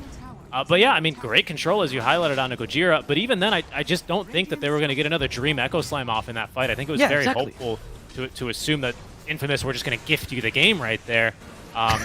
It's still first Aegis. I still see a tier 2 in the mid lane. I still see Dire holding control very securely, might I add, over their entire jungle. You know, I think they could have looked to accomplish a bit more. You have a TB. I think you outscale enemies very easily this game. I also think it was a bit haphazard, pardon me. Yeah. I find that if your game plan is, oh, Scofield will just get a 4-man Echo Slam, and that's the start of your game plan, then something is wrong, right? That's not going to happen every time. And I think these big turnarounds as well for Beastcoast become harder and harder the more items the Quap, the Pango, and the Jug build. Because they're all slippery, right? Their goal in these builds... I guess Quap is building a bit of damage, but now with BKB this changes. The Jug with Axe is also very slippery. He even went for SNY. So they're hard heroes to catch. I actually have mixed feelings. I had mixed feelings, actually, about Alone's build, because I saw this Witchblade, and I wasn't in love with it. Me too. But we did talk a lot about how much Lumiere has problems in this game, and he doesn't have problems farming. Let's make that clear. He's got really great farm. He's keeping pace here with Hector. Jug's a good farmer. He just sucks at fighting, right? That's why he's not really in the meta. You know, his style of fighting isn't really strong in this meta is a better way. He's not that bad at fighting. But Alone needs to do a lot of damage in these fights as well. And I actually think, along with how great a job Michael has been doing, with tag team especially, I think this build is perfectly acceptable. It kind of shares the burden of the damage along this Jug to the Queen of Pain. That's something that Stinger said that this draft needed. They needed like hard carry. They needed damage. Duster. Jug, he's kind of able to do that, but once he's 6-slotted, he's going to be able to carry you the game. We're still far from that stage. I was going to say now, it seems like Beastcoast determined the problem they had in the last push was their Aegis. That was what they were like, guys, we got way too cocky because we had Aegis. Now that we know the value of life, we can take the triangle and push mid and bottom. And I think it's going to work this time. They have BKB on Hector. This is actually a big deal, and they're much more prepared. Like, you don't need to actually go high ground. You just need to keep bottom and mid pushed. Well, they could still look for this. They actually have a ward on the high ground that has not been taken. This is only something for some reason that Radiant can do on the Dire high ground. You can put these wards up both bottom and top. It's kind of busted. I don't understand why you can do this one side and not the other. But that's not been dewarded. So that you're right. gives a lot of intel to Beastcoast. In fact, I think they see this smoke coming. Stinger. Okay. He has Yules, though. Oh, that obviously not the Omni Slash. It's a Swift Slash, so not a big deal. He still will die. Can Beastcoast fight without their Weaver? Maybe, but can they fight to the enemy high ground? Probably not. Yeah. Real quick, Pango has finished up his Aeon Disc. He's got it ready to be assembled. So, of course, this is I'm sure you guys have seen it plenty now, but just be aware of that in the next team fight, just to catch us up quickly on these items. Tusk! Yep. I like this from Michael. He's been having a great game, and this is one of my favorite eggs in the game, to be honest. Walrus Kick. Me too. I think it has great utility this game, because if you can isolate or just take Lina or TB out of the fights here, it's a bit more. I'm thinking more TB, because Lina with a Blink Dagger and Fiery Soul is pretty darn mobile. But if you kick TB out of the fights just for even 4 or 5 seconds, my goodness, can you really turn a fight super quickly. Yeah.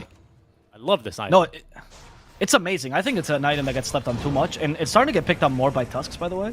So we're starting to see people realize the strength of this. But What? I hear Beastcoast. Okay, Yeah, so the reason they're running is because they don't see all the enemy heroes on the high ground, so they think something is coming. They're not completely wrong, but they're not too right either. I mean, Sacred is wild here. He's gonna finish that Rolling Thunder. Is Sacred gonna die here?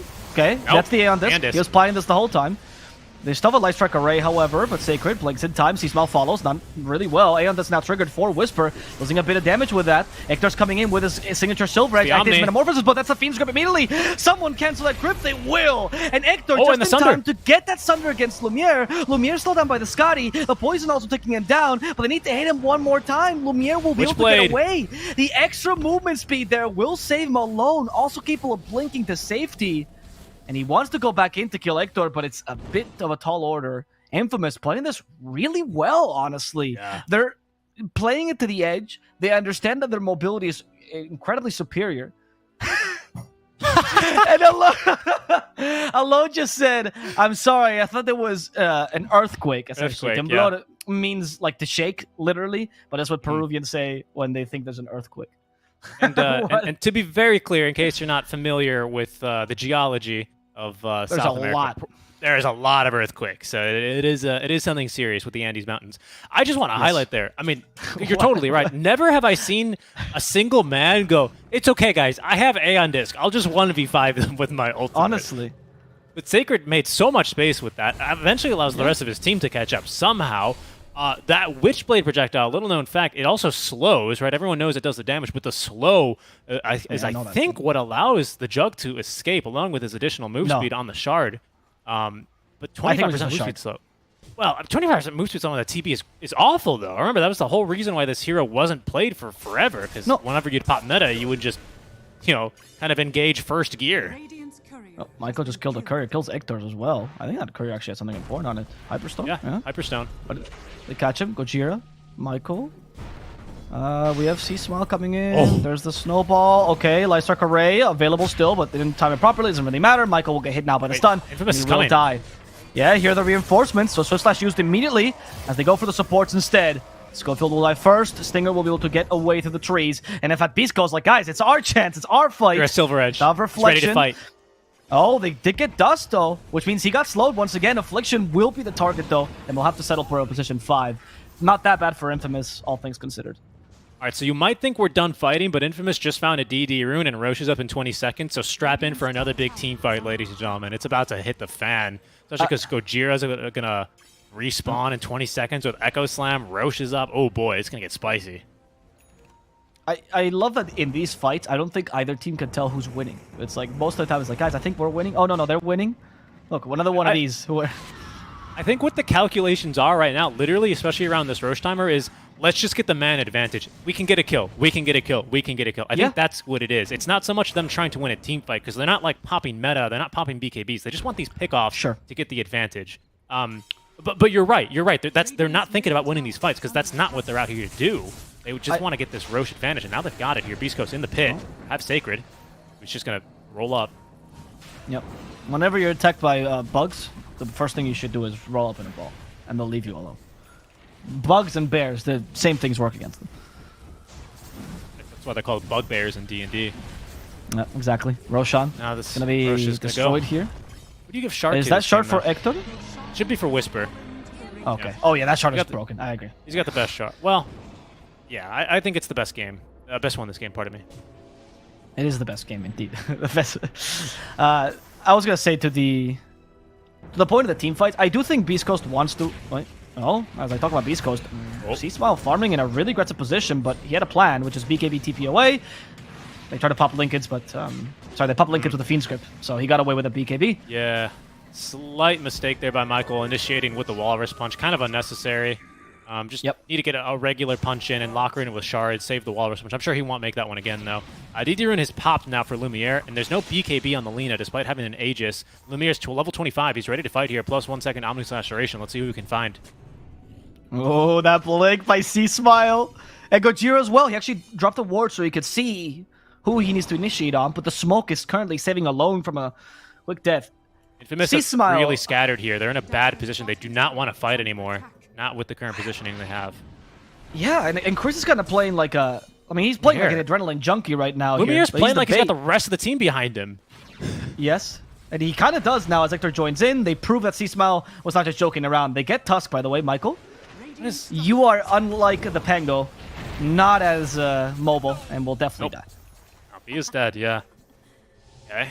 Well, he's got buyback. Not too big of a deal. And luckily that ward that was placed on the high ground with the first Aegis has expired from Beastcoast, but they're going to go to bottom yet again.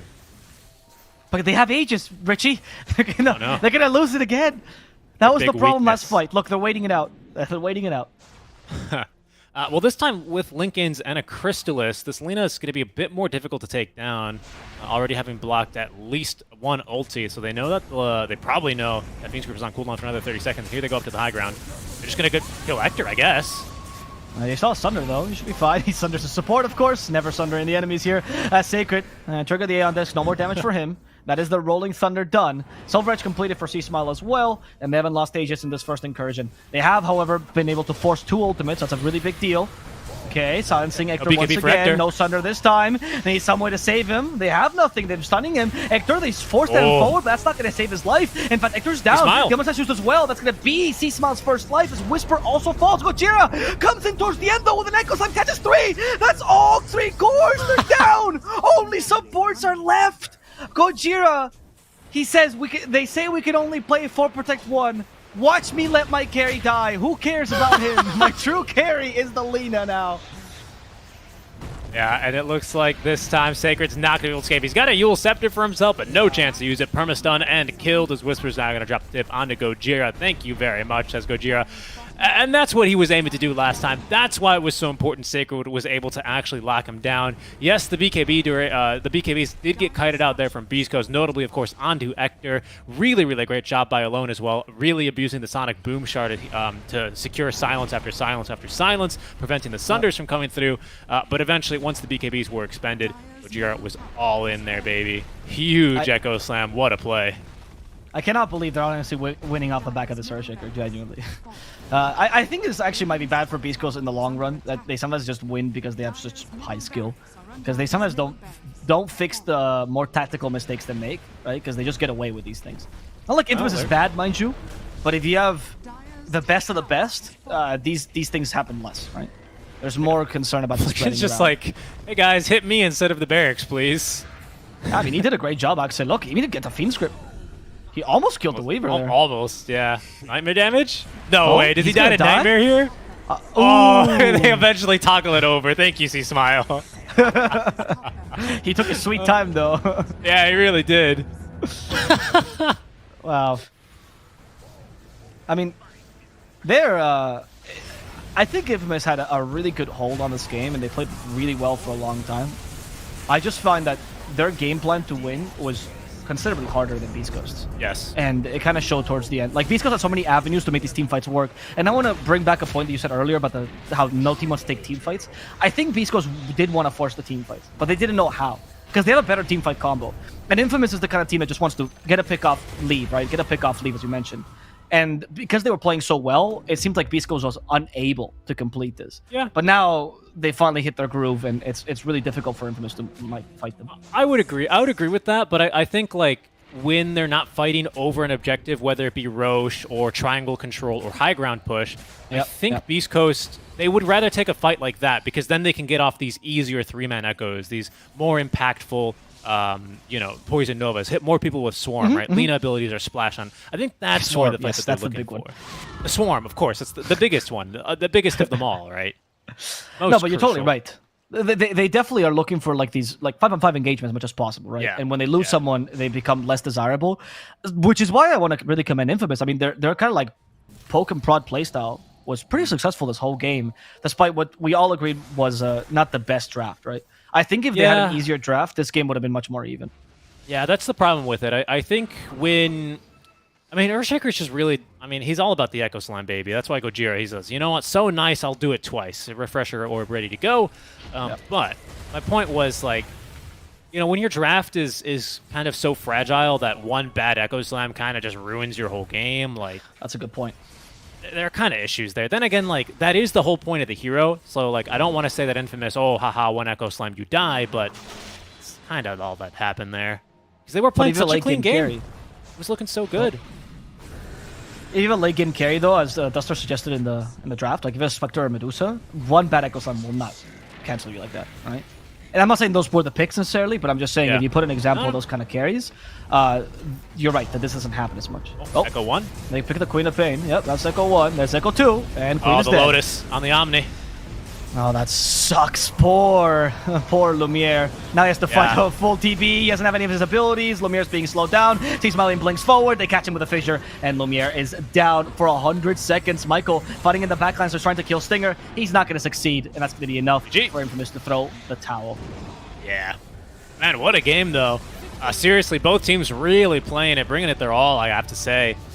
Even so much that Infamous thought there was an earthquake after a great team fight from theirs.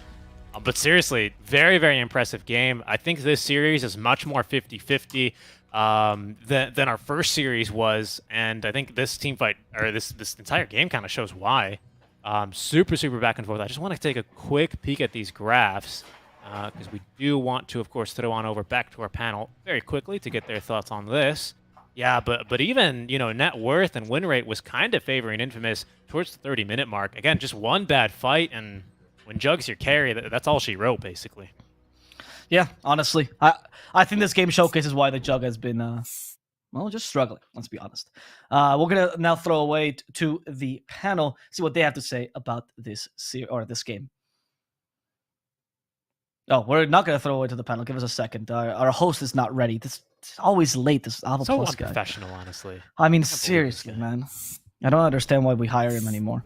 But we're going to look at more graphs instead. So, Richie, I was going to say, I'm very surprised that when the Temblor thing happened, Scofield did not give him a rap line. He's like, no es Temblor, soy solo yo. Something like that. Like, it was perfect. They set it up for him.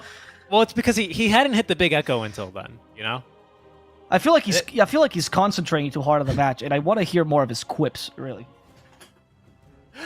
Yeah, if they had paused immediately after they got 3-man echoed in the base, he definitely would have said something, and that would have been absolutely epic.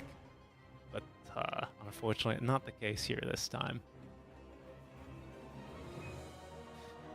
But yeah, I think I thought the early game draft was really good for Infamous personally. Like, I think they played very nicely into how Beastcoast likes to play, which is generally this 4-protect-1. I think they gave themselves a draft that could very easily kind of take these scrappy fights, especially 5v4, and still come out very, very easily ahead of them. Michael especially played a fantastic game. I loved him on the Tusk this game. But again, eventually they just get outscaled by this Lina and by Hector, of course. Let's see now, as we do have the panel ready, what they have to say this time about this game 1 between Infamous and Beastcoast. Yeah, sorry guys, apologies for being late there. Was my bad, but we're here with game 1 between Infamous and Beastcoast. You guys were pretty right about it, right? Like you pointed out that I think Astini was right on the money here. You pointed out that Infamous has Beastcoast number. They know how to play. They actually played a really good game for the most part, but the drafts were just considerably favoring Beastcoast, and you kind of saw that towards the end. One small mistake, and I wouldn't even say it's a mistake. One team fight that doesn't go their way necessarily, and all of a sudden they crumble, and Beastcoast takes over the game. Exactly, like Infamous, they seem to play the best Dota, but somehow like they didn't manage to get a good draft, and then there's the Scofield factor that this guy. I mean, seriously, were they carried by the position 4? Can we agree on that? Like, totally? Yeah. Okay. Yeah. So yeah, when you see my analysis of Beastcoast, you're gonna see what I pointed out. That's basically this guy carries the team, like, because he's a genius. Like I don't know. He knows the exact time that he needs to enter a team fight. He's so good. They actually got like 2 good team fights on Infamous. The 2 of them is because they focus everything on him. So the one that like Sakret found him on that very corner with the jump on Pangolier, then they won the team fight. So that's maybe their true carry. You need like to focus him, otherwise you lose. So yeah, Beastcoast, their level of executions is so great on team fights, and that made a huge advantage and brought their win. Do you think in this game we saw, talking Duster now, some adaptability from the team? Like we talked about how they're a team that's always played the same style, right? 4-1, Pharma Nectar. But at the same time, we're seeing them starting to deviate a bit where like Chris Luck is, like it's going back to the TI meta where they were playing, right? Where Chris Luck is now getting more farm priority sometimes. They have a secondary carry to play around. It's not so much the static 4-1 they used to play. Is this Beast Coast going back to their roots, quote unquote, or are they just trying to adapt? I think it's just Chris Luck finding the right hero on the right game. Okay. Which he usually does that. He was always asking for some heroes that can carry the game, and I think this one he did it pretty well. He got his Lina and he did everything he needed, and Venomancer just makes the game for Beastcoast so much easier with the vision from wards and being annoying in general. Just can create so many opportunities for Shaker and Lina to play free, pretty much. Did you find that Whisper continued to have an impact? Because we saw him dominate in lane, right? And that was a big deal. But into the mid game, there were no big flashy plays because you're Veno, right? You walk in, you poison, you die. But did you think that his play gorge were still very impactful? His positioning was good in that mid game. Do you think Whisper still had the Whisper impact he usually does? Yeah, the Venomancer impact pretty much. He did what he could, plant wards, and it just gives enough vision for the team to play around. So it's just it's really nice having Venomancer on your team. It's not nice to play Venomancer. I see you've been forced into Veno 5 at some point, Duster. Has that been an idea, Stini? Okay. So into this game number 2, Astini. You're the coach for Infamous now. You've been the coach for every single team at this point, out of all these examples I'm using. What would you tell the team? What do you think they need to improve on for game number 2? They should keep their good mentality, because feel like they were on a good pace. That's what they should keep on, and just adapt the draft and have a true carry of the meta. You mentioned also in the beginning of the game with Richie that like Jugger, Lifestealer, they're not good in the meta. Like just go with TA, TB, Morphling, Wraith King, Duza. Those heroes, they like you can do a good Roche, you get Aegis, you push a lane.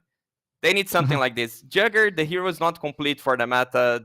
Something's wrong with the hero. Also something you mentioned during the game, like you buy Lotus Orb, the hero is countered. And seriously? Like that's it. Yeah, so that's ridiculous. You don't want to have this hero. Duster, and I saw you nodding there to Astini. What carry would you have preferred there for this game? Because you said they picked the best out of the bad bunch. Would you change that answer after seeing the game? I still think they needed some spell immunity carry, honestly. Either Lifestealer or Jug. It was still like super hard game for hard carries. I think Infamous, if they want to draft good hard carries, they need to prepare their draft up to the hard carry, and they didn't do well this game. They left the hard carry for last pick, which is concerning sometimes because you're going to be out of options. I think they should adapt and try to guarantee a good hard carry early on, like as Stini pointed, like this OP carries, just grab one right away and build your lineup around him. I think it's easier. What did you think the draft started going a little bit awry for you in those picks? What was the pick you were like, I think they're not setting up properly, or I think that they're deviating towards the strategy too much?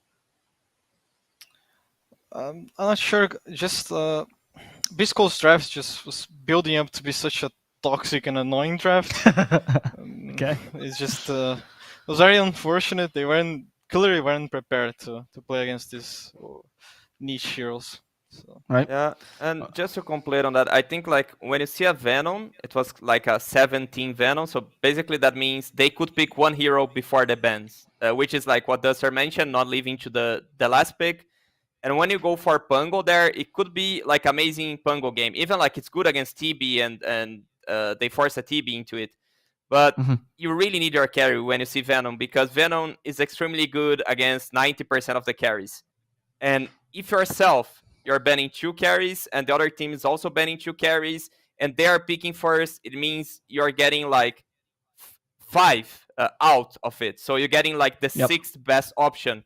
And you should just go with the best option. Like anything illusion based would have worked so well, and they could have protected that illusion based hero by just like banning Sven. It's just one ban they need, because carries, they don't do well against illusions usually. So that's how you beat a Venom. You win his lane, and having Jugger on the last pick didn't feel good.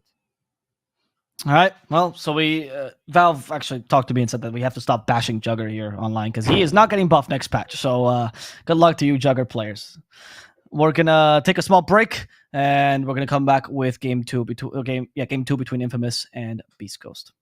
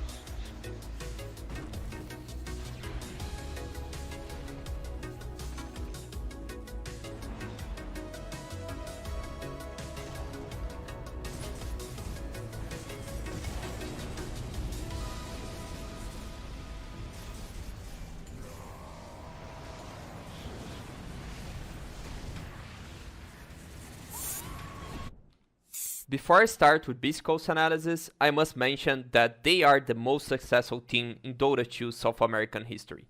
They have reached a top 8 TI placement, and even having what many consider a pretty bad TI 10, still managed to have the best result in South America on that competition. But you do expect the best out of the best team, so the analysis will be mostly focused on how the best team in the region ended up on a 4th place tiebreaker. They've become the team everyone in South America is aiming to beat. But they don't show enough respect to the teams they are facing to learn their simple tricks. As you can see, they failing 3 times in a row for the same trick on those clips. On the other hand, it seems like teams are learning more and more about them, such as Hector's farming pattern and how you can punish him. They usually have a playstyle where 4 heroes are massively creating chaos in the map, while Hector farms. So their net worth is mostly concentrated at him, and if you manage to pick him off over and over, you get the recipe to beat Beastcoast. Hector does have a very specific farming pattern, usually starting at 12 minutes in triangle and repeating each 3-minute cycle, meaning on bounty time he'll most likely be around the triangle. His stats on same camps will make you notice that some teams have already learned how to punish those farming patterns, but he still keeps doing the same. Such as this clip from 2 years ago that can make you feel like watching the same match as the ones at this DPC, even with a completely different Dota 2 map. Of course, things are not exactly the same and he might change in case there's a teamfight nearby, but you can pretty much expect to find him at his triangle farming. Unless you take total control over his triangle, then you expect him to go to yours. It's something that the teams on those regional finals seems to have already noticed. You can even check his replays on ranked matchmaking, and you find very similar behavior. On the other hand, Gojira might be their trump card. He does 2 things perfectly, and both of them consist in dying. No, it's not a flame, neither a joke. Let me show you. First, he does amazing wave shoving, so when he knows the team's behind, and they cannot take a fight, he pushes the entire enemy team back in the map by shoving a wave till the first enemy tower. This also creates a lot of distraction, so the enemy team won't have time to think about hunting down Hector in the jungle. So yeah, a death that is totally worth it for his team.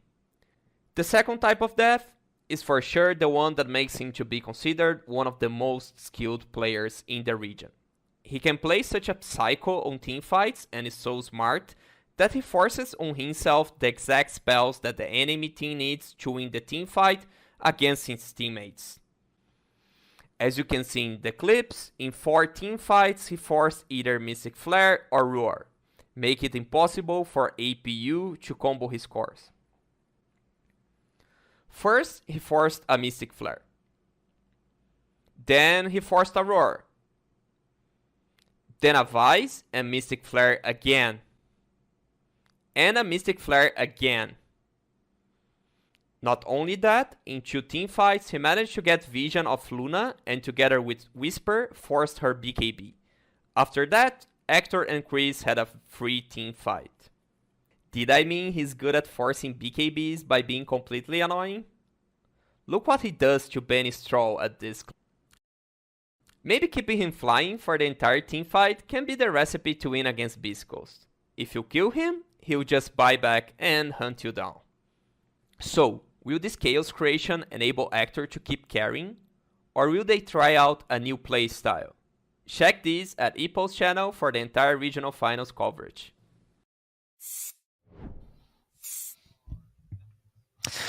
I hope you enjoyed a little tidbit of production made by my man here, Astini.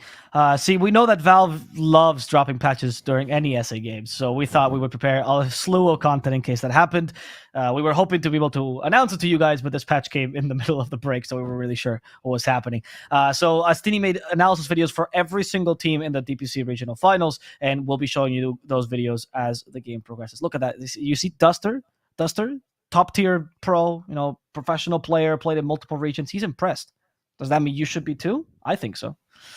So we'll get into game number 2, Infamous versus Beastcoast. I hope you learned a lot about Beastcoast in that video as we go into the draft. Astini, tell me, what was your favorite point in that video? What was the thing that you want people to remember the most about Beastcoast? It's 2 points. I like how they complete each fine, other. Fine. Okay. Like, one, they still playing the same Dota and you can really punish them. And 2, Scofield is a genius. And it's something that I guess happened at the first game. Yep. So they're like 2 points, like one very negative, one very positive, and at the end, they won first game, right?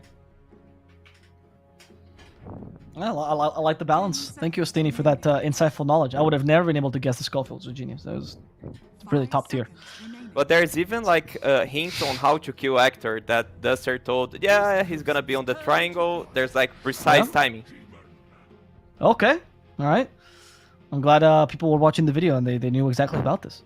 Beastcoast will go back to a bit of their bread and butter. There's a classic combo they used to run a lot. The Shadow Demon 5 for Stinger. So once again, going back to the roots. What do you think of the Shadow Demon dispatch, Duster? What do you think of this 5 here?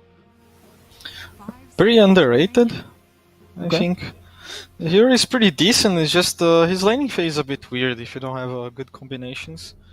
But his cover is pretty nice. Like Disruption as a spell is pretty nice, and the Purge also deals with a lot of stuff on this meta. Like you block Force Staffs, you block Glimmer, Cold Scepters. It's a pretty underrated hero. You just need to find the right combination, I feel.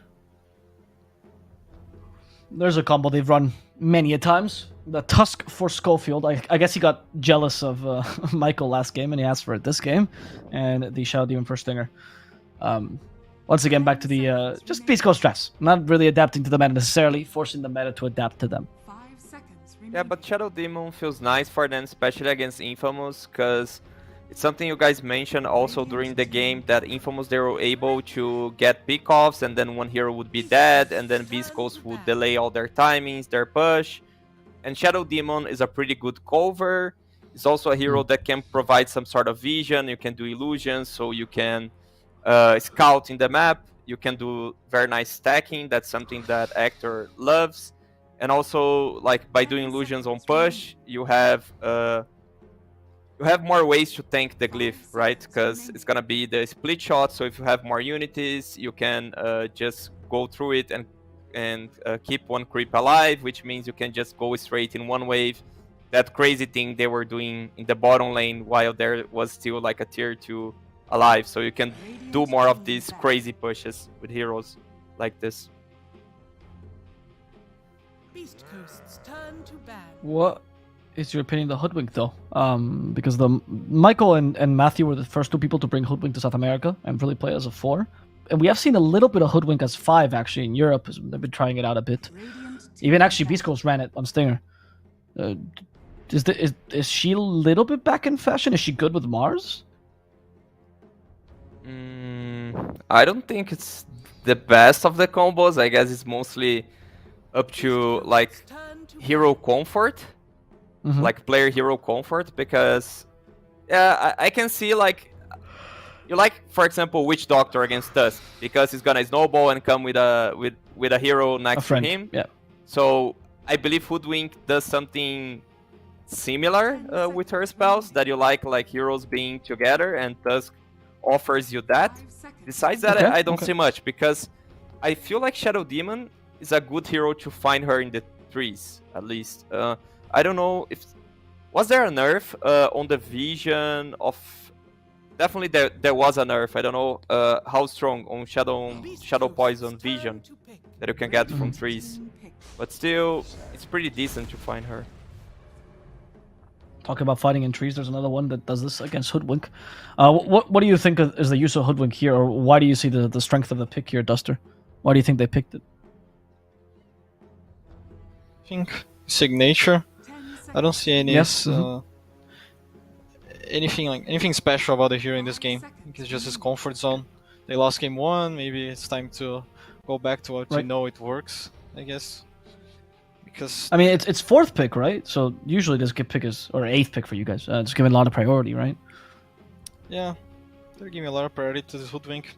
Just the only reason I can see is because he likes the hero a lot. I used to ban this hero all the time against him. Like, first case, he's very good with this hero. Like, he's very annoying and very, very good.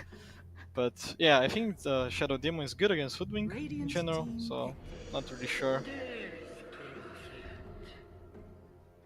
Doesn't have any special combo with Mars, you know, just provides a lot of burst with his ultimate. Sorry, apologize for the pause, but they just picked Death Prophet into Shadow Demon. 10 seconds remaining. Yeah. Okay. Maybe it's DP5. 5 seconds A remaining. lot of players Maybe? are running DP5 recently. I think Panda Boo is running DP5. Yeah. King Jungles from No Ping was running DP5 also.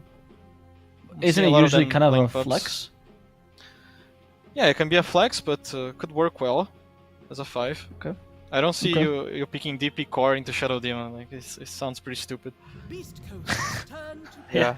Legion Commander. Okay. It is look that like a Mars 5. mid? Yeah. Looks like DP5, Mars mid, Legion, and Hoodwink. Of course, Legion 3, Hoodwink 4.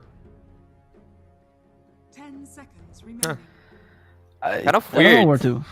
Yeah. 5 seconds. It is a weird draft.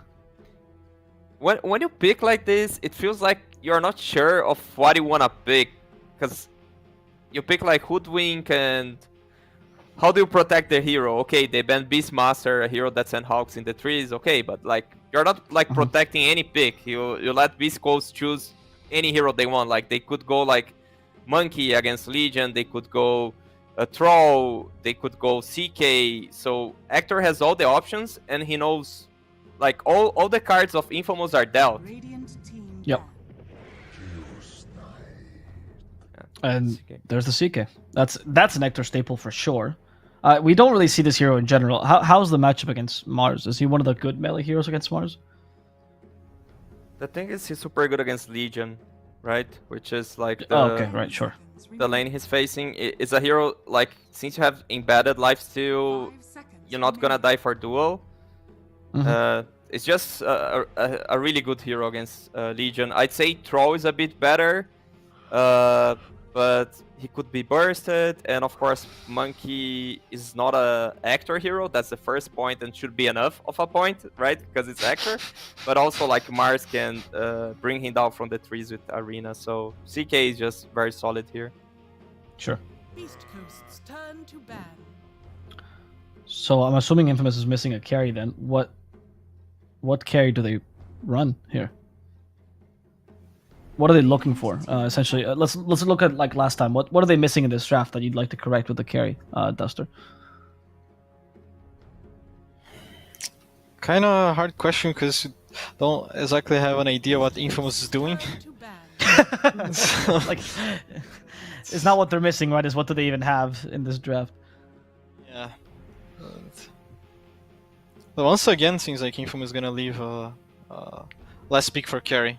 Which, I don't You don't agree like this? much on. Yeah, I don't like it. 10 seconds You already see remaining. like Beastcoast are starting to ban all hard carries. 5 again. seconds remaining. They're not gonna be. They're gonna have good options. Once again. Radiant team pick. I might like PA just for the fact that you jump at Shadow Demon. I know it's not enough of an argument. Like you still have no burst for duels, still like 35 minutes into the game. You don't have. You have roach damage with DP, but it's a DP5. Like PA seems a 10 bit seconds decent. remaining. I know when you see CK you think about Sven, but I think the hero will be 5 super seconds kited here. remaining. So like Mhm. PA, because of the mobility, that's why I like the hero. That's the only hero I really see as decent here. Anti-Mage is banned, which has mobility. Morphling is banned. Riki is not a hero. I can't believe you mentioned it. What is one of the heroes that comes to mind, dude? Because it's a decent hard carry against like Shadow Demon. Templar Assassin. Okay, fair enough. What do you think of the TA? Is this she's decent, right? She fulfills the role. She really can't carry into the late game, but she has a okay lane. Not so bothered by Shadow Demon. Can burst them like the PA that you suggested. 10 seconds remaining. It's decent because there's a Legion that can save her. Otherwise, she would like instantly be bursted. But with Legion, Sure. it can be quite decent. So I like because it's paired with Legion. They do have a lot of roach damage, so they can take Roche very early, and you love to do that as Radiant, you can definitely snowball with the hero. You have like enough cover with the Legion. You have like, if they try to cut waves, you have Mars and Hoodwink, enough catch for heroes that might cut waves. So yeah, I like how it feels. Yeah, I like it. Here also you can snowball pretty hard with their lineup.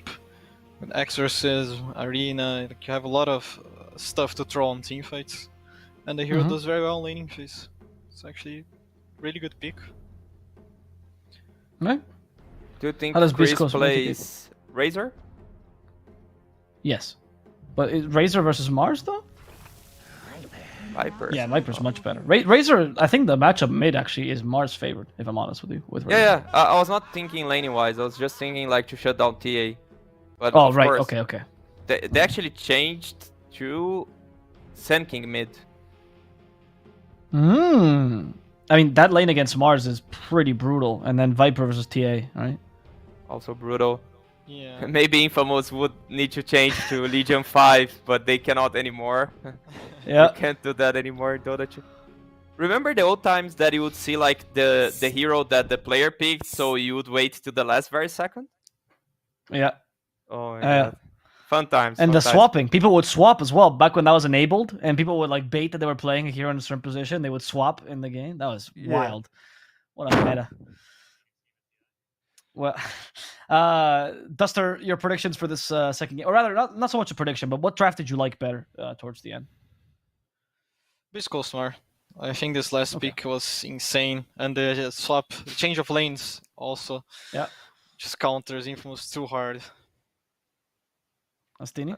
I do like the TA. I do like Infamous draft. I'm just worried about lanes. So the lanes on Beastcoast, they're clearly better, and Beastcoast can just stomp by winning lanes if they do like what we've seen on Thunder against Apu Kings. But if they somehow manage to stay okay in lanes, they can win. Okay. All right, let's see if the prophecy completes itself and Beastcoast can 2-0 Infamous, or if Infamous is capable of bringing it back, and we'll go into a game 3. For that, we have 2 wonderful casters, or one good one, and then Avoplus. The other one is SeekNStrike, so take it away. Thank you so much, Avo. Was that a compliment? Were those shots fired? I don't know if I should be offended this or Avo I should guy be is happy. because he comes late to the panel, right? And then he goes and throws shots at me because he knows I am keeping track of him, right? We look similar. We share the same name. We live in the same house. See, what you should have said is, I don't know, Richie. All I can tell you is that I do the losers interview, and here you are. That's what you should have said. Wow, that's a really good line. Holy shit. I'm going to start using that on Tinder. Well, maybe if I did, I'd have some game. And if I did have as much game as this match, well, then I would be swimming, because this is an absolute amazing series so far. Game 1 really definitely delivered, and I think we're going to be in for some very, very fascinating lanes this time around, especially with this little old switcheroo that Beastcoast are throwing our way, or at least the way towards Infamous. See Smile on the Sand King mid. Probably a hero that he's taken mid lane before, especially when Sand King was a more popular hero, and when Broodmother was a lot more popular. One of the very, very strong responses to the Brood in the mid lane, and is going to be quite annoying versus, well, it's not going to be alone on the TA. Instead, it's going to be, where is he? Alone on the Mars. I was going to say, who plays Sand King mid a lot still in this meta is Mini, actually. He loves that hero. He's actually, it's like like, he actually forces it a couple of times, more so than this. But I wanted to say something, because on the panel, I'm forced to be Switzerland, right? And it's very boring. But here, I get to flame. And I just do not get the DP. I'm a big fan of Axel, because he forces a lot of position 5s that are less, traditional, per se. Like the Gyrocopters, the Marses. He's the innovator in the position 5s. I love it. And I think DP5 is fine. I just don't really understand why you would draft this hero when it's forced into the 5, right? If you look at Western Europe, where they've been playing DP5 more often, they kind of force it as a flex, and then they run it as 5. But like going and saying, yes, I want this as 5, I'm not very sold on this, to be honest. And I think the Viper completely nullified this pickup as well. Well, yeah, I mean, it was into the Shadow Demon as well, which I think still has some pretty major concerns, because then Not really. Not because then you're just mostly a silence at that point. And then Yeah, and I guess a Crypt Swarm. But then, like, what? I think there are Well, other then- heroes. Why not pick Silencer then? Like if he's using his demonic purge on you, that's a win because you're at 5, right? First of all, and second of all, in DP5 you don't build Yules, so the Shadow Demon is not that much of a counter to you. Like that's why I actually don't mind this as a flex. I just don't really understand why you would force it so hard. It's not like the rest of the heroes are particularly weak to DP either, as you mentioned, right? Like I won't say Shadow Demon is the one, but like not Sanking doesn't lose to her. CK is not that phased by her. Yeah, it's another hero that normally we see taken as a 4 more these days as the 5, as Stinger is going to be able to another stack the Shadow Poison here onto Sacred, who's looking to chase him out of the lane. No, but Damage Duster's being right, though. dealt. In a high-level pubs... Oh, mid lane? Alone? No, you're not. In high-level pubs, you're seeing a lot of this DP5 shenanigans, right? I just don't think that just picking the hero translates as well to competitive. I think the flex power is still a big reason why it's so powerful, and it's being practiced in pubs. But to be fair, since Panda is playing it, I have to expect that to a degree the hero must be some sort of disgusting. So I presume that there's something that they're not showing us yet. Well, I'd be very eager to see what kind of surprise that is. I also wonder where C-Smile is going to rotate to. I assume this is a lane where he gets level 6 or at a minimum level 5, and then just TPs to a lane and completely destroys the equilibrium there. I assume it's probably go bottom, right? This is why you pick the Sanking. You just look to force Lumiere into the jungle a bit too early, or a bit too early for the TA's taste anyway. Yeah, it's an option. I mean, the other option is you just play 9, right? From Tundra, I mean, where you build Boots of Travel on your mid laner and you just kind of play the greed. That's a lot. That's how Mini plays the Sanking as well. And the idea is like you just play. It's like watching that Malo play Batrider, but instead of flying, you're underground, right? It's the same idea. Okay, sure. And there, yeah, you can get a gank, especially if the enemy team is out of position. Epicenter is always a good ability for sure, but your goal is more to amass farm and put a lot of pressure in the map. Again, that's how Mini plays it. I don't know if he's gonna do the same thing. But I do think that's the more effective Sanking, because otherwise you depend too much on events, right, to happen. Like if you don't get a single kill or you don't set up the chain of events, etc., all of a sudden you're falling behind and you feel really weak because you don't scale as well. And if there's one strength that Exel has shown us on the DP5 is that it completely zones away this Tusk from the lane. We saw Michael have an amazing Tusk game earlier, at least in the early game, and that is not going to be having just the same amount of impact. Despite having this Viper versus TA matchup, he's just constantly being harassed. That being said, he's also being incredibly annoying still. Focusing a lot of, or demanding a lot of attention. As C-Smile is going to die mid lane. Little bonk after the Burrow Strike was not going to be enough of a gap for C-Smile to Stinger live. top. And even top, yeah, Stinger is going to take a dive too. Oh, you know, this is the build that we've been seeing a lot on Hoodwink these days. FNG popularized it a while ago when he was playing 5 Hoodwink, where he would max Acorn Shot over the Bushwhack, and Acorn's gonna die too. If you know how to play this, I mean, if you play Witch Doctor, essentially, it's the same thing. You can deal such a ridiculous amount of damage with this ability. The scaling is absurd. So, honestly, I love this. That's how they got the 2 kills here. And a lane that shouldn't be that bad worked really well now for Infamous. Yeah, I didn't see the strength in this because mostly it's been the Bushwhack as I've seen. Not really a whole lot Shadow Demon stops, especially because Shadow Demon very much a hero that wants to be playing from the trees, so he just doesn't get free stick charges. And of course, Michael's going to take good advantage of that here with Bushwhack.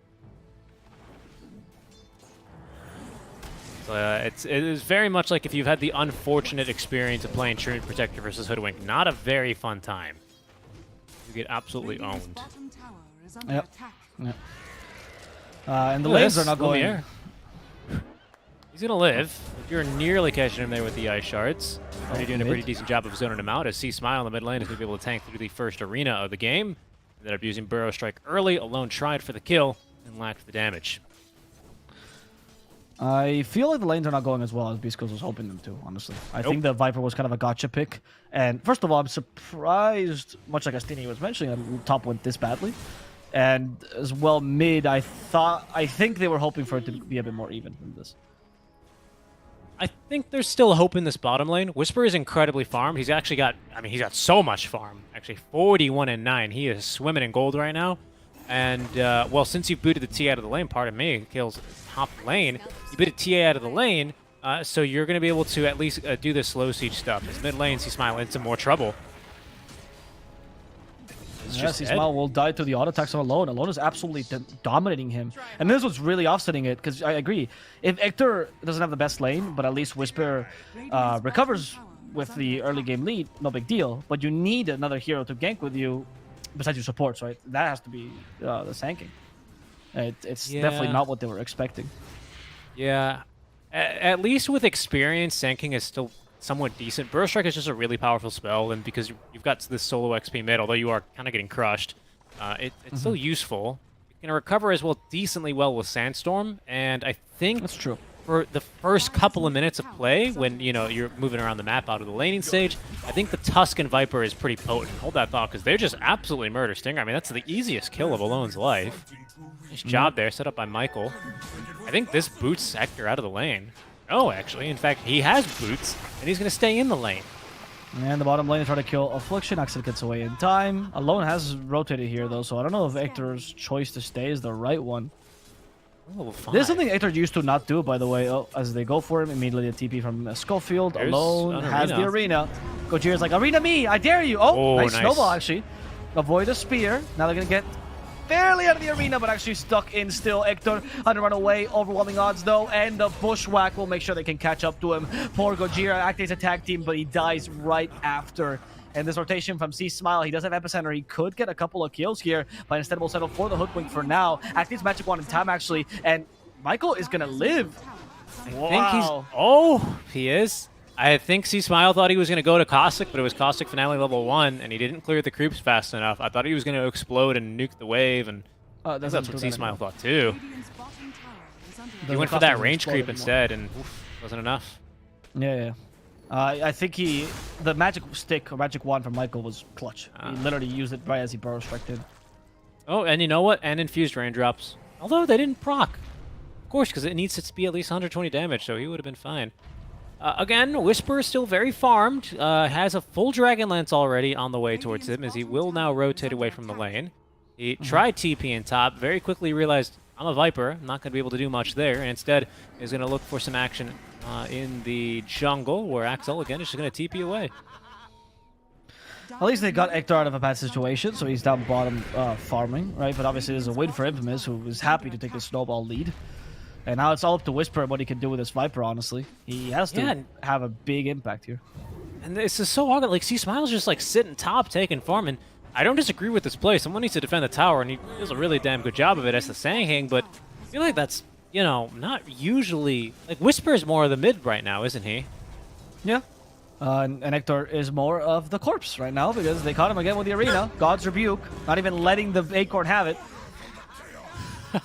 Yeah, that's a rough one. I mean, I like SeekSmile's play, but it's indicative of a losing early game, like straight up. Like this is this is what you do when you're Sanking and mid, and you didn't snowball, and you're more of an offlaner, as you mentioned. Now you can go for the kill. Sacred's gonna be the target, but you just lost Hector bottom. So no matter what kill you accomplish here, it's not worth Hector's life. I think this is still fine, though. Like, I agree with you. This is the Sanking style. Like, you max Sandstorm, you're losing the lane, right? Like, that's what this says. But it's at least the right step, because this was definitely a draft. They thought this Viper pick was going to, like, I don't know, shoot holes through this Infamous draft. And maybe it will, right? There's still time for that to play out. But the Sanking adjustment certainly has not gone the way it is. And I think they've done the right thing and realized that and are now adjusting. This is something that's really nice about the Sanking, right? You would pick him, and then you'd get countered by, like, a lifestealer, and then you would cry and just start stacking the jungle and max Sandstorm. That's basically what SeekSmile's done. But he's also defending the tier 1 in the process, which is important. That's why I was surprised by Hector deciding to stay there for the earlier play, right? Because just put the Sanking here. Just give up on the early game. It's okay, right? Don't try to get the best out of the early game, how to recover on Hector, and use your defensive advantages. The only problem, though, is that Viper will fall off, and you're not going to be able to utilize him too well. Oh, Stinger. And Stinger, I think he's warding here? Oh, he was trying to. It was de-warding, right? Because it's one single sentry. Oh, yeah, at least I was going to waste a little bit of time and money of the supports. Mid lane, Michael, hunting with Sacred. We still haven't seen a duel yet, if I'm not mistaken, and likely not going to see one here on a Gojira when he's running around with another illusion. For now, though, Infamous, this is the turning point for them where they have to start making like plays and kills. Because now Beastcoast are settling into a more defensive playstyle. They understand where they're at. Can they accomplish, though, and really avoid the enemy team? Or will Infamous start to take over? Now we'll see. They actually go to a triangle. They've watched Astini's video. But where's Hector? What? Astini, you liar! Go back to the lane instead. Yeah, Hector farming what I always call the lane of death, but here's the mid lane brawl breaking out as they catch one. That's going to be Gojira dead to the duel immediately. Victory, winner chicken dinner towards LC, but now the fight breaking apart because Chris Luck coming in with the Blink Dagger at the epicenter. Burrow Strike picking off 2, and now XL is going to be next. Beastcoast have just more than doubled their kills here with this engagement, and that's what I was trying to get in there. This Blink Dagger is huge for the Sanking. Big timing here, completely turning around. So far this game, because they're going to be able to get a tower off of this by the looks of things. Yep. Honestly, in that fight, I was going to tell you that Beastcoast was playing a bit without care, right? Like attacking the DP when there was people nearby, or not really acknowledging that. But they just knew they were stronger. Smile. Now they're playing without care. Never mind. It's not Caster's curse, I guess. It's just Caster's prediction, right? This is Beastcoast in a nutshell. That's normally like a Whisper play or a Gojira play, right? No, because they mean to do it. No, the Chris Luck plays when he doesn't mean to do it. That's entirely it. You know, there have been times where, and I know for a fact that Beastcoast has done this, in comms, they'll be like, Chris, why are you farming there? And Chris will go, oh, yeah, that's true. This is really dangerous. And he'll like move back, but he'll laugh. It's like, oh, yeah, this is like TI moments. Like, Chris, why are you doing that? They say the hardest thing to do when they're playing pub games is to keep Chris's attention span in check. So, you know. I've got a couple of guys like that in my stack, so I can relate. I'm like that. I get it. I all tab when I walk to the lane. Imagine. I was watching Ice's stream yesterday, and he was playing position 5 on Dying while taking bites of food. It was very funny. Yeah. You know, apparently KBQ used to play games really late at night, and he used to queue his commands and sleep. Yeah, he would play like something like Venomancer or something, and he would queue like plague ward commands, and then he would sleep while the commands were being done, and then we'd go back and play again. That's hilarious. Wildest story I've ever heard. Well, Hector is, I mean, he's not sleeping, but he's definitely in a farm-like trance. He's got these double gloves of haste, one of in the Midas, one, of course, in the power treads, and his farm is exploding. 11 more seconds, and you bet your bottom dollar we're going to be seeing a Phantasm used to be farming some ancient creeps, or some just creeps in general. 100%. Hector genuinely believes Phantasm is just a farm. Like, there's no. There he is. He might have got. Excuse me, you did tread swap though. Oh right, because you don't want to tread swap when you activate it. Right. My bad, Hector. How dare I doubt? My bad. Yeah, because more mana is great if you want to fight, but like Hector's full farming mode, so this gives you 9 more damage, dude. Yeah, that's your illusion. Yeah, that's what you need. The big difference. I mean, Phantasm does deal full damage, right, in the illusion, so yeah, to be fair. I think it makes a difference, especially because you crit off of it, so, you know. Top lane. See how Whisper and Gojira actually have plans, whereas Chris Luck would have just stayed? Like, they left Gojira to die, fair enough, right? But they still force a rotation, not that bad, you lose a 4. Infamous responds accordingly, but Whisper doesn't choose to die there. That was Chris. Who knows, honestly? C-Smile could have gone either way. Yeah, again, this is, I think, like LC and these infinitely scaling heroes are definitely the way to maybe take advantage and at least build yourself a lead and punish Beastcoast for this playstyle, right? Because that was, I mean, it's a little bit of space created. It's not a whole lot, but at least you know that there's not a duel, you know, an LC smoked up looking for a duel coming at Hector in the triangle, right? You can guarantee that. But now you've given her 20 damage, so it's not the biggest deal, but it's going to help her farm. She's going to get this Blink Dagger sooner. She's going to get this shard of it sooner, and that might be a bit of a problem for you. So like, you're right about the 20 damage not being impactful, and I don't think this is relevant. But you are right that infinitely scaling heroes, especially when Beastcoast was playing like their best Dota, right? And you couldn't rely on their mistakes or whatever. That was how you used to counter them. You're like, how do I stop Scofield from making space? Well, make his kills matter. By playing Silencer, or playing Legion, these were the heroes to counter them. So you're completely on the money with that point. Hell, I remember SG used to, like the old SG, not the one that's in lower division. They used to play Pudge Carry for ADR, and they were like, oh, this is the way to beat Beastcoast. And they were right. They actually beat him with that at one point. Is that back when Flesh Heap was actually good, though? Yeah, it was back when, like, it was a thing that was happening, like, not just LGD. Actually, they were the first team to do it, back when Flesh Heap was good. Smile. But the idea was they used to run against Beastcoast because infinite scaling carry. That's pretty good, honestly. C-Smile, what a Giga Chad move. He just walks in, Sandstorms, leaves, refuses to elaborate. Love the play. And he's going to sacrifice Stinger for that. No dual damage this time, though. Sacred couldn't get over fast enough. Stinger's just like, I told you not to go there, but I guess I'm dying for you, true captain there. I don't know if he got any of those creeps, but it was such a baller move. It was. Just knew there's a stack there and walks in and contests it. Yeah. Tusk. Okay, he gets duel, but C-Smile's nearby. There's the Epicenter as well. Unfortunately, the Epi is not enough to save the Tusk. However, they're still looking for counter kills here. Whisper's joining, but he is a Viper. Infamous is coming. Infamous is coming. In the backline, they actually find Hector, who's trying to join the team fights, but they catch him before he can. He stalls the Phantasm, but no armlet, so he has no way to regen back his HP. They go onwards for Axel. But is Axel really the best target? They even use the Viper Strike for Axel. They will kill Axel in exchange for Stinger, Hector, and Scofield. What a great wraparound by Infamous. Really good play. Yeah, that was really nice. They read the map very well there. I mean, either they were going to catch Hector or they weren't, because Hector either was going to be in this bottom half of the map or he was going to be exactly where he was. But, I mean, it's just the right play to make. It's a great connection there. Sacred wins the duel, which, of course, press the attacks yourself, and he's got another one ready. So he immediately dispels this dumb caustic finale slow, and they're just immediately out of the Sandstorm and not having to deal with the Epicenter for too much longer. Oh, it was Epicenter level 2. It wasn't even that much. Oh, this is not looking too great for Beastcoast. They're still keeping it even in terms of net worth. But the way things are going, I see Infamous scaling pretty nicely from here. Hector needs to start scaling better. Like Infamous scales to a point, right? CK can pretty much solo this whole team if played effectively.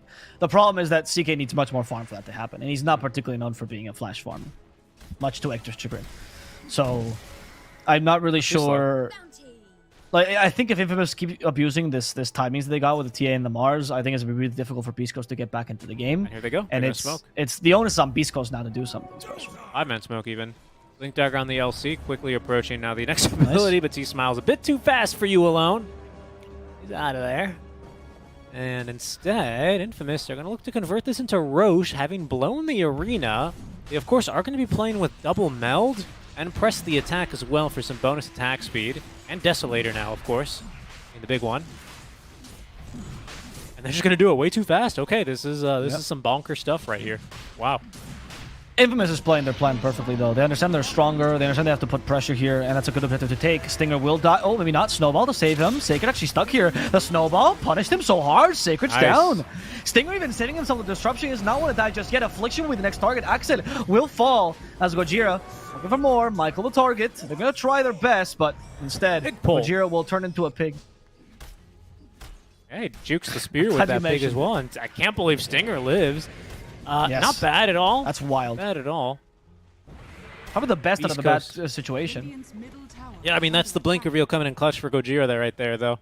As the blink snowball save, of course, is going to be very handy against the TA's targets, against people caught in the arena, against duel, against people in bushwhack. It's really good. It's a really darn good ability this game.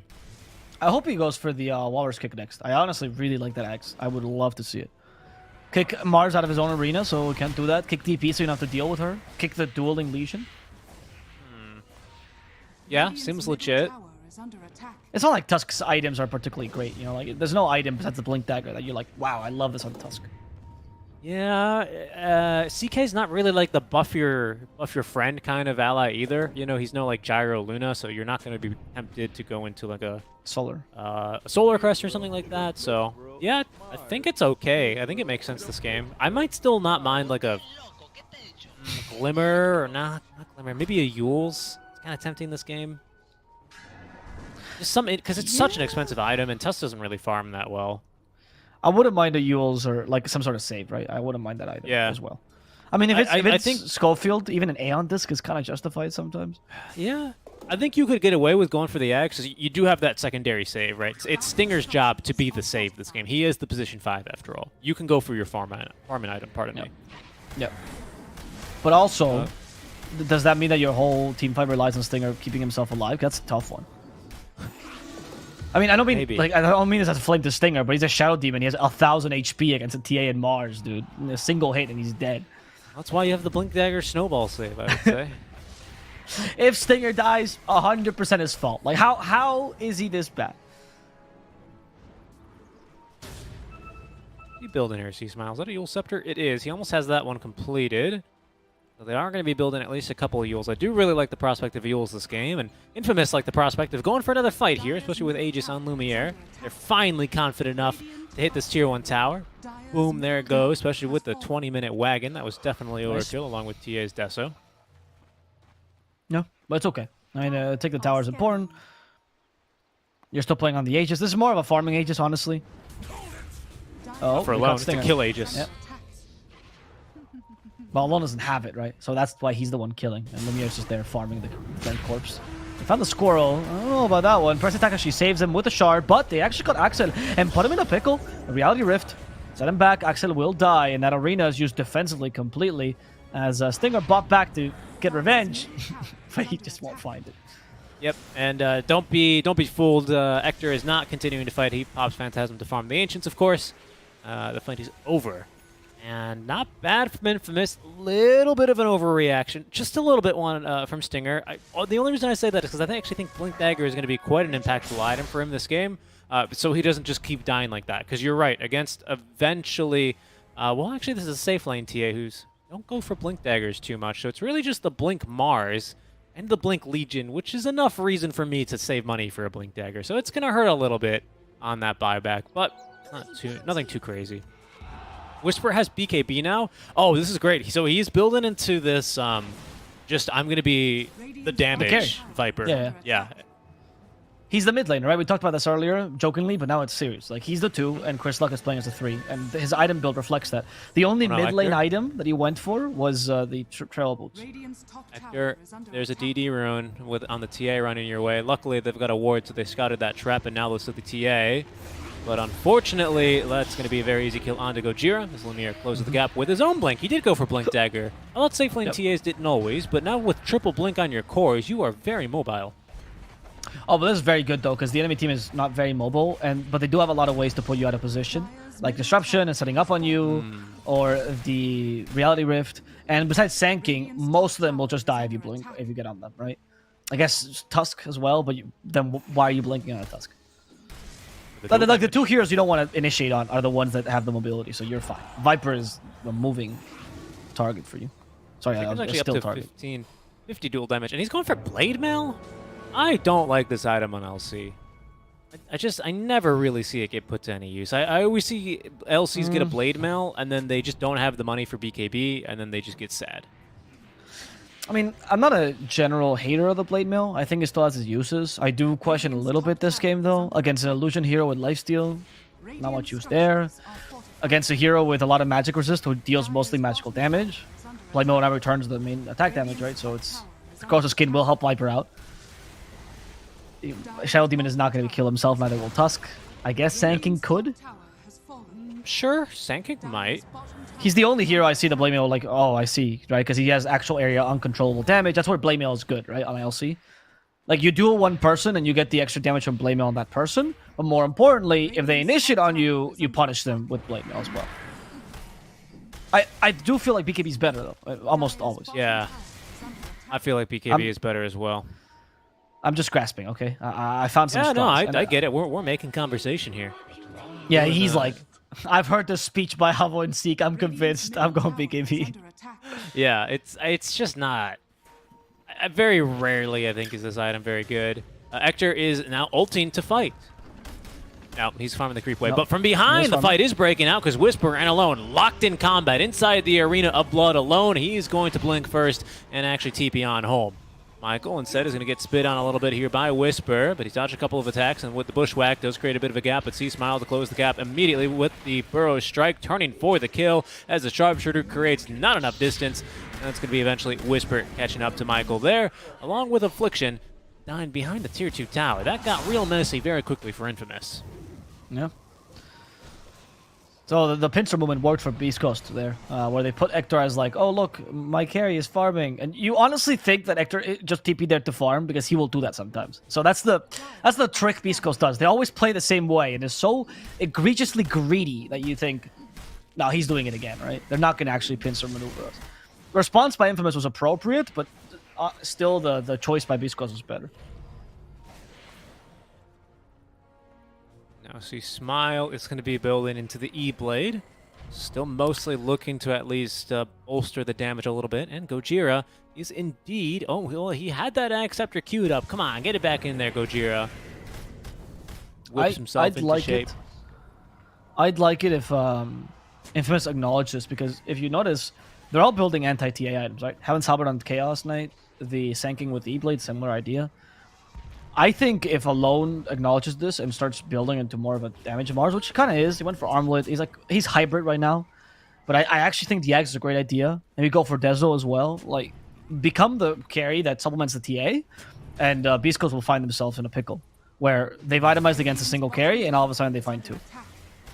Yeah, that's why I like the idea of the BKB as well for Sacred, right? Because I feel like if you go Blade Mail, you're like this. Yeah, let him be the tank.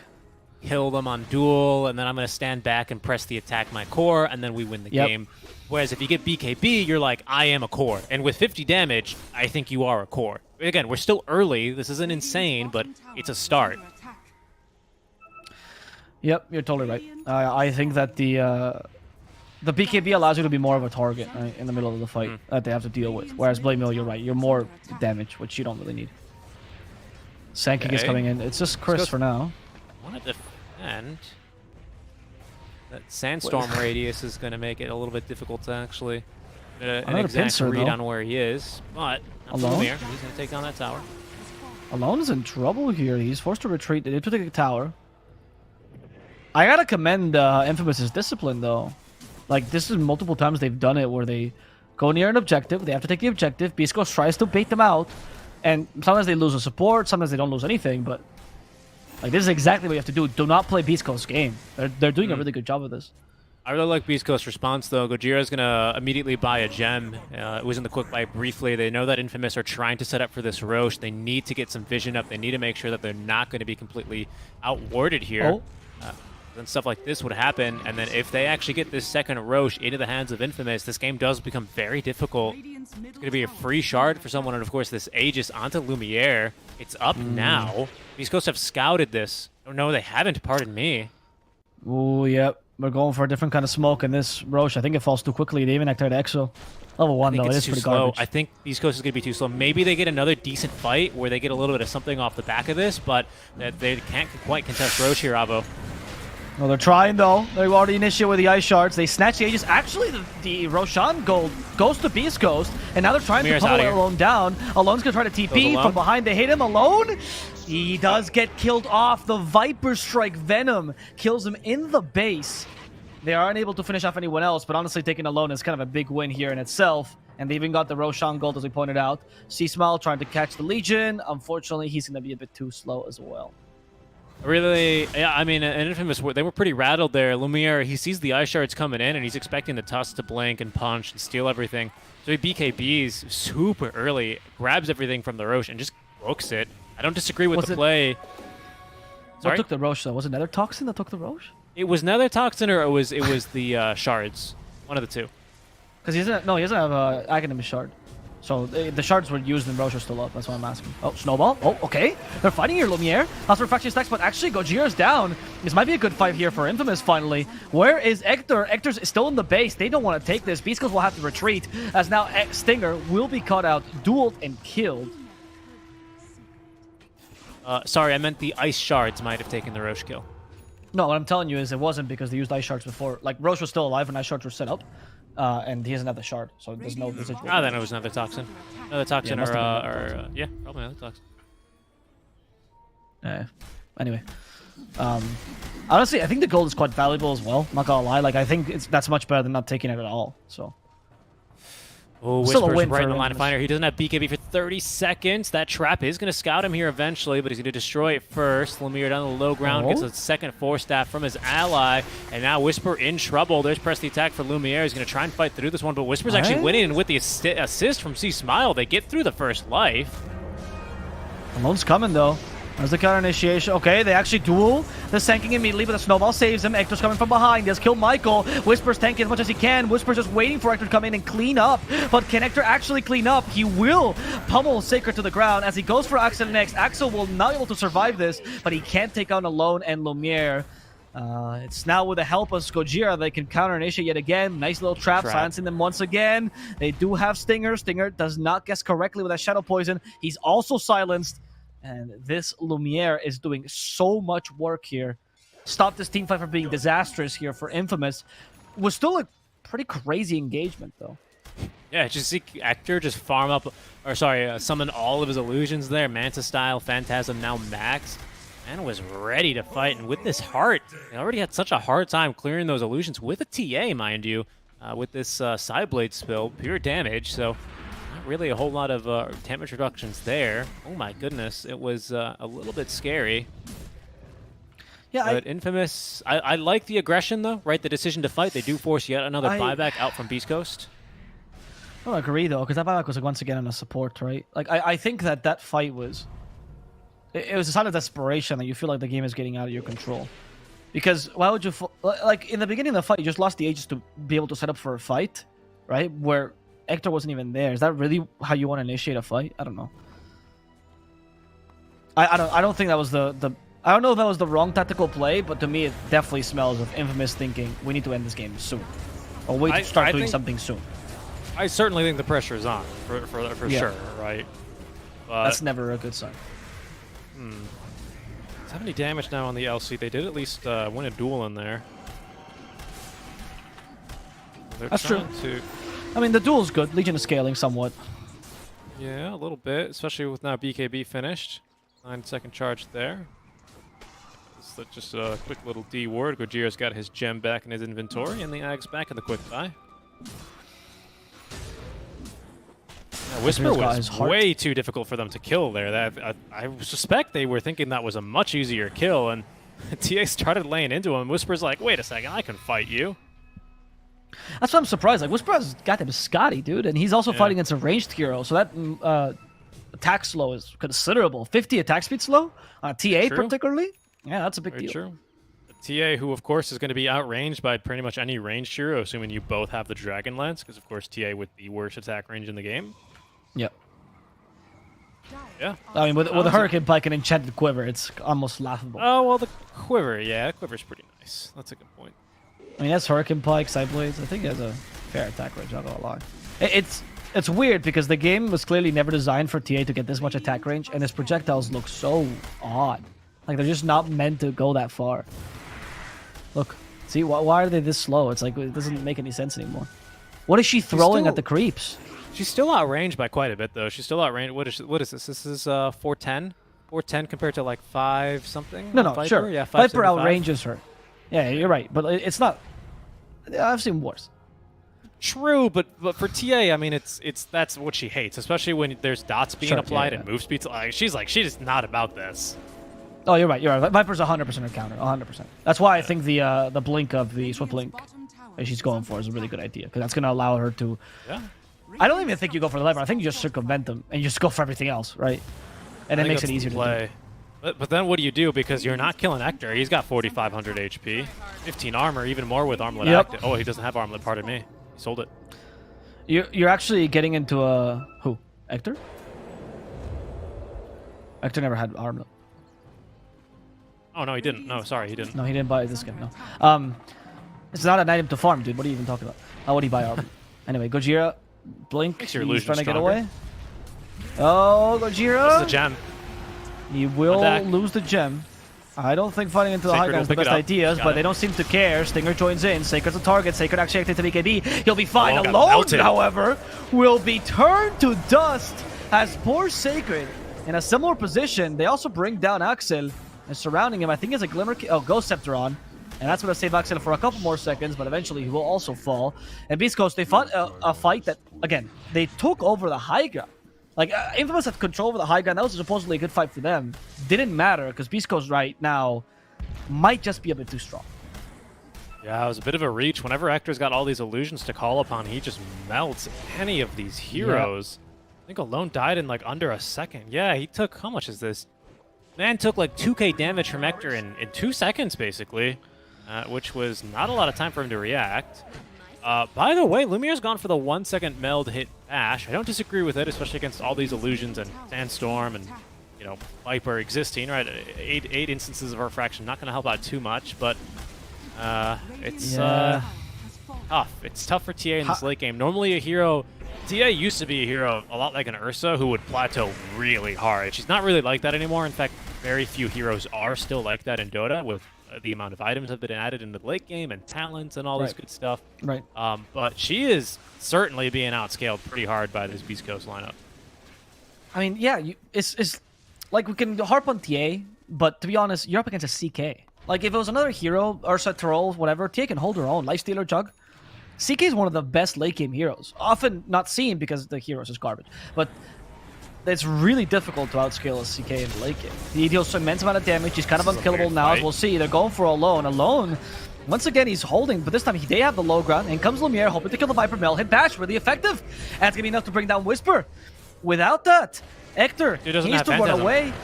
They need to save him some sort of way, but like you said, no Phantasm. There's still a snowball save, and they go with a melt hit bash, trying to recover what they just lost. But Infamous, they've actually surrounded them very effectively, and the damage is super high from Lumiere. We underestimated Lumiere greatly. He actually torn through Hector there. Yeah, he really did, as long as he can actually get his hands on him. And this is actually going to be lining up perfectly for Roche. Smile, who did die in that last little fight. Of course, not that big of a deal, because even though he's got good farm, and of course he is wearing the mid lane tag, he's more of the off lane role, as Alone is going to find Stinger. I think that's another dual victory, up to 100 damage now for Sacred. What? How was it the other fights it was so difficult for him to kill Hector? I just don't understand. Like in this fight, it's seemingly really easy. Is Mars really that big of a thing? Like, because they kept killing Alone there.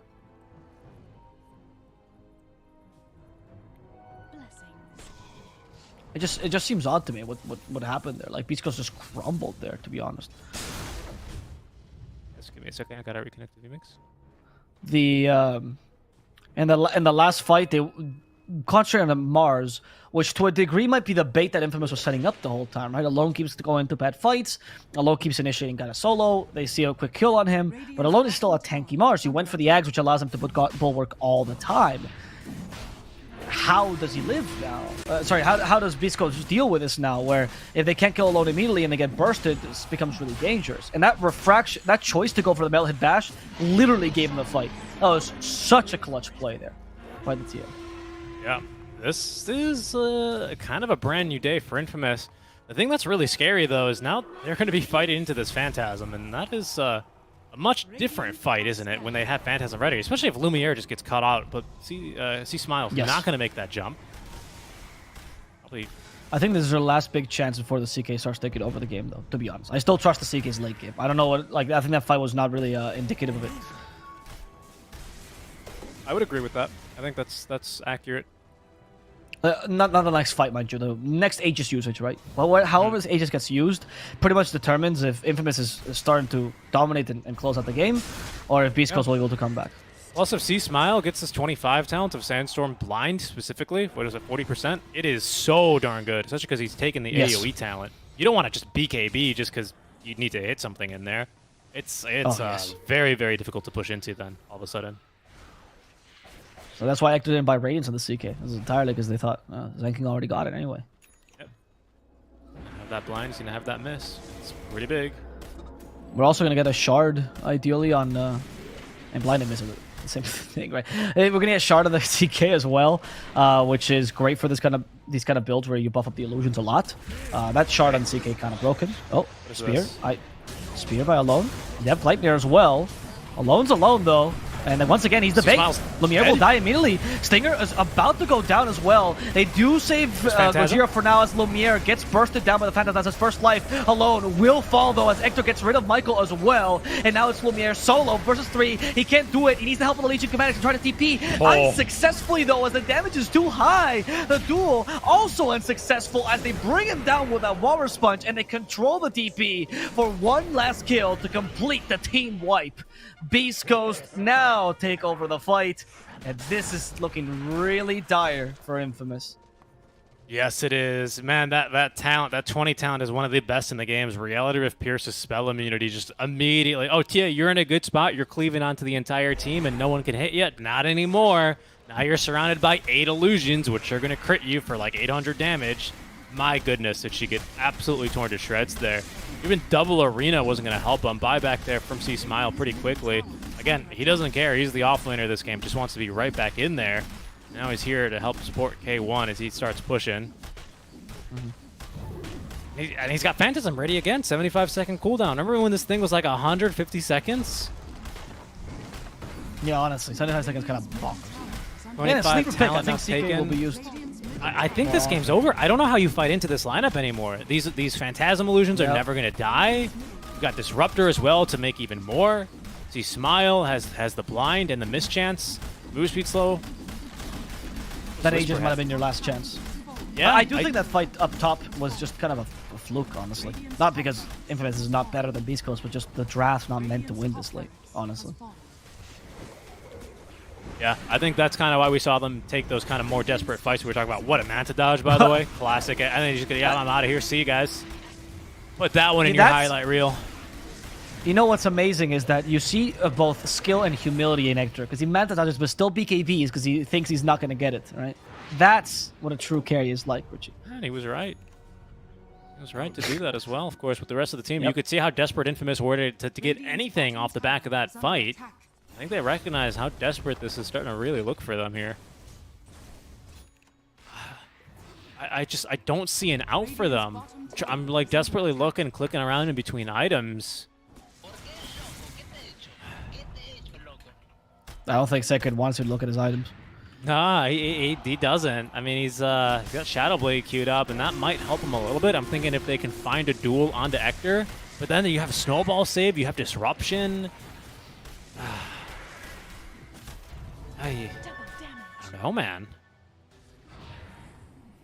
I think Infamous, they are their days are numbered, and maybe by not too much. So okay, the team's not dying. They're looking for another fight. There's a DD rune though on Lumiere. Now it's been scouted, and he's backing up. Hector is going to pop the Phantasm, desperately looking for a target. He's blink forward here. He's going to find at least Affliction. Did not get off the Ghost Scepter this time, and is quickly cleaved on through. Lumiere is fighting, has at least taken down Stinger, but now is surrounded by Hector. Is completely demolished, has buyback. Otherwise dead for 100 seconds as the arena is through and alone. That'll mark his grave. See Smile now finding Sacred, who's going to try and at least fight a little bit through this one, but Hector's going to pull him right back in for his 3rd kill in this fight. Affliction, all he can do is just run with this additional move speed from the Phantasm active. He's not even fast enough, actually. Look at this. Whisper is going to TP on into the base using the BOTs. He's actually going to die for that one. That was a little bit too ambitious. Gojira in an awkward spot now. They will interrupt the TP and kill him as well. That's a gem on the deck. Okay, Beastcoast. Yeah, to be honest, this is our fault. It's in their contract. Beastcoast says that if a game, they need at least one game in this series that goes to 60 minutes for viewership. So thank you, Beastcoast. We appreciate that. You know what? They heard me say, oh yeah, there's no way that Infamous could win. Watch this. And whisper TPs into the base. I mean, seriously, dude. I mean, they do this at least once a game. They did this in TI. So at this point, once you make a play like this at TI, you know that these guys will have the courage to do it anywhere. See Smile setting up his own shop here in the bottom lane. He's dropping his items. Hello, he doesn't know how to pick up the gems. Would you like a bottle? It's a bit covered in sand. It's a little bit sandy. You know, it works. Okay. You just need to rub the sand off first.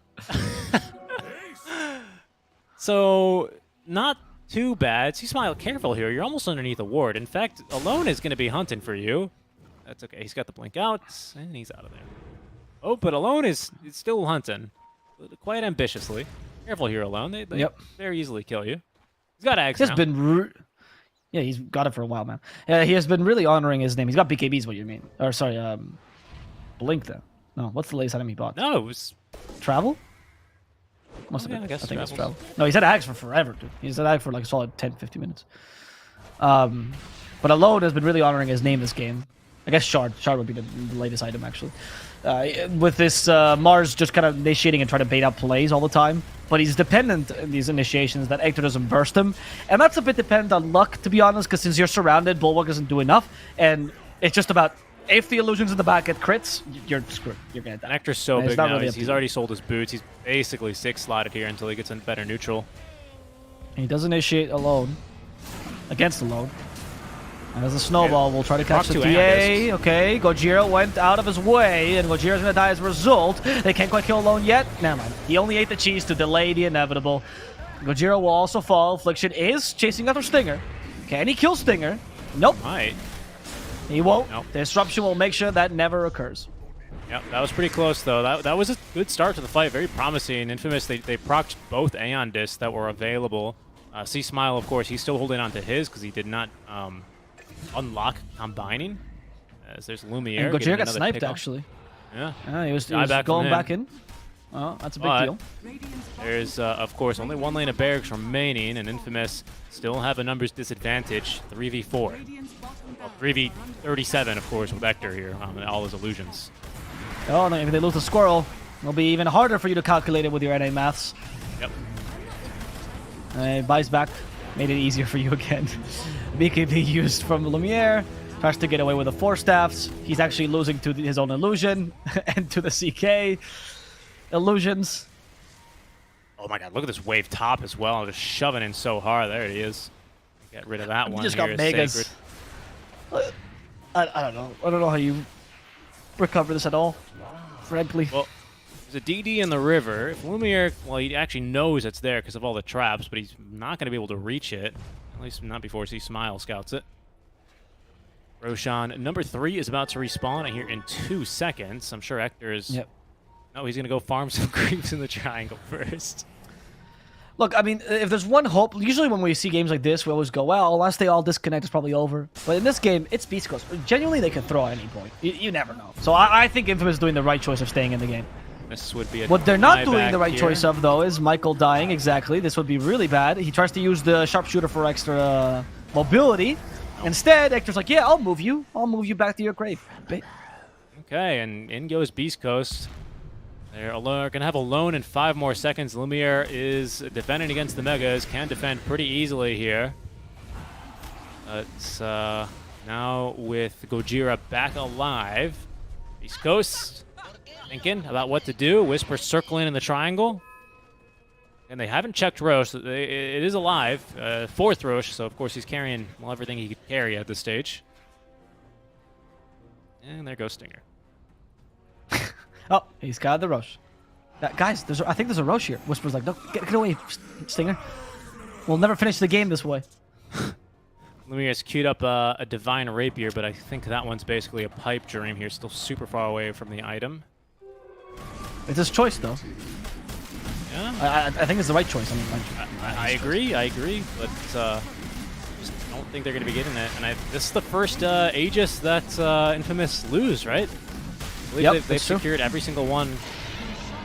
I would say it's the first Aegis that Beastcoast acquires, rather than Infamous losing. Well, they did slay Roche once, right? So I guess that's true.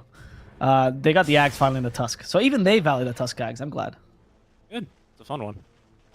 It is a very fun one. And Gojira's had about no, like I 2 think gems that this game. Right now the Phantasm Axe would be maybe a little bit better, honestly, because the amount of illusion just makes you push indefinitely, right? But who cares? I'm gonna go for the towers. Whisper himself also has a shard now. And able to put some poison attack. See this walrus There you go. kick. He learned how to use Here it. Comes. We're gonna see it. Are they gonna kick him back into his... Oh no, he's been silenced. They can't kick him. Lumiere though, he's gonna try to go into the arena. Doesn't matter. He gets brought back in with the illusions. And they're gonna break his head in. With a concussion, Lumiere will finish as they kick Affliction away. That's going to be 3 kills, 4 kills in fact for the side of Beastcoast as they finish the game off with a win. That's going to be a 2-0 for Beastcoast against Infamous. Yeah, it was looking pretty shaky there for Beastcoast, maybe about 30 minutes ago, right, when these lanes didn't really work out how they needed to. But some really nice adjustments on the fly. I think this is really especially with this team. How long have these guys been playing together, Avo? I think you might know that off the top of your head. Almost 3 years now. almost 3 years, right? And the way that they just kind of flex Whisper to core, well, to mid, and kind of flex C Smile on over to offlane in terms of how they were itemizing, in terms of how they were distributing farm and how they were playing, I think really stands out to me as a team that is very, very well put together, as a team that can definitely adapt and think on the fly when things aren't really going their way. And that's going to be Beastcoast then taking the 2-0 victory here over Infamous Esports. Yeah, what a success for Beastcoast, because they had a little bit of in Spanish we'd say the la pua, you know, like the little spike, I guess, you know, the thorn. There you go. That's the English word. The thorn stuck on your side, with Infamous beating them in 2 times in the DPC in the past 2 seasons, and they finally were able to get that out by beating them once in the regional finals. It's a big deal, especially as a 2-0 for them, because Axel, he got the number. He really did, and now Beastcoast showed that number was fake all along. So we'll see what the panel has to say about this game as we move over to our wonderful host, Avoplus.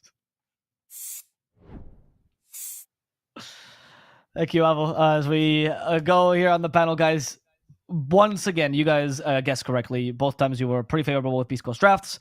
And I'm going to ask you first, Astini, because you were the Infamous believer more so. Did you feel like Infamous was playing at the level that you expected them to? Or did you feel like they might have been, like, Beastcoast was superior even in the game? I feel like they weren't on that very level. They were a bit nervous because, like, they took some really weird team fights when they were on their best timings. Like on that dive of the TA, like just losing ages behind a tier 2 tower, trying to find a team fight there, where the enemy team, of course, has 2 TP spots if they buy back or something. Yeah. They looked very desperate when they shouldn't be that desperate. I've seen you mention, like, okay, there's no way the CK dies, feels like the hero just outscales. Of course, he does outscale. It's a very good matchup against TA, but there are ways to deal with the hero, and they ignore both, which is building Skadi and building Shivas. When you're playing against cores that rely on regen, you build those 2 items, and they didn't go for those 2 items. They just try some early game approach, and then they just had to run it then at any cost. Most of the team fights you see, they're taking under Beastcoast vision, on Beastcoast area, under Beastcoast outpost. Even when they could have the outpost, they would still take the fight without the outpost. So they seemed very not careful enough. I don't know if careless is the right word, because it's just like they were on their nerves. They were a bit tilted, like feeling the pressure, I feel like. So they didn't take the best fights. I feel like they could have won if they played a bit more carefully, if they understood a bit better how to build also. Would you agree with that statement, Duster? Did you think that they were just a bit desperate, they forced their strategy a bit too much? Yeah, but I also think Beastcoast just steps up their game so much on playoffs. Okay. It's makes me even mad sometimes with them, because it seems like they don't care about group stage games or DPC. Like the whole season pretty much, they only care about playoffs. So yeah, I think Beastcoast really step up their game this series, but also Infamous looked pretty nervous, and their draft just didn't connect very well today. Can you point me at some things that you saw from Beastcoast like today that you didn't see in the DPC? Well, Scofield just being a star on game 1 with that shaker, just carrying them. Yeah. And the second game, I think they just seemed like they were paying a lot of attention to this draft, because they draft really well. And True. Yeah, just giving K1 his comfortable hero, and K1 just went ham on the CK. There's some games on group stage that he doesn't even play, but when it comes to playoffs, this man's a beast. That is true. I mean, it's been a joke for a while for Beastcoast. I don't know if you've ever heard of this one, Duster, the series mode that they have, right? Where like they go to playoffs and they play 100%, right? And as you say, the group stage they seem to not take it easily. But it's so weird because like they don't want to, you know. You talk to them and they're like they it's not like so much they don't take it seriously, but like they really do wish they could win the DPC better. The format doesn't suit them at all, so it's always very surprising to see them always back and forth form, as you say, when things matter again. I don't know what it is, but it's very interesting to see. Yeah, but I think like what would have made them change their minds would have been this DPC, but then with the major being cancelled, they won't change their mind because they would be out of the major, and then they would definitely take the DPC way more serious. But like, I don't know if it's seriously though, because like that implies that they have a choice in the matter, right? That's what I'm saying. Like it doesn't seem like they do. I think they take it for granted, or they took it for Really? granted till this one that they finished 3rd place, because they weren't tryharding, they were still getting 1st spot, then they had 2nd spot a bit, but it was very clear no team could take the 2nd spot out of them, and then they would just try hard at majors, and now they would definitely like feel the pain of not qualifying, and then they would really try hard, because I know the format doesn't help them, but definitely if you get out of the major, the next one, they'll definitely like screen, try hard, study the enemy teams, because they don't study enemy teams in South America. We are all aware of that. And after you lose for all of them enough matches that you don't make to the major, then you would study. But then major is canceled, they still make it to the online final. So I'm not sure if they learned their lesson, honestly. I mean, they also got a new coach as well. Valky is now with them as their coach or analyst coach, whatever. Yeah, so that might actually be a part of the reason, to be honest. All the impressions I've had with Valky have been of a pretty hardworking guy. If he's going to be in a role, he's going to excel at it. And you're right. They seem like they've studied their opponents, which is not a Beastcoast thing to do. It's surprising. Yeah. So, may some credit to Valky as well. A little shout out to the guy, goes from offlaner to coach. And for now, it's succeeding. But we actually have a special interview with Beastcoast with the star that Duster was talking about, Scofield himself, usually not giving interviews, but we got his grace to appear here on the English stream. So we're going to go now with Scofield, or Gojira now, see what he has to say about the series. Hola Scofield, Gojira, ¿qué tal? ¿Cómo estás? Hola. Hola. Estás muteado. ¿Te puedes desmutear en Vivi? El documento sí lo tengo. Lo que falta son los WARs y falta. No. Puedes pedirle a Glem que te lo arregle. Okay, 1 second, guys. We're just fixing the technical problems to make sure we can hear him. And we're getting our resident producer that's with Beastcoast right now to go and help him out. He is actually our video editor. He just happens to also edit videos for Beastcoast. And we have the lucky chance that he's with them.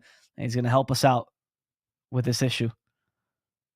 As it gets sorted. ¿Quién dice que el audio no funciona? Maybe we return temporarily. Acá me salgo. A ver, hola. Nope. Nada. Sigo sin escuchar. ¿Está activado tu micrófono? Sí, pues.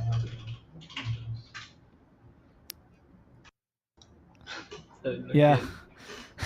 Let's while they fix this technical issue and we get ready for the interview, we're gonna go back to panel. Hello guys, sorry about that. I debated you in that interview. But Duster, I have a question for you since you're a player. Why are these technical things so difficult for you guys? Why is it so difficult to set up cameras and interviews and stuff? It's the hardest thing. Dota players are just lazy and not very. They don't care about a lot of stuff. They just care about playing Dota. That's fair enough. Were you one of those people? Because I haven't gone to see a tournament where they had the. Have you ever played a tournament with webcams? Like where they forced you to turn the webcam? Were you one of the forehead people where you turn it like right at the edge of your face and you can only see the forehead for some reason? Or did you actually try to frame it properly? I used to frame it properly, but mostly because I want to show my hair. I had good reasons to. You do have wonderful hair. Oh, thanks, man. But on lands, it's much better. You kind of feel better about it. On land, when you're like at your comfort zone, you don't really want to have a webcam with you. Right, that makes sense. Because it feels like a bit of an invasion of privacy, right? Sometimes. Yeah.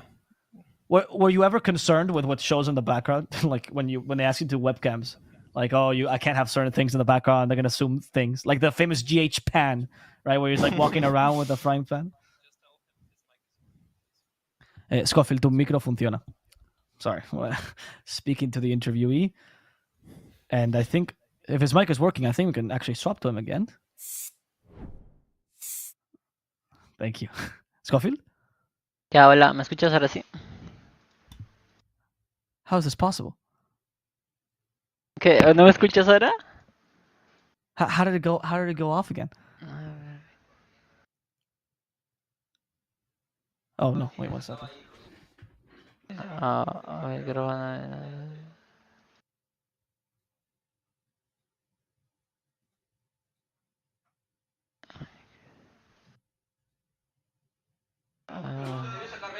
Perdona, Scofield. ¿Puedes hablar de nuevo? Hola, Brasil. Sí. Ok, I hear him. Discúlpame. Ese ha sido error mío. ¿Qué tal, Scofield? Gracias por la entrevista. Perdona por los problemas técnicos al principio. Gracias por la paciencia. ¿Cómo Todo te bien. encuentras después de la partida de hoy? Bien, relajado.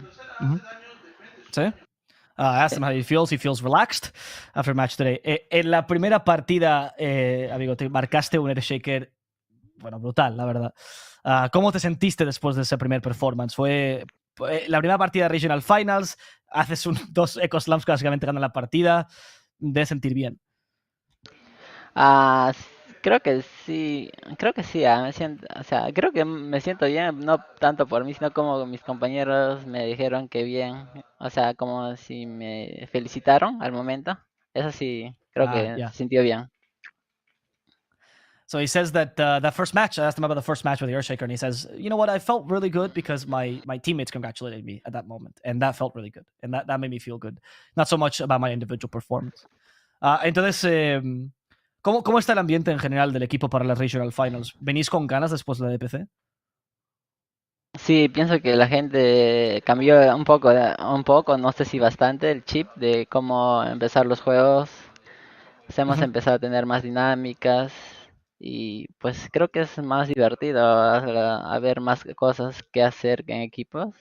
Y antes del juego, pues me meto también en varios juegos y me siento más como, no sé, más chill, o sea que ya relajado se podría decir. Sí, así. Pero pienso que todo bien. ¿Han cambiado en todos tus rituales antes del juego? O sea, ¿esto es algo que hicisteis? O sea, sí, no, sí, creo que o sea, de mí te refieres o de equipo. Sí, de ti. Quiero decir, ¿has cambiado lo que haces antes de un juego para prepararte diferente para las partidas? Sí, eso es lo que sí cambié antes, no, como no jugaba ni un juego hasta que empiece el juego, es algún hábito mal. Ahora me metí 6 juegos, pero he perdido, pero ya no importa, ¿no? O sea, perdí la mitad, ¿no? Si no, te jugaba, no me imagino perder 6 seguidas y jugar el torneo, estaría un poco rage. Sí, Eso normal. juega en contra, ¿no? Pero igual, todo salió Claro. bien.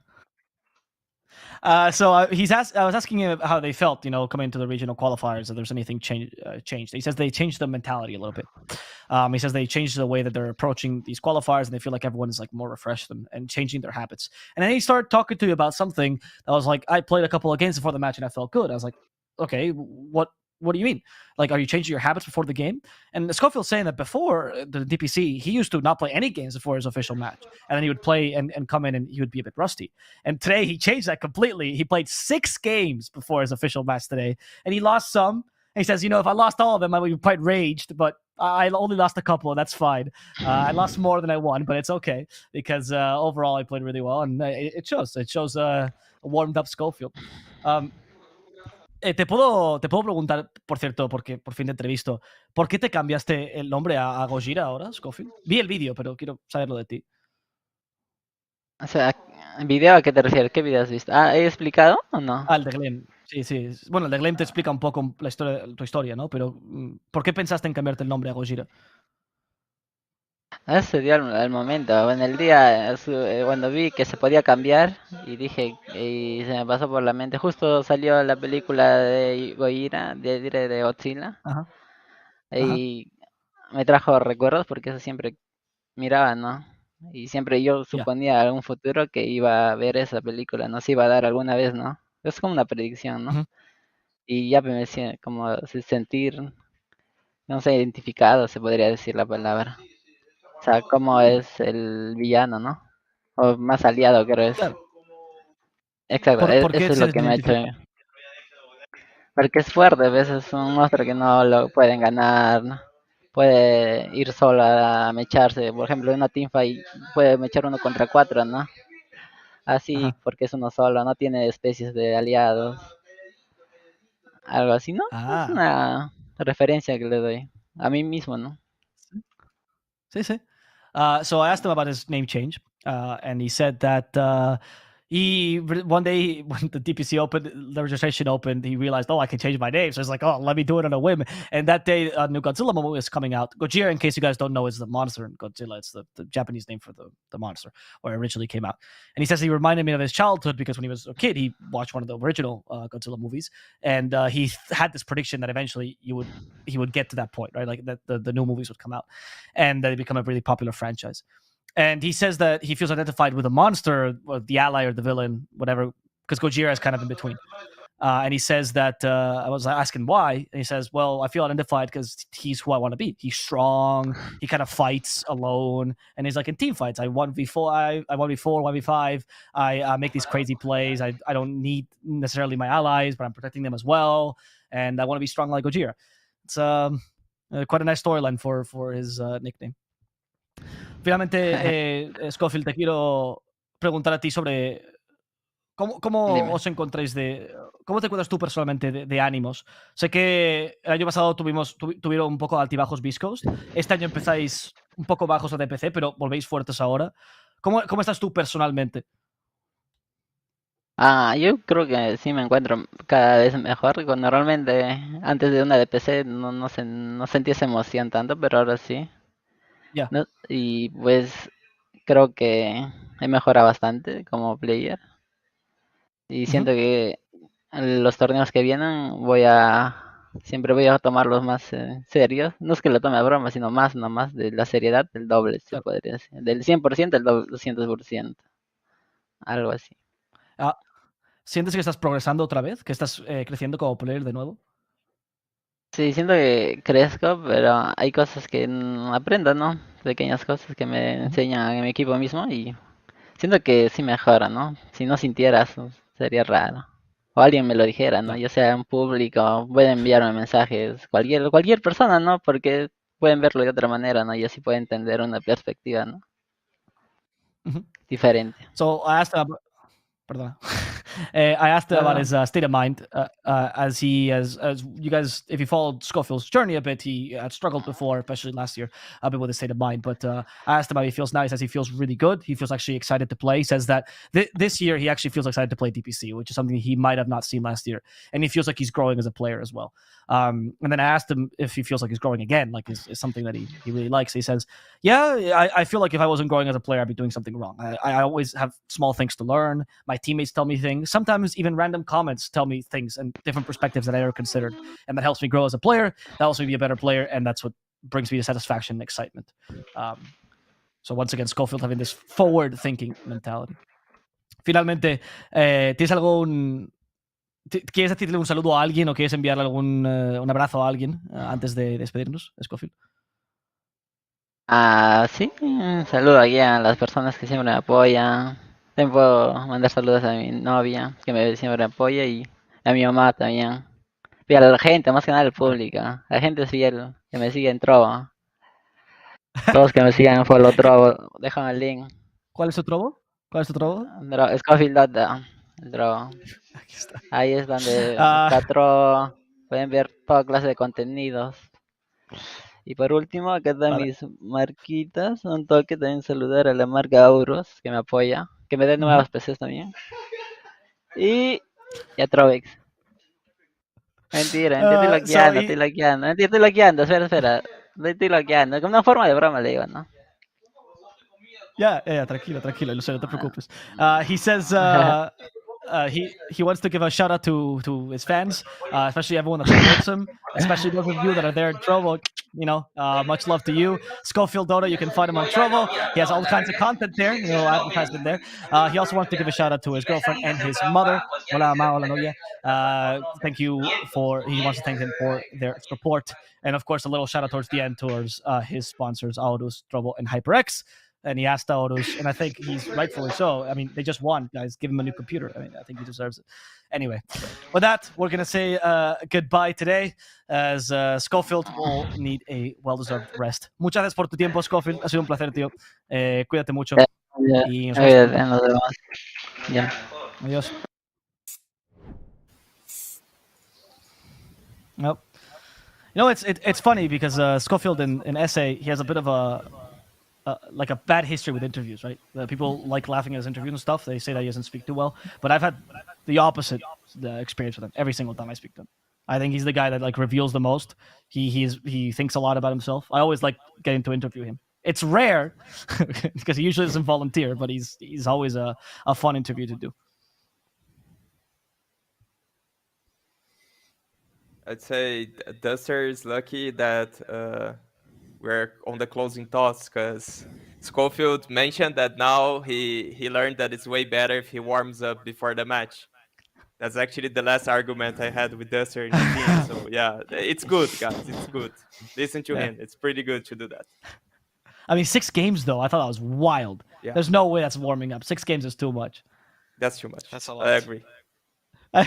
He even said, he's like, if I lose by 6 games, I'm going to play Raged and I'm going to probably lose. I'm like, dude, he literally played the lottery today and he ended up winning.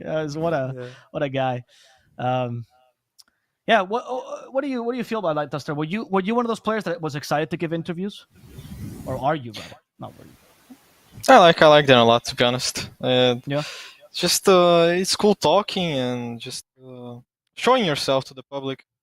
So, at least here in Brazil, it's like not a big public, so players doing interviews and stuff. I always thought it's gonna help bring more people and to be known, help kind of create a brand, let's say. So yeah, I've always personally thought that Dota interviews, when you talk about the person, is more interesting because you know, you watch. I don't know if you guys follow any sports, but most sports interviews are just really boring. Because I don't like, the interviews are like, what did you think of the enemy team? Oh, they played well. They gave us a rough one, but we managed to make it through. Okay, I don't care, dude. But like in Dota, they'll talk about the randomest, wildest stuff, and they have no filter. And as long as it's positive to a degree, I think it's pretty funny. I think we got really lucky with this. The lack of media training is kind of a good thing sometimes. I've never gone to interview with you, Duster, but I hear you give some wild thoughts sometimes. I would be really excited someday. Maybe one day. No, We're still climbing second division. When we get to first, it's gonna be pretty fun. Yeah, for sure, man, for sure. Any closing thoughts on today's match? I'll start with you, Astini. What are your thoughts on Beastcoast Infamous? Anything you'd like to say about the teams? I like to see how Beastcoast playing. I got really hyped now to see Beastcoast against Thunder, because I'll be honest with you, I was just thinking that Thunder would stomp everyone. And they already dropped one match against Apu Kings, and Beastcoast showed good performance, so it gets me hyped for what we're gonna see tomorrow. So yeah, just hyped. Duster? Yeah, I'm very excited to see this new Beastcoast, let's say so. They are changed their mindset, even warming up before officials. Let's see if it really works. Maybe I'll put in my routine also. And yeah, it'll be exciting to see them tomorrow. And hope I can learn some stuff. All right. Well, if you guys want to tune in tomorrow, it's going to be at the same time, which is 4 a.m. my time, which is like 3 p.m. It's 3 p.m. West Coast. I think it's 5 p.m. in Brazil. Yeah, right? 3 p.m. Peru, 5 p.m. Brazil. 3 p.m. Peru, 5 p.m. Brazil. Thank you very much, Astini. For people that live in a normal hemisphere and don't have to wake up at 4 a.m. to cast some matches. We do recommend that you tune in for the SA games tomorrow. We are going to continue with the lower brackets, where Apu Kings will fight against Infamous, and then we'll move on to the upper bracket final between Thunder Predator and Beastcoast, which might get to happen twice. Who knows? That's super exciting, honestly. We also have a lot of content that we weren't able to showcase today, between storylines and the wackiest thing you'll imagine. I swear you would never guess what you produce this DPC, and we do recommend that you stay tuned for those. If you want to watch those content pieces and watch the games itself, you should follow this channel, Epulze Gaming, and you can also follow us on Twitter at Epulze. Epulze Gaming as well. As there, we will also, we'll put the cuts of the interviews, we'll put the content pieces like Astini's analysis video, like the DPC recap. All that gets posted on our social media, and that way you don't have to be exactly live on time to catch those videos. We hope you enjoyed the games today. We hope you enjoyed the South American Dota, and you became a fan, much like we all are. And hopefully, we get to see you tomorrow. Until then,